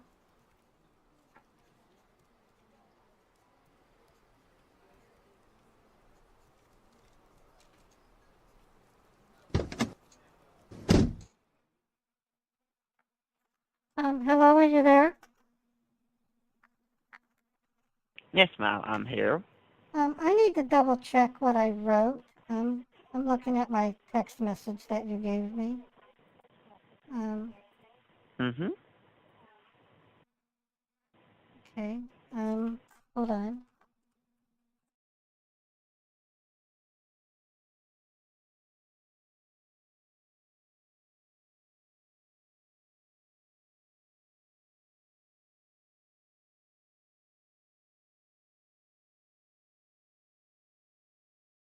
Correct.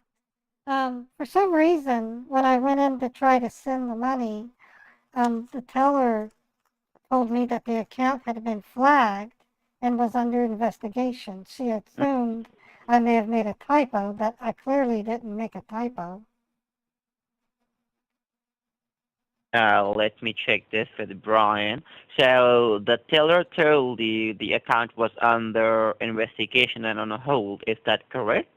Right, she showed me the screen. It had 3 distinct red flags and a yellow flag with a message that said the account was under investigation by Homeland Security.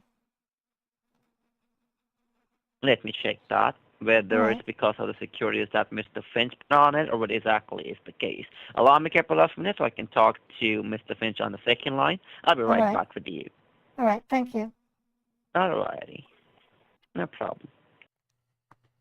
All right. So the first account has been reported. Chappie is hard at work reporting it, and she will be contacting the fraud department. The value of these business accounts can't be understated. Scammers share these banks with each other. They buy them from lists. Sometimes they purchase them from other scammers because they're valuable. And the odds of this bank being the recipient of other victims, while it isn't guaranteed, there's a chance. On one particular bank, while we didn't have the exact figures, it was a Chase bank. Chappie told me we had effectively returned at least $80,000 to multiple victims.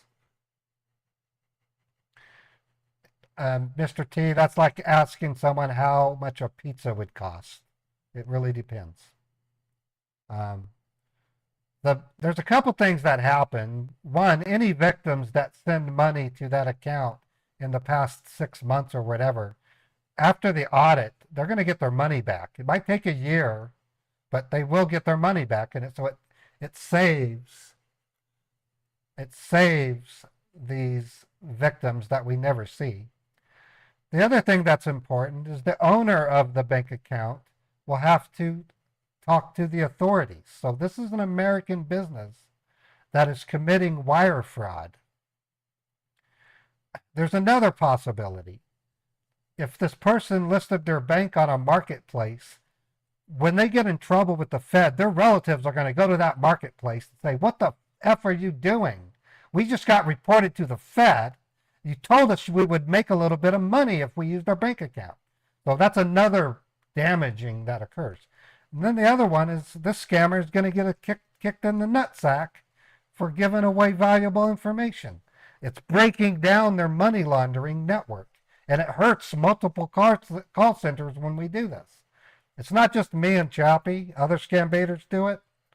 We do it through PC8 scam baiting. We do it through refund scam baiting. Banks get reported every day. And yes, we could hire Dr. Death to talk to those scammers. How you doing, Dr. Death?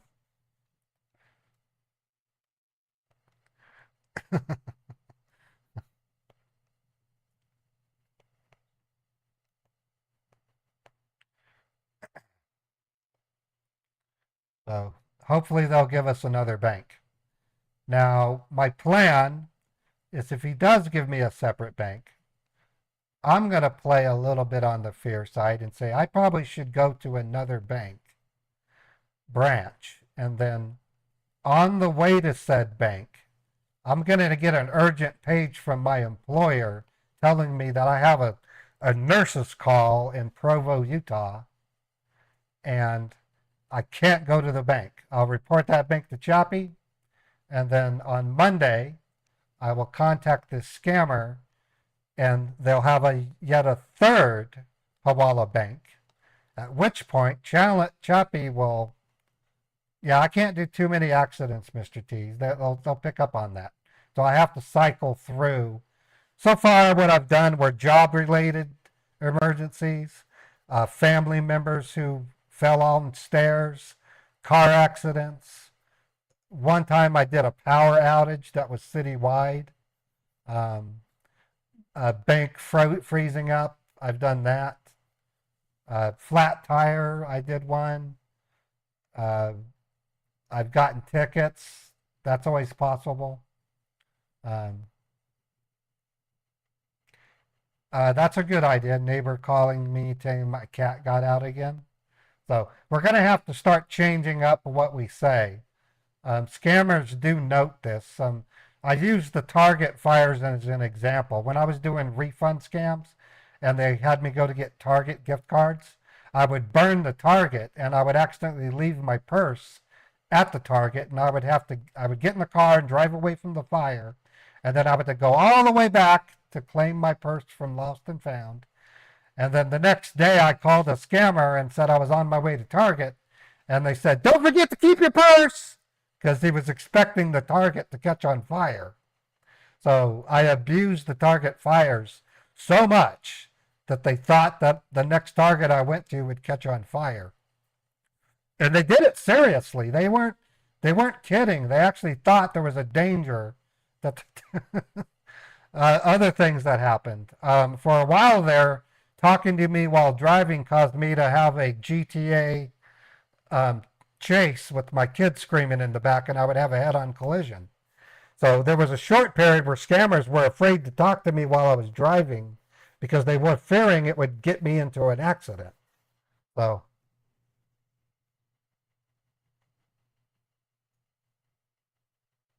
anyways, I have no idea, Mark. I didn't hear of that happening, so I wouldn't know.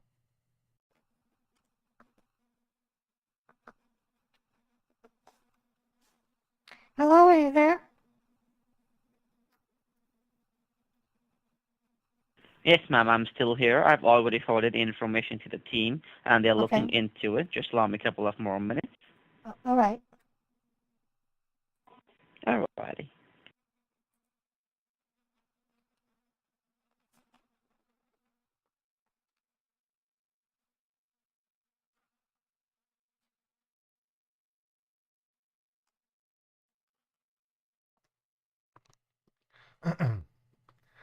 No, there's a reason why governments aren't doing much for scammers. The big one for the U.S. government is we have no jurisdiction in India. The problem with India is kind of similar, but much larger scale than California. In Northern California, if you break into a car and steal something, you're not going to go to jail. You can break into a storefront and you'll get a slap on the wrist. It isn't because the government doesn't care and doesn't want you to do it. It's because there's so much crime, they can't keep up with it. Well, in India, it is like that. India is the most populous country in the world.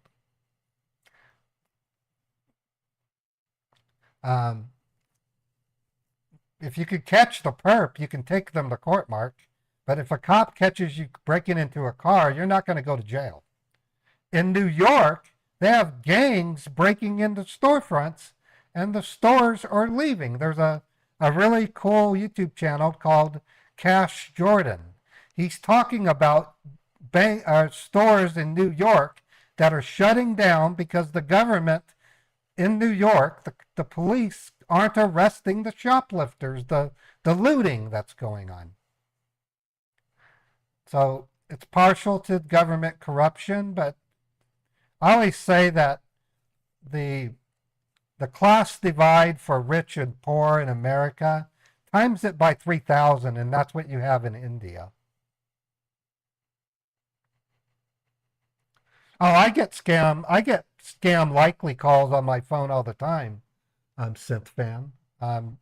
iPhones are really good at labeling calls as possible scams because they're not using a number that is backed up by the SureStaken protocol.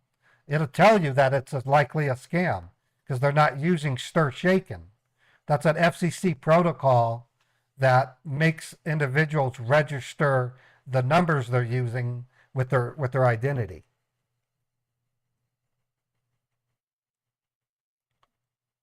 So I sincerely think India does work pretty hard on stopping scams. Yeah, I'm not surprised, Danny. We're entering into a world where you're kind of on your own when it comes to crime.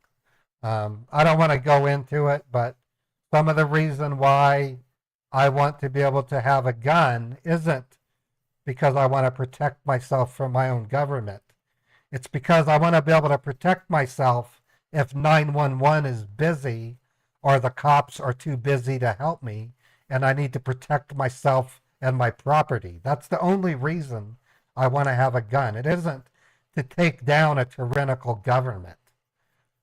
Although I do want that right as well. It's mostly to protect my own stuff. If I had a family, I'm talking protecting a daughter and a son from an unruly neighbor that wants to steal my bologna sandwiches. I'll say, no, you're not. Click, click. What are you going to do? Call the cops? I said, no, I don't. I tried calling the cops. They're not going to come. So I have a Smith & Wesson to talk to you about. That's an example of where we're going.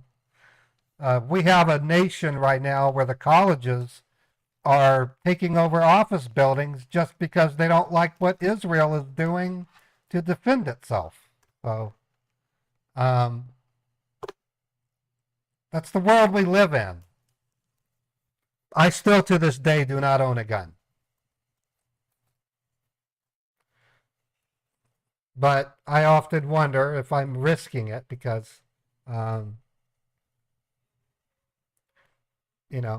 I have a way to protect myself? I have tools like screwdrivers and I have a hammer. I mean, I have a vicious cat. I can make Beethoven, I can sick Beethoven on him.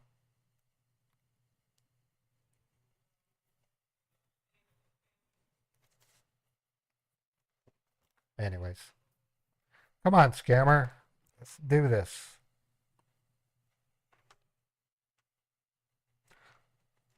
I never looked into it, Teresa. I no longer live in Utah.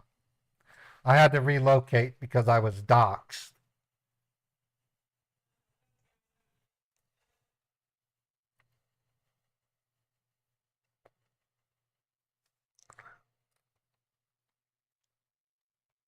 Well, I asked ChatGPT how I could make a rail gun. Maybe I'll ask it how to make a homemade gun. I don't know.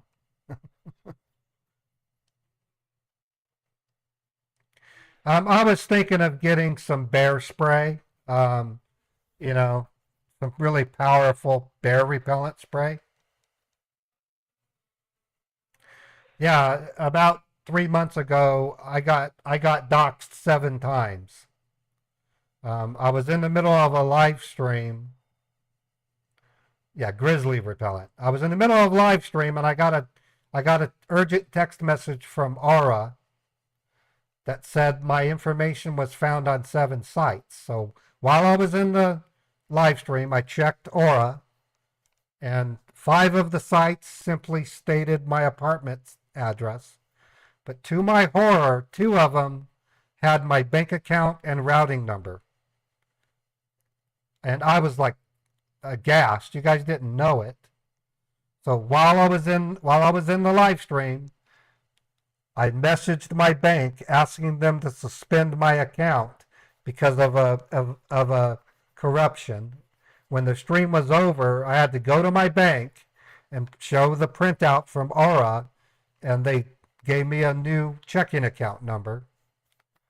And then it was at that point that I decided I needed to relocate. And then a month later, I relocated and to where I am now, a secret location. But I'm always going to keep my eyes peeled for somebody who doxes me somehow. So, to this day, I still get threats on YouTube from people that say they've reported my location, but they're reporting a location that's either 10 years old or they're reporting the location I was formerly at. So I get some pretty nasty messages. I get some pretty nasty messages on YouTube.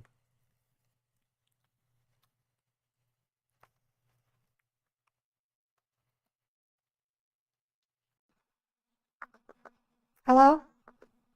Are you there?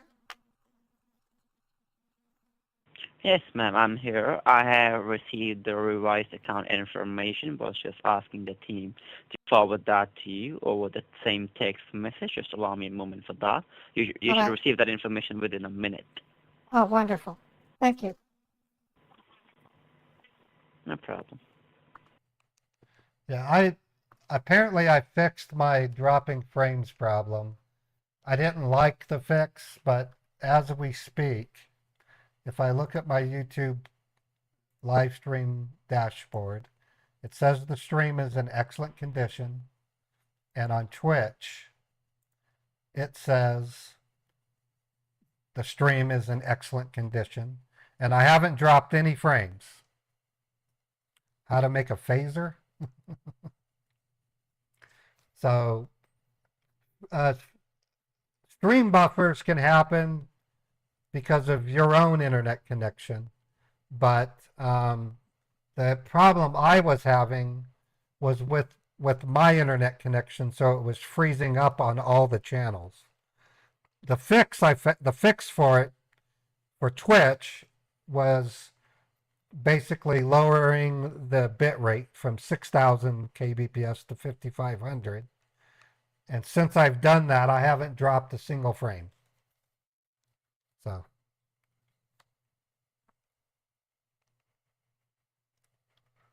Come on, guy, give me another bank.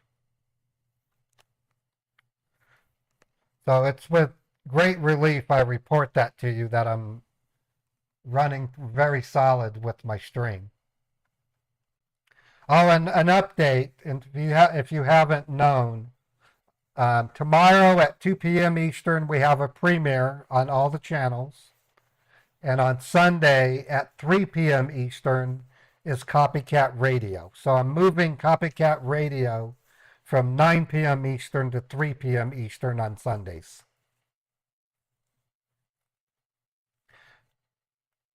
Yeah, I know, Mike. When I contacted Xfinity, I said, look, my upload speed is still 45 megabits per second. My download speed is down below 100 megabits. What am I paying for? And through a couple of bumps and messes, I finally got Xfinity to fix it. I had an outage one last time yesterday, and then after that, it was the other day. After that final outage, I haven't had any trouble. So I'm very pleased with my setup. Come on, scammer. I got other scammers I got to talk to.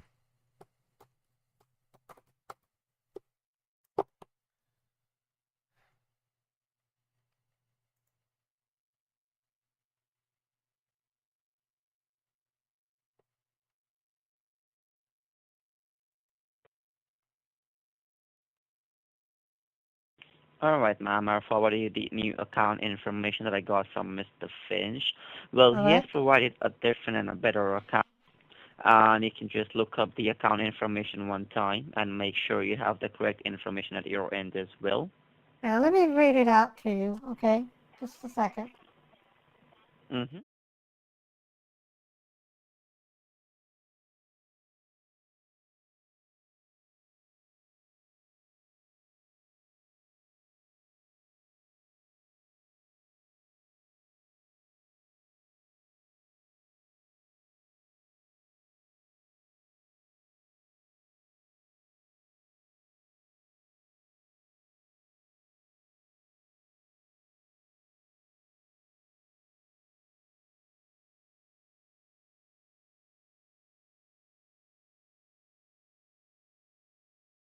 The All reason right. why we So, have to change the account is because sometimes it happens when we create that kind of account, it gets blocked because of some securities.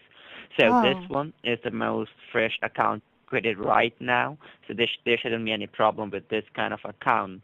Now, there could be one thing, if you go to the same teller, she might be asking you why no, you changed the account. that's my thought. Let me write this down on a new sheet of paper, and then I'm thinking I'd better go to a different branch, just in case. That would be a better option.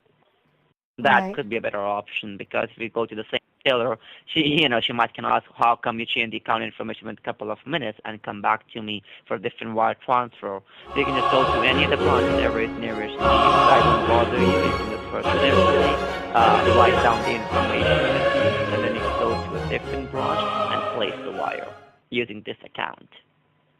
Okay, that's a good idea. I'm gonna go ahead. All right. I'm gonna go ahead and write All right. this down. Give me a couple minutes, and then we'll fire up the car. The next branch is less than 10 minutes away. Perfect, no problem. You can take your time, write down the All right. information, won't bother you. All right. Gonna place myself on mute for now. All right. Alrighty. Thank you. Give me a couple minutes. Sure. All right. Hawala number 2, folks. Yeah. All right. Yeah. Hallelujah. So the plan we're going to do here is in a couple of minutes, I'll start the car up and then we'll play a song just to mark the occasion. And then, yeah, we are winning. And then I'm going to pretend I'm getting an urgent text message from the hospital. I'm not going to do the cat. I'm not sure they're going to understand that very much. But I do have to change these up. I haven't done this one in a while. I'm just going to say there's an outbreak in Provo. All nurses are being dispatched. Chappie won't be playing the bank here because I'm going to be in the middle of a drive, and I'm going to get I'm going to get an alert, an Amber Alert basically, which sounds like a national alert, and then I'm going to have to turn the car around and go to Provo. On Monday, we're going to call him back using the, in fact, I'm going to give Chappie his number. He gave me this number. Kevin is his name, Kevin John. And this is his direct number. 915. Calling from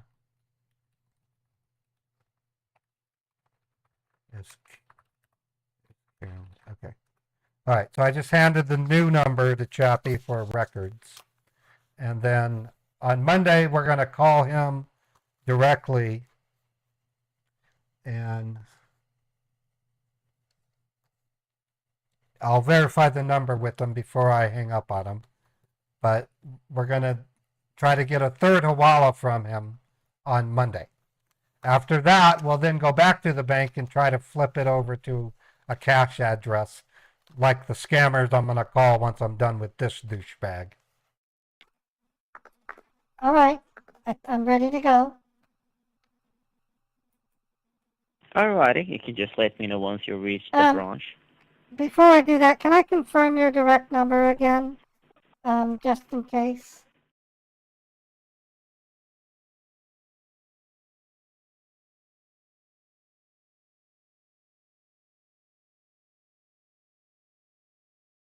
All right, I'm gonna head. Alright. Okay, grab this. Alrighty. All right. This is only about 10 minutes, so I'm gonna set the phone down on speaker, okay? Alrighty. All right, thank you.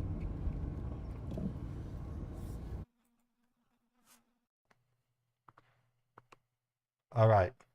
So we're going to play a song and then, yeah, I sounded stuffed, didn't he?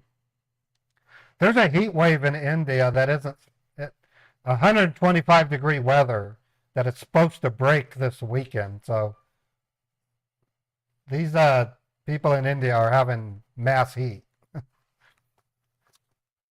Yesterday, I could hear a fan going off, and that was kind of proof of that.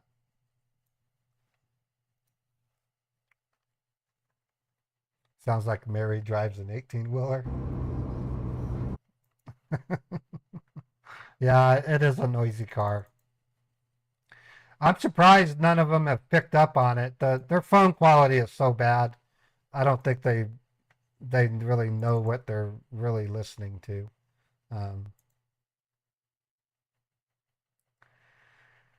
These scammers are idiots.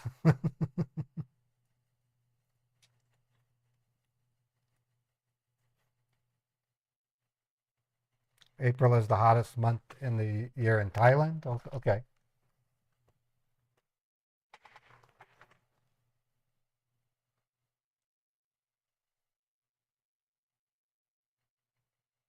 Hottest you've ever seen was in El Centro. How hot did it get, Mark?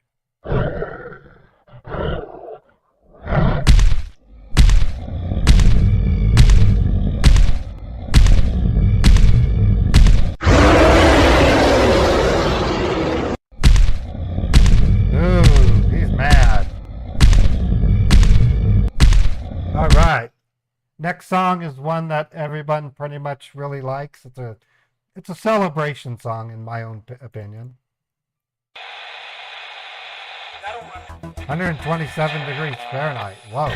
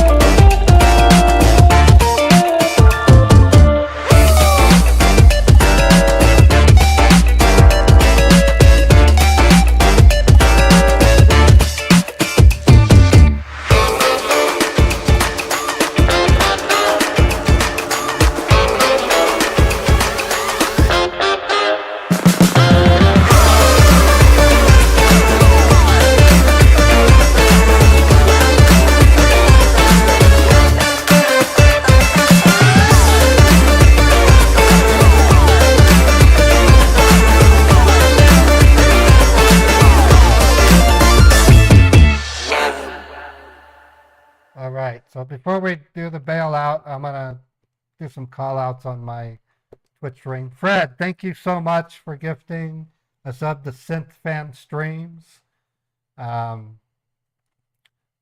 We got, let me move down the line here. Fred also gifted to This Must Be Hell, Team SDS Nope, Valerie X2, The Scott, By the Grace. Fred, I can't say enough how much I thank you for the gifted subs. It grows my audience, and it literally helps me out with my stream income. I'm not dropping frames. Refresh your browser, Liam. It's buffering right now. It should. I'm not dropping any frames. Let me take a look. According to my OBS, it says 100%. Here are OMAC. Let me look at the stream health. Yeah, it does say unstable. All right, let me get through this. I might have to stop and restart the Twitch stream. YouTube is doing just fine. So this could be a Restream IO traffic problem. Yeah, it is. I'll stop and restart the Twitch stream. Just hang tight. It won't take that long.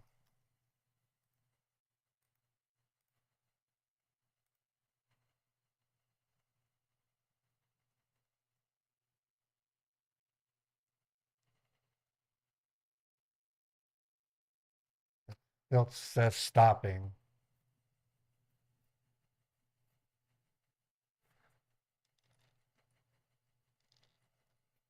I'm not dropping frames, so this is purely, okay, now I'm going to restart it.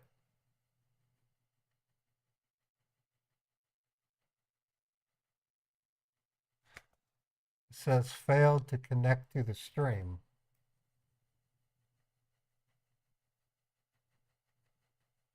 Okay, now it's streaming. So now the Twitch stream should be back. You should be able to see me on Twitch.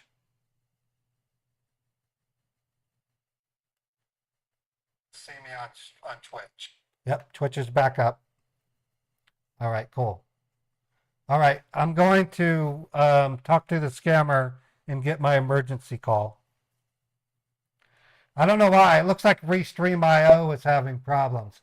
I don't have any dropped frames on my OBS. So that was Restream IO. So by stopping and restarting it, it looks like it's improved. Yep, it says excellent connection. It says excellent connection on Twitch right now.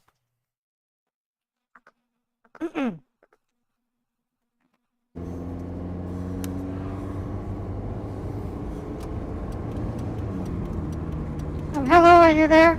Oh, he hung up. I'm gonna have to call him back.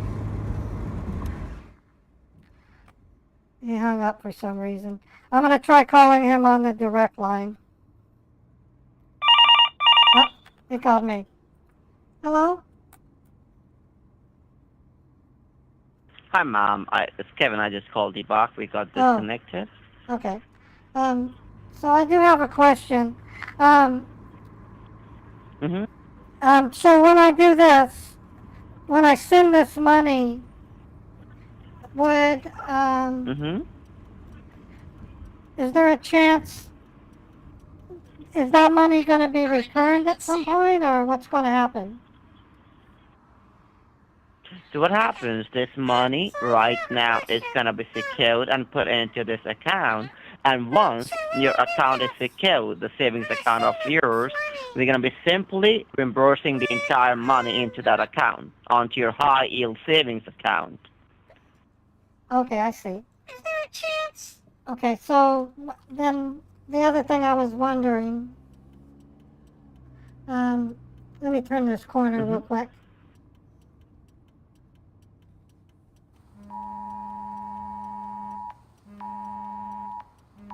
Oh, Looks like I'm getting a message. I'm getting a message.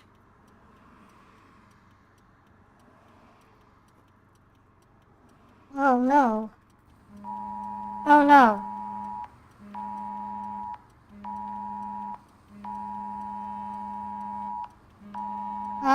Okay. Okay, I'm being called back into work. I'm being called back into work. It looks like there's some kind of breakout in Provo. Okay. It looks like monkeypox, another monkeypox breakout. Oh Lord, I'm gonna be working for days on this. I'm gonna have to turn my car around. I have to go to Provo, Utah. They're requesting they're requesting my presence. You were breaking up. Do you have to go somewhere else? Yeah, I couldn't get that. I have to report to the hospital in Provo. What I can do as soon as I find out what my next step is, I'll call you, okay? And I'll text you as well. I'll call you on your 915 number. So right now, are you going to the branch or are you going to your house first? No, I'm driving straight to Provo. It's another city, southern Utah. So I gotta go. I will contact you as soon as I know what my next freedom. Okay? All right. So at what time are you going to be placing the wire? I need to inform that to Mr. Finch. Let them know it's unknown. I have to report to the director of the hospital. I do understand that, Mom, but I need to know because the money is going to go through by today evening. So I need to have a time before you can place the wire transfer before the money goes through onto your account. There are hundreds of people who are being rushed into triage in Provo. I have to go attend to it. I have no control over what's going on. I will find out as soon as they give me release. I have to turn my cell phone into security when I get there. I will contact you as soon as I can.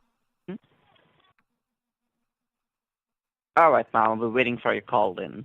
All right, thank you. All right. I'm carefully monitoring. According to Twitch, the stream is excellent. I restarted it for a third time, and it's still fluctuating a lot, but it says excellent. Let me look at it. For the bladder.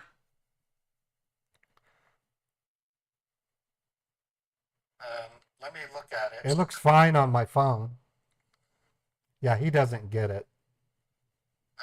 Let me look at it. It looks fine on my phone. Yeah, the delay is minimal, so we should be okay on Twitch. Let's just hang for a second. If I have to, that sucks because I changed over to a different Restream server location, and if there are networking issues in Texas, it would affect my Restream. Just so you know how it works, I stream directly to YouTube, and then I also send a secondary stream to Restream.io, which forwards the stream to Twitch, Kick, Facebook, and Twitter. So that's why my YouTube can stay solid, but Twitch can go out.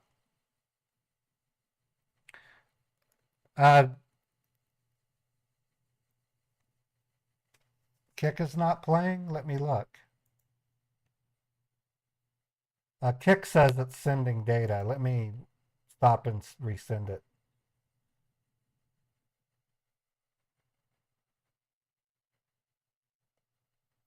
Okay, Twitch,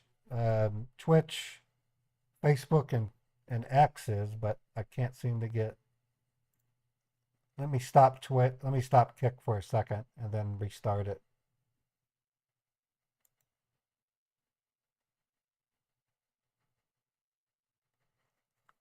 It says sending data to Kick. Yeah, I can see it in front of me that literally this is what it says, sending data right now. Kick is working now. It still says sending data. Let me look at Twitch. Okay, Twitch is still good.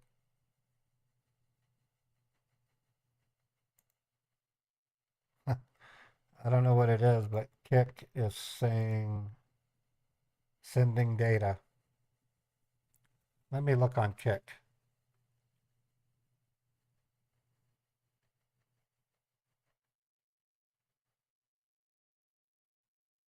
Yeah, Kick looks like it's working. Yeah, Kick looks like it's working. Okay. Yeah. Looks like it's working. All right. There is a way I can stream directly to the, but I won't. I might be able to do a direct stream to YouTube and Kick at the same time. That's a lot complex. I'm gonna have to continue doing it. I've been doing it this way for years. I don't know why I'm suddenly having spotty outage for restream. That's usually not a problem. All right. We need to call some other scammers. I have one that's pulling his hair out right now. I've got to call him. Okay, this one is one that I didn't send the money to yet. I need to call the one that's ready to give me an address. The 1162.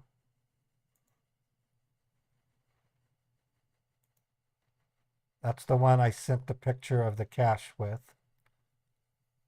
Okay, so I'm going to call him now and we're going to get a postal address. Wow, that was a 4-hour Scambait call that I just did.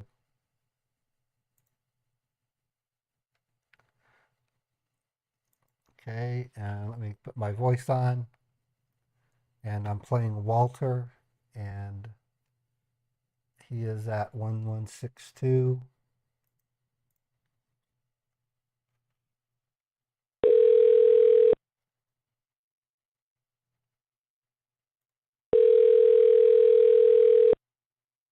I sent him a picture.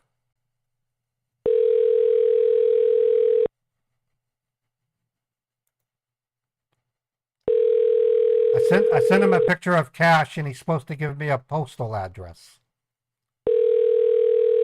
Thank you, Fred.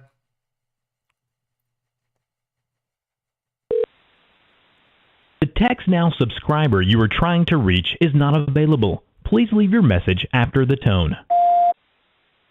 Steve, it's Walter. I'm sorry I couldn't return the call as soon as I could.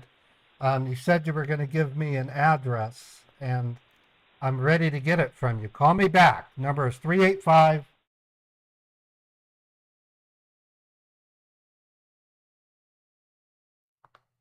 All right, so he's first because he offered to give me an address.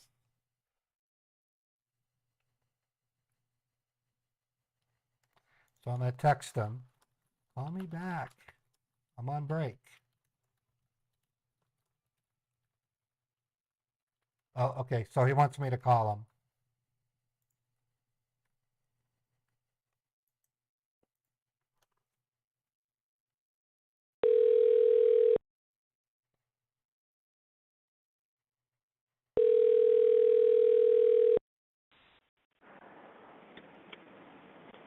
Yeah, hi Walter. Steve Hi. this side. How are you? Good. Hey, we had production I run was issues. expecting. I tried my best. Okay. When we fall behind in production for Box It Inc., that puts me out on the floor. Okay. I had to actually help them with the assembly line. That's how behind we were.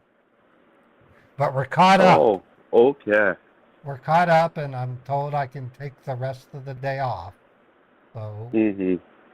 So you're now through with your job. You're free now. You can easily go ahead and do the things. Yep, I can go out to my car. I can. How do you want me to send this? We're doing FedEx or? Okay, just I'll tell you there. Okay, I have two options, two best options which I have. Okay, I'm not going to go ahead and give you any other options. There are two options. One is through USPS, okay, which you suggested me that you are comfortable with. I can share you the address. I have the address. But you can understand that it's a huge amount of money, a huge amount of cash that you have. Right.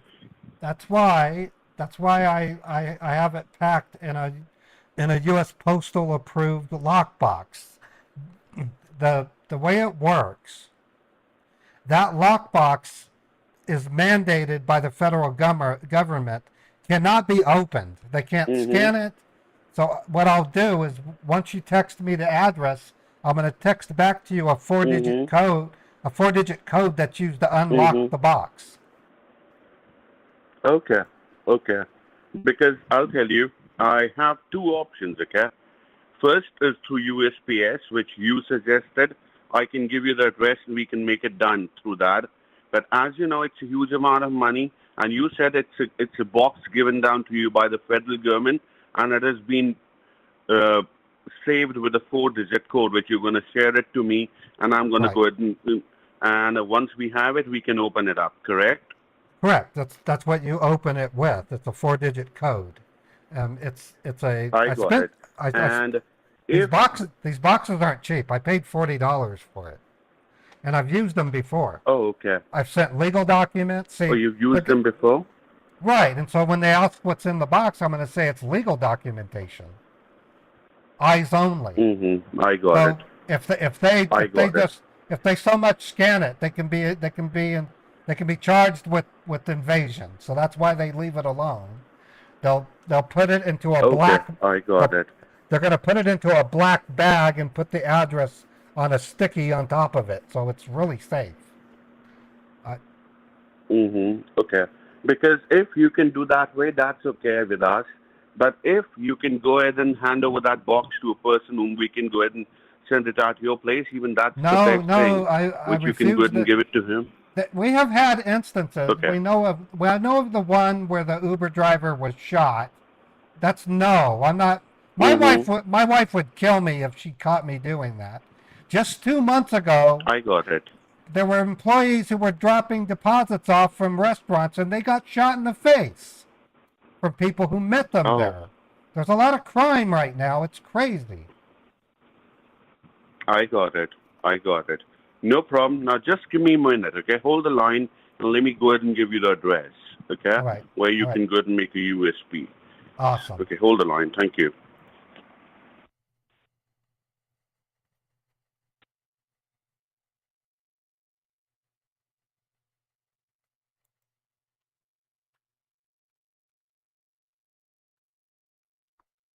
All right. So what still remains is he going to give me a CVS address. And I'll shoot him down if he does.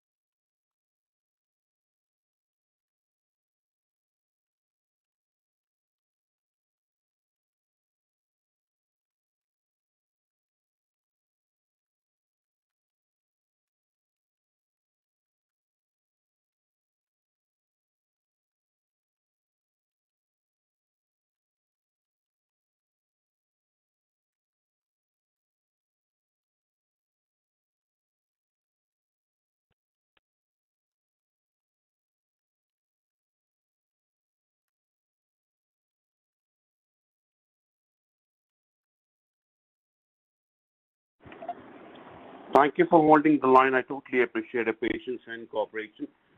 All right. Walter, are you there? Yes, I'm here. Okay, Walter, I have the address with me. Okay, note down the name first of all. The name is Nan.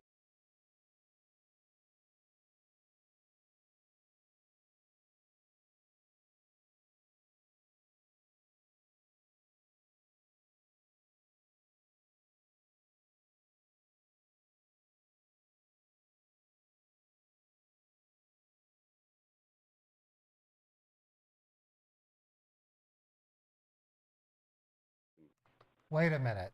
This is the Okay. Nancy. This is the Nancy that's on the check that you guys gave to Susan.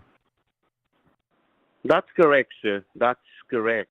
Those Because have been that's the they're blacklisted from all federal government offices, including banks.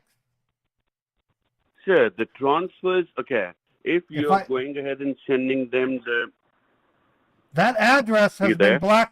that address has been blacklisted from the Fed. No, it's not been blacklisted from anywhere. There might be some confusion with the banks as well. You can easily go ahead and send it to 627 College View Drive, and it can easily reach down to Nancy Weber. You don't need to worry about that. Okay, you don't We understand. take full assurance My on that. wife was in in an accident, and all the evidence that they found at the scene was turned over to the Fed. I already know That's this. what I'm trying to explain. I'm not going to even try to send. I'm not trying to send this money to a blocked entity. That's a blocked address. Mm-hmm. Okay, then just give me a moment, okay? Just give me a moment. Hold the line, Right. please. I'm in my office. I'm staying cool. It's really hot outside. Yeah, just give me a moment. I will. Give me a moment, please. Okay. Okay. So as long as it's okay, it doesn't show the stream quality on Twitch says excellent right now. If I open it up on my phone, I'm going to connect it to Xfinity Wi-Fi, which is a slow connection. And if the stream looks good on Twitch, I'm going to have to ask you to refresh your browser. Okay, I'm on Xfinity Wi-Fi. My cellular data is off. I'm going to go to Twitch. Looking at my stream.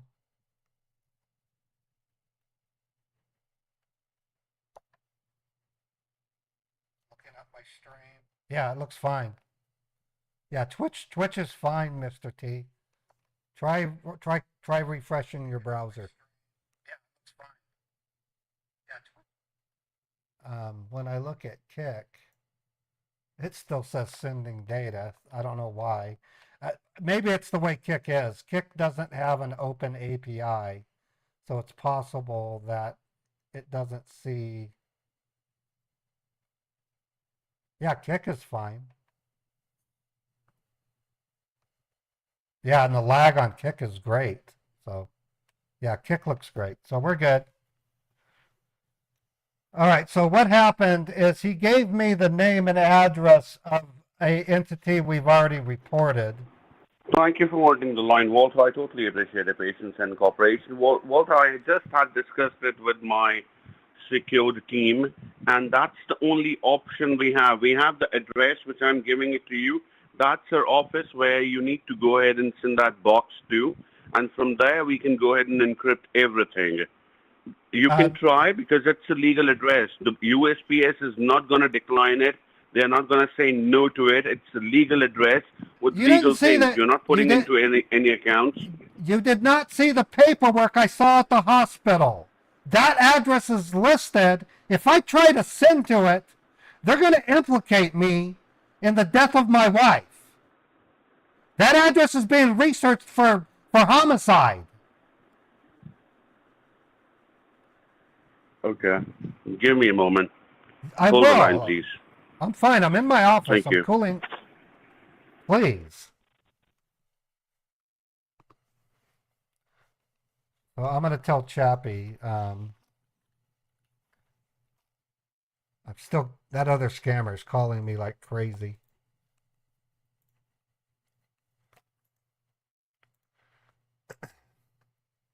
I'm resubmitting the image to Chappie. She already has it, but it's just more of a reminder.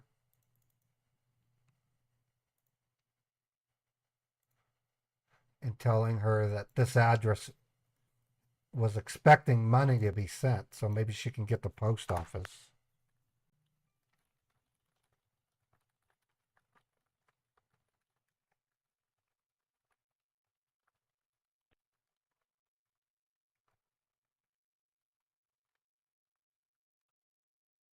Okay, I just re-reported the address to Chappie. So there's various reporting mechanisms that we use, folks.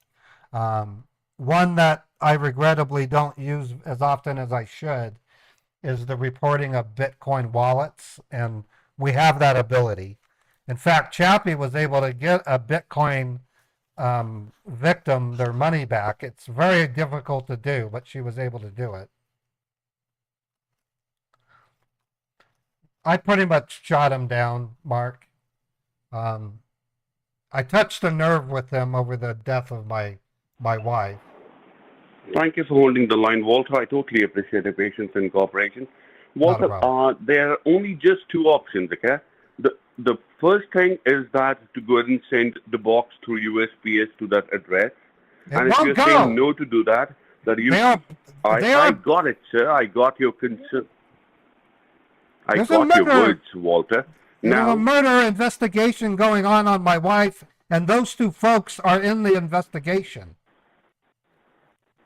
Okay, no problem. And next thing is that I am going to go ahead and tell a person who is just nearby your house. He's not an Uber driver. He's not a person. Nope. Not going to happen. Walter, we take full responsibility of your money. You can sue me. It's the bank who's going to take the responsibility. Sue me in court. You'll get your money in 90 days.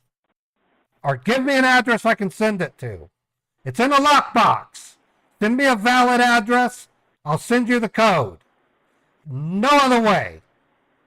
Don't fuck with me. I just lost my wife. And you are part of it. Okay, you understand? Hold the line, please. All right. Yeah, just hold the line. All right. Thank you.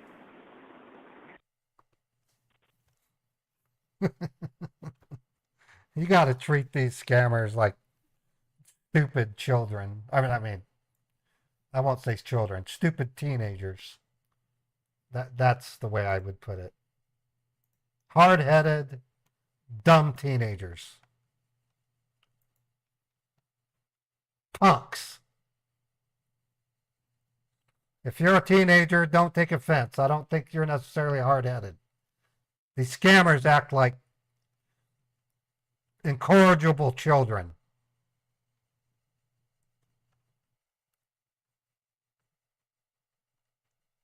Assholes. These scammers are assholes.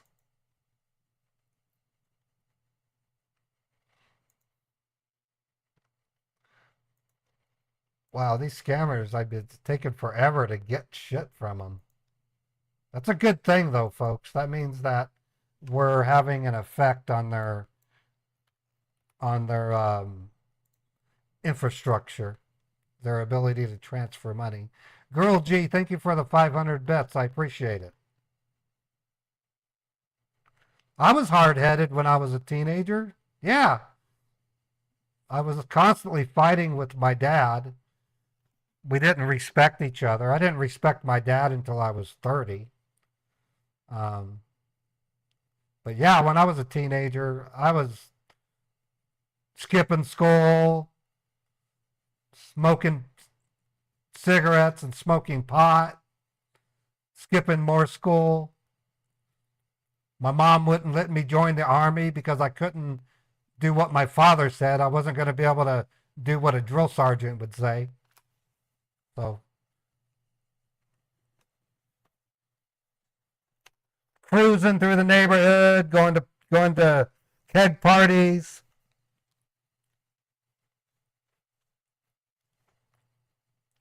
When you were a teenager, you knew everything and your parents knew nothing. Yeah, that happens. When you're young like that, you think you think you know where it's at when you don't.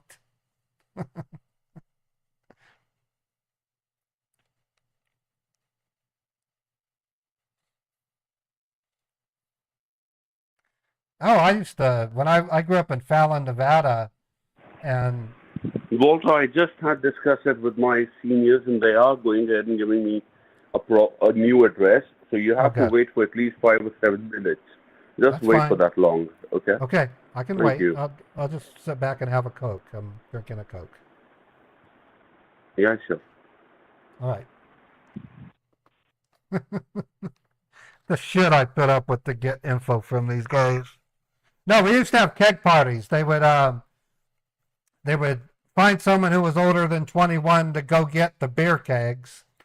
They would then go and get a bunch of tires, used tires from one of the wrecking yards, and they would go like 5 to 10 miles out into the desert and start stacking the tires, and they would torch them, making a big bonfire, and they would set up the keg and play boom boxes of Guns N' Roses while we stood in line and filled these cups with fresh Budweiser beer, and then we would be drinking the beer, and then the ranger cops would start coming out. You can see their lights blinking in the desert while they were hopping across the sagebrush, and we'd like do Splitsville and get in our cars and leave.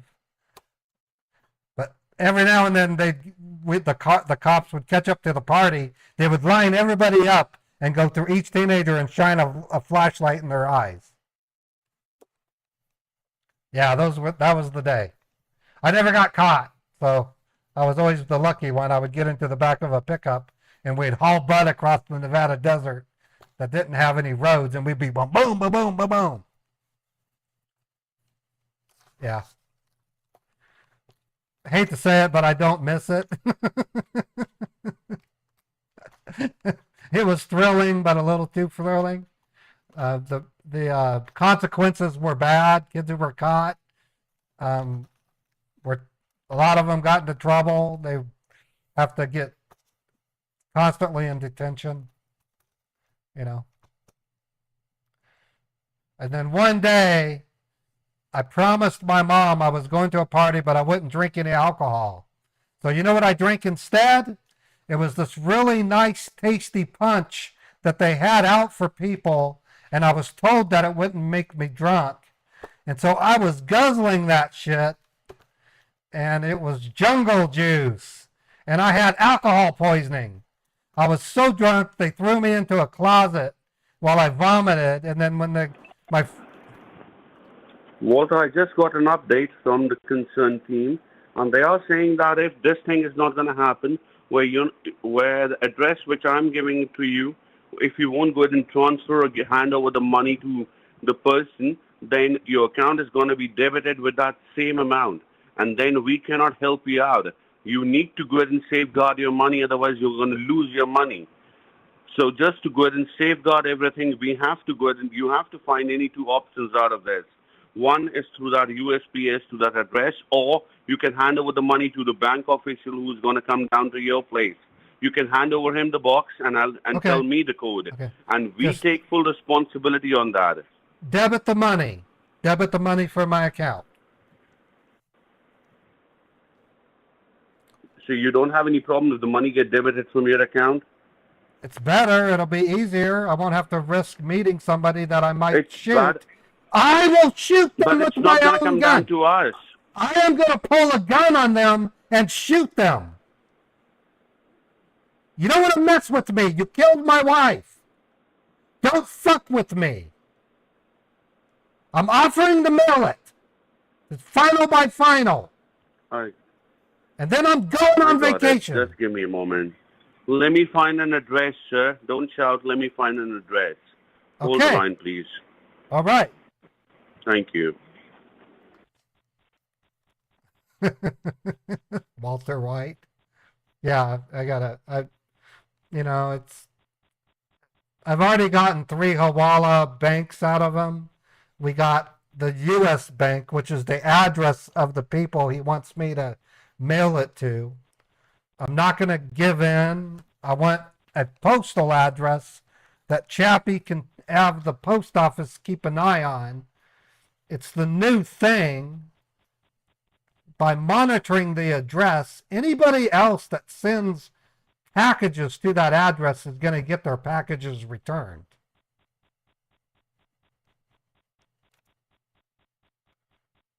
I kind of twisted it on him. I made it sound like I'm on a vengeance here because my wife was murdered. Poor Susan. Susan got into a big accident. She was ejected through the sunroof and landed on a tracks train and was jolted with like 80,000 volts. Thank you for holding the line. Walter, I totally appreciate your patience and cooperation. Walter, just tell me the phone which you're using right now. Is it an Android or it's an iPhone, sir? It's a what do you call those? It's Motorola is what it's called. It's a Motorola, so you can easily go ahead and check your emails and everything on this phone. No, I have it set up to where any emails get texted to me. No, what I mean to say that if I tell you to go ahead and open an app. I can check my email, yes. It's got an email applet. Okay, so I request you, will you please go ahead and put my call on the speaker mode? And open the email? No, not open your email. You need to open your Google Play Store. It's you not have an app called Google Play Store, please. This is not a smartphone. It has an email it's app. It's not a smartphone? It has an email app. I can get Gmail on it, but I can't. It doesn't have an app store. No, it's not like that.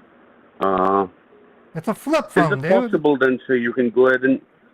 Okay, is it possible you can do one thing? Just make the video a little bit, a 15 to 20 seconds video for that safe and the money in it. This is a 12-year-old phone. I was able to take a picture with my friend's phone. Okay. Give me a moment then. And the cash is in a sealed box. The cash is in a sealed box. I got it. Just give me 2 minutes. Hold the line. All right. What an asshole. Okay, the other scammer. Are you there, Mr. Raymond? What happened, sir? I'm going to text him and say, give me 30 minutes. He's at the 6100. Do you have Susan's phone, Walter?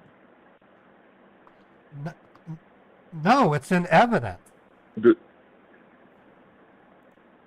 Okay, hold on. It's in evidence. It's in the evidence locker at the Salt Lake City Police Department. I got it. Just give me a moment.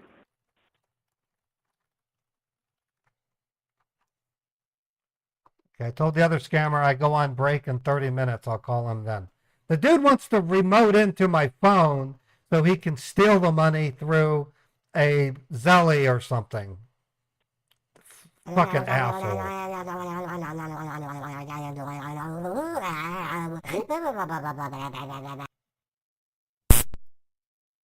I am shooting him down left and right. And notice how he's hanging on because I said, just take the money out of my account. I don't care.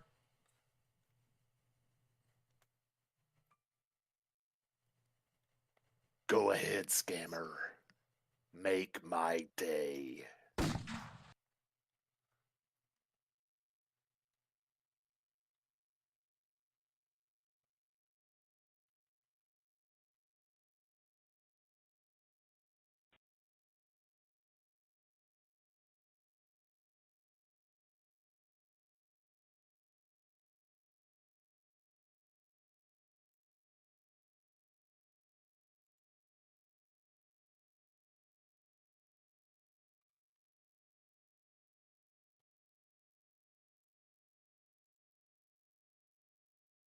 Okay, the other scammer says he will call me in 30 minutes. The previous scammer, the one I had an emergency, said, it doesn't matter which address you put on the bank's address. Let your bank detect the bank's address. I guess I can answer him and say, dude, I'm not going to answer him. We're going to talk to him on Monday and we'll get another Hawala.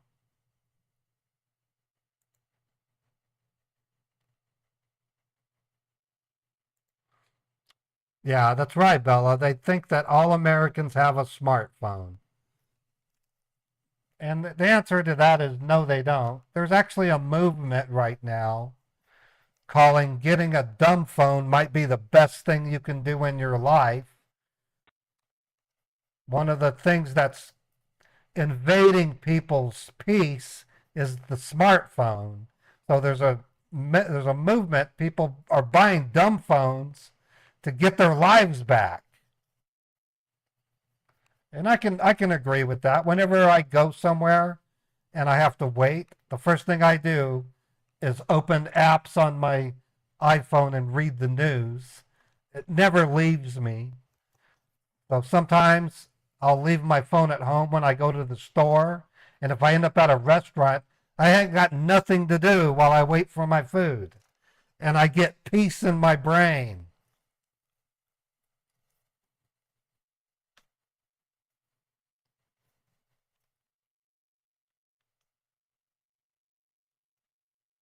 Watch the Nokia make a resurgence. Well, there's another advantage to not having a smartphone. You can't. Your likelihood of getting hacked has dropped. You're not going to get scammed because they can't remote into it. If they send you a link that you shouldn't click on, you won't be able to open it. I use my phone for an alarm. My iPhone is my alarm. It's my entertainment when I'm waiting for food at a restaurant. It soon will control my air conditioner. That's exciting.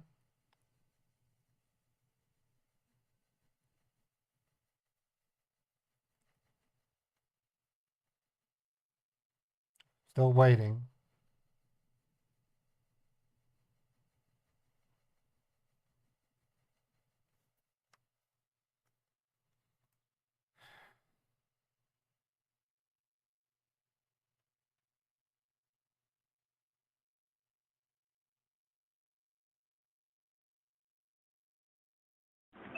Walter, I'm going to call you back within the next 15, 20 minutes, okay?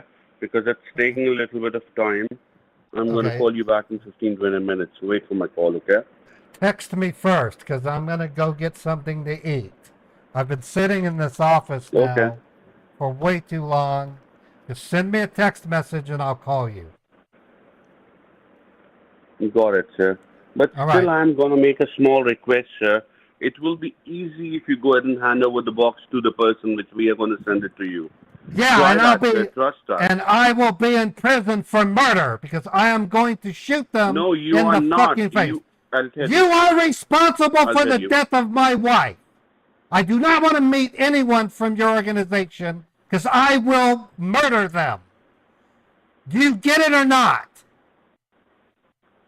Got it, sir. Got it. Call you back in 15, 20 minutes. Or text you first and then call you back. That's right. Okay.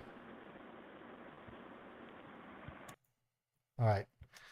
Yeah, what we're approaching in 20 minutes I have to stop and restart the YouTube stream. We're now going to call the other scammer. Let me check SM9.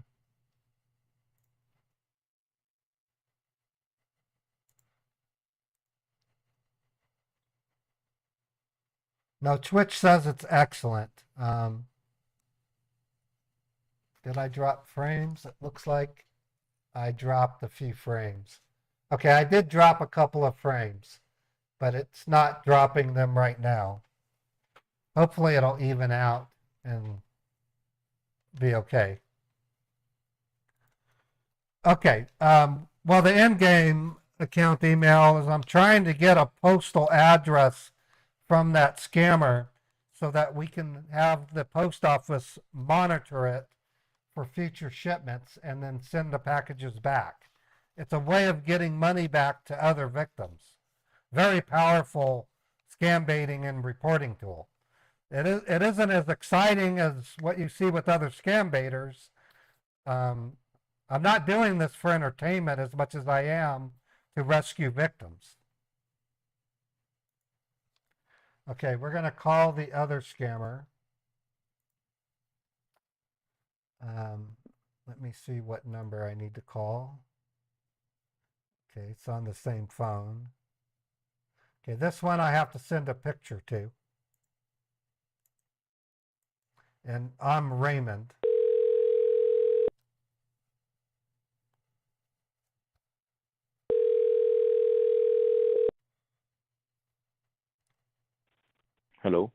Hello, it's Raymond.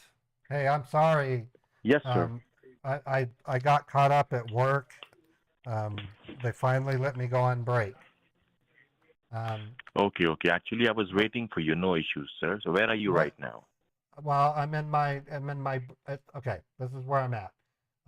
I went to the bank. I have the money. I took a photo. Okay. Okay. I'm going to send you a photo Just of send me. the photo of Send me on this 150K. number. Yeah, I'm doing that right now. Yeah, just send me on this number. Okay, currently the money is in a lockbox in the trunk of my car. Okay. I'm going to send you a picture of the lockbox as well. This is a lockbox I've used in the past. Not the same one, but it's the same style. It's a $40 US approved security box. When I take it to a post office, preferably, they will not scan the contents because they know that it's eyes only legal documentation.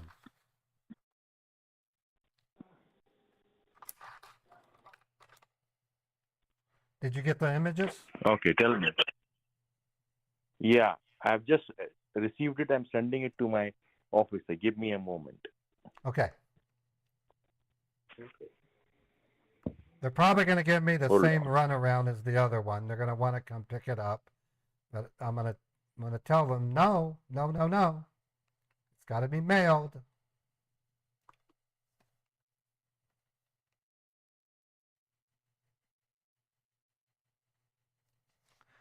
Right. So there is an element to entertainment to what I do. Me yelling at the scammers can be somewhat entertaining. The frustration of the scammers not getting their way is entertaining. But the real meat and potatoes of what I'm doing is rescuing victims by getting them their money back. There are lots of victims that I help I'll never know about. Thousands of victims have gotten their money back as a result of my scam baiting, and I will never know. So it's one of those things that when I have my final days, I'll rest peacefully knowing that I helped out people that were duped into sending money to these fools, and then one day out of the blue they got their money back. So that's the joy of reporting these banks. Hello, sir. Are you there? Yes, I'm here. I said, sir, like, do you have time right now in your hand? Yeah, I'm on break. Basically, there's a post office not even 10 minutes away. I just have to drive to the post office. They'll seal that lockbox in a black bag, and it'll be overnight. Okay, give me a moment. Hold on. All right. Okay.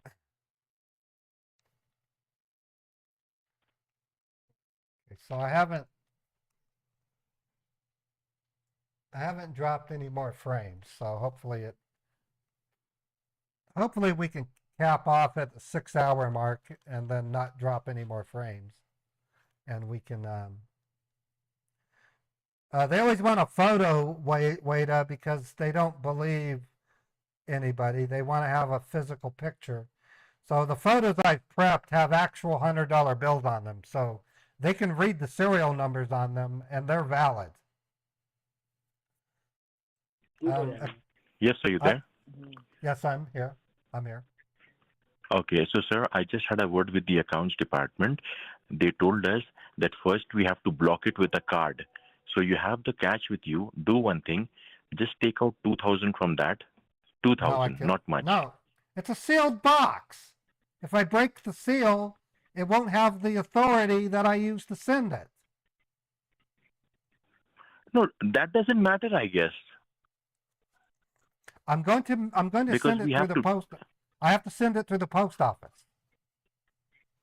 No, sir. That is a sealed box, but you do have the keys for that, right? No, it's a one-time unlock. And if once it's unlocked, the lockbox is trash. It's a one-time unlock only. So we do, but we do not want the box. Then you're not going to get this money. Why is that? Okay, look, I don't have time for this bullshit.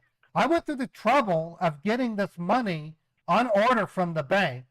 I bought an electronic legal box, which has one-time entry. I took the time to pack the money in, and I sealed it with a vacuum chamber, and then closed it and set the code. Okay, you already sealed it. Right, and I spent $80 for this thing. Okay, just click a picture of that and send me, please. I did. I sent you a picture of the lockbox and the cash. No. You already sealed it, you said, right? Okay, once you close it, it can only be unlocked one time and still keep its integrity. You can't reclose it and then have it have the integrity. It's designed for top secret stuff. Like legal papers. So when I go to ship it, I'm going to tell them it has legal documents. Eyes only. That's why it's safe. Okay, hold on. Let me ask the accounts department. Hold on. Okay, let them know I've sent legal documents. I've sent items of value that cannot be looked at by any party. Okay. That is the purpose Okay, of hold these on. boxes. Just a second. It's to prevent Just a second. espionage. All right. Okay, sir. Hold on. I'm giving him a line of bullshit. I have a feeling we'll be able to end. It's hard to say. If I get real close to 6 hours, I literally have to stop and restart YouTube. Yeah, they have to keep scrambling back. I'm using science fiction shit on them. If I have to, I'll say Mission Impossible. They give us lines of bullshit all day. I'm just dishing it back. That's right. They're getting what they give to us back to them tenfold. Because they're little punks. They're punks and they deserve this.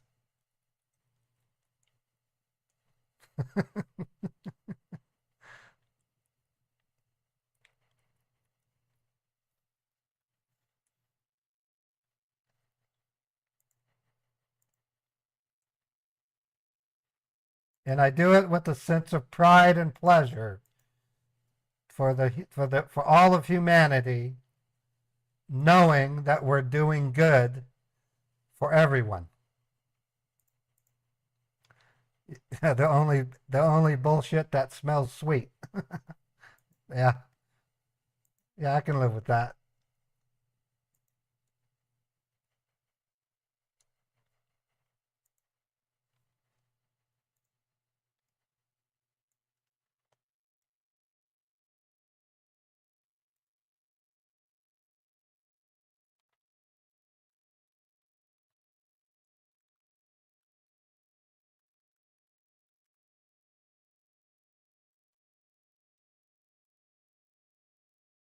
Once we're done with this guy, then I gotta work with the other moron.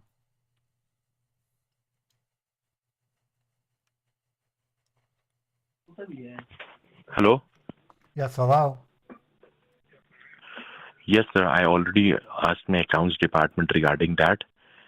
And they are continuously telling you one thing only, sir. We can accept the box that doesn't have a problem. But first, they have to accept the cards of 2000. Yeah, that's not going to happen. From a legal standpoint, that's a bunch of bullshit. Either take the box or you get nothing. You can take me to court and get it through those means. But what is the problem you're facing? Can you tell me?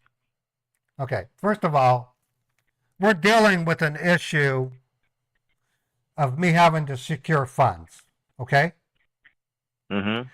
If I send it using a box like this, it's a certified, government approved, classified lockbox, okay? It was an $80 purchase.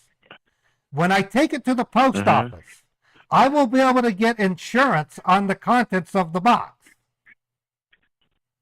If it gets lost or if someone steals it, which happens all the time, the post office will cut me a check for the amount that was lost. Okay. That is why. So you have the box in. So you have the box in front of you right now, correct? It's in the trunk of my car. It's in the trunk of your car. Right. And what is the amount you withdrawn? $150,000.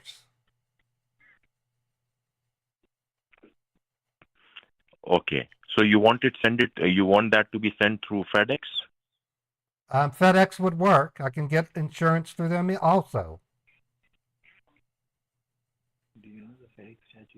And do you know the FedEx charges they will charge? This one's kind of big. It's usually between $60 to $70. 60 really to depends. 70. They have to weigh it. It'll be determined by the weight and the size of the box. The weight and they will ask you definitely what do you have inside the box. And I'll tell them it's got legal documentation. Legal documentation. Right. Okay. And then I'll put Okay, I'll put eyes only, which means if they just so much break the seal, they are liable to pay me several times the amount of my claim. Businesses use these boxes when they don't want people committing espionage. That's why the post office. Okay, when you will send the box, how will the receiver open the box? I will when you give me the address, I will text you the 4-digit code that's used to unlock the box. Okay, you will text the 4-digit code to unlock the box. Correct. Okay, hold on. I'm getting the address. Hold on. All right.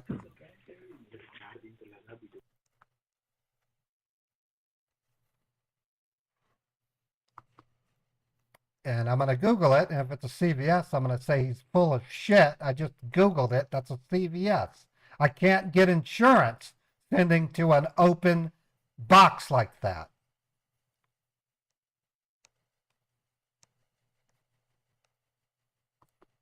I could tell them they better type the code right because it'll explode if they don't. I'm kidding.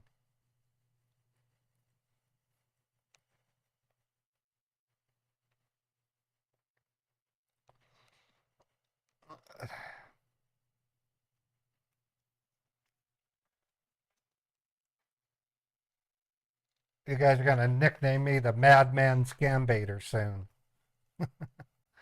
Okay, in 5 minutes I have to stop and restart YouTube stream.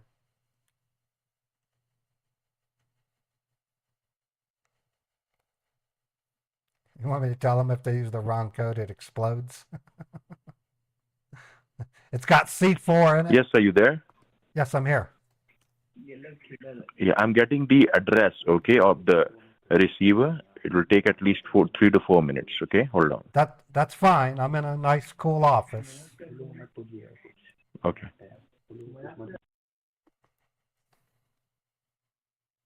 Yeah, I know that, Fred. I'm keeping an eye on it. So he's getting the dress. Okay, YouTube, I need to stop and restart the stream. The reason is if I exceed 6 hours on a YouTube live stream, that music that I played, I won't be able to silence the music. It'll tell me in the editor that the video is too long for editing. It's a limitation on YouTube. So bear with me while I restart the YouTube stream.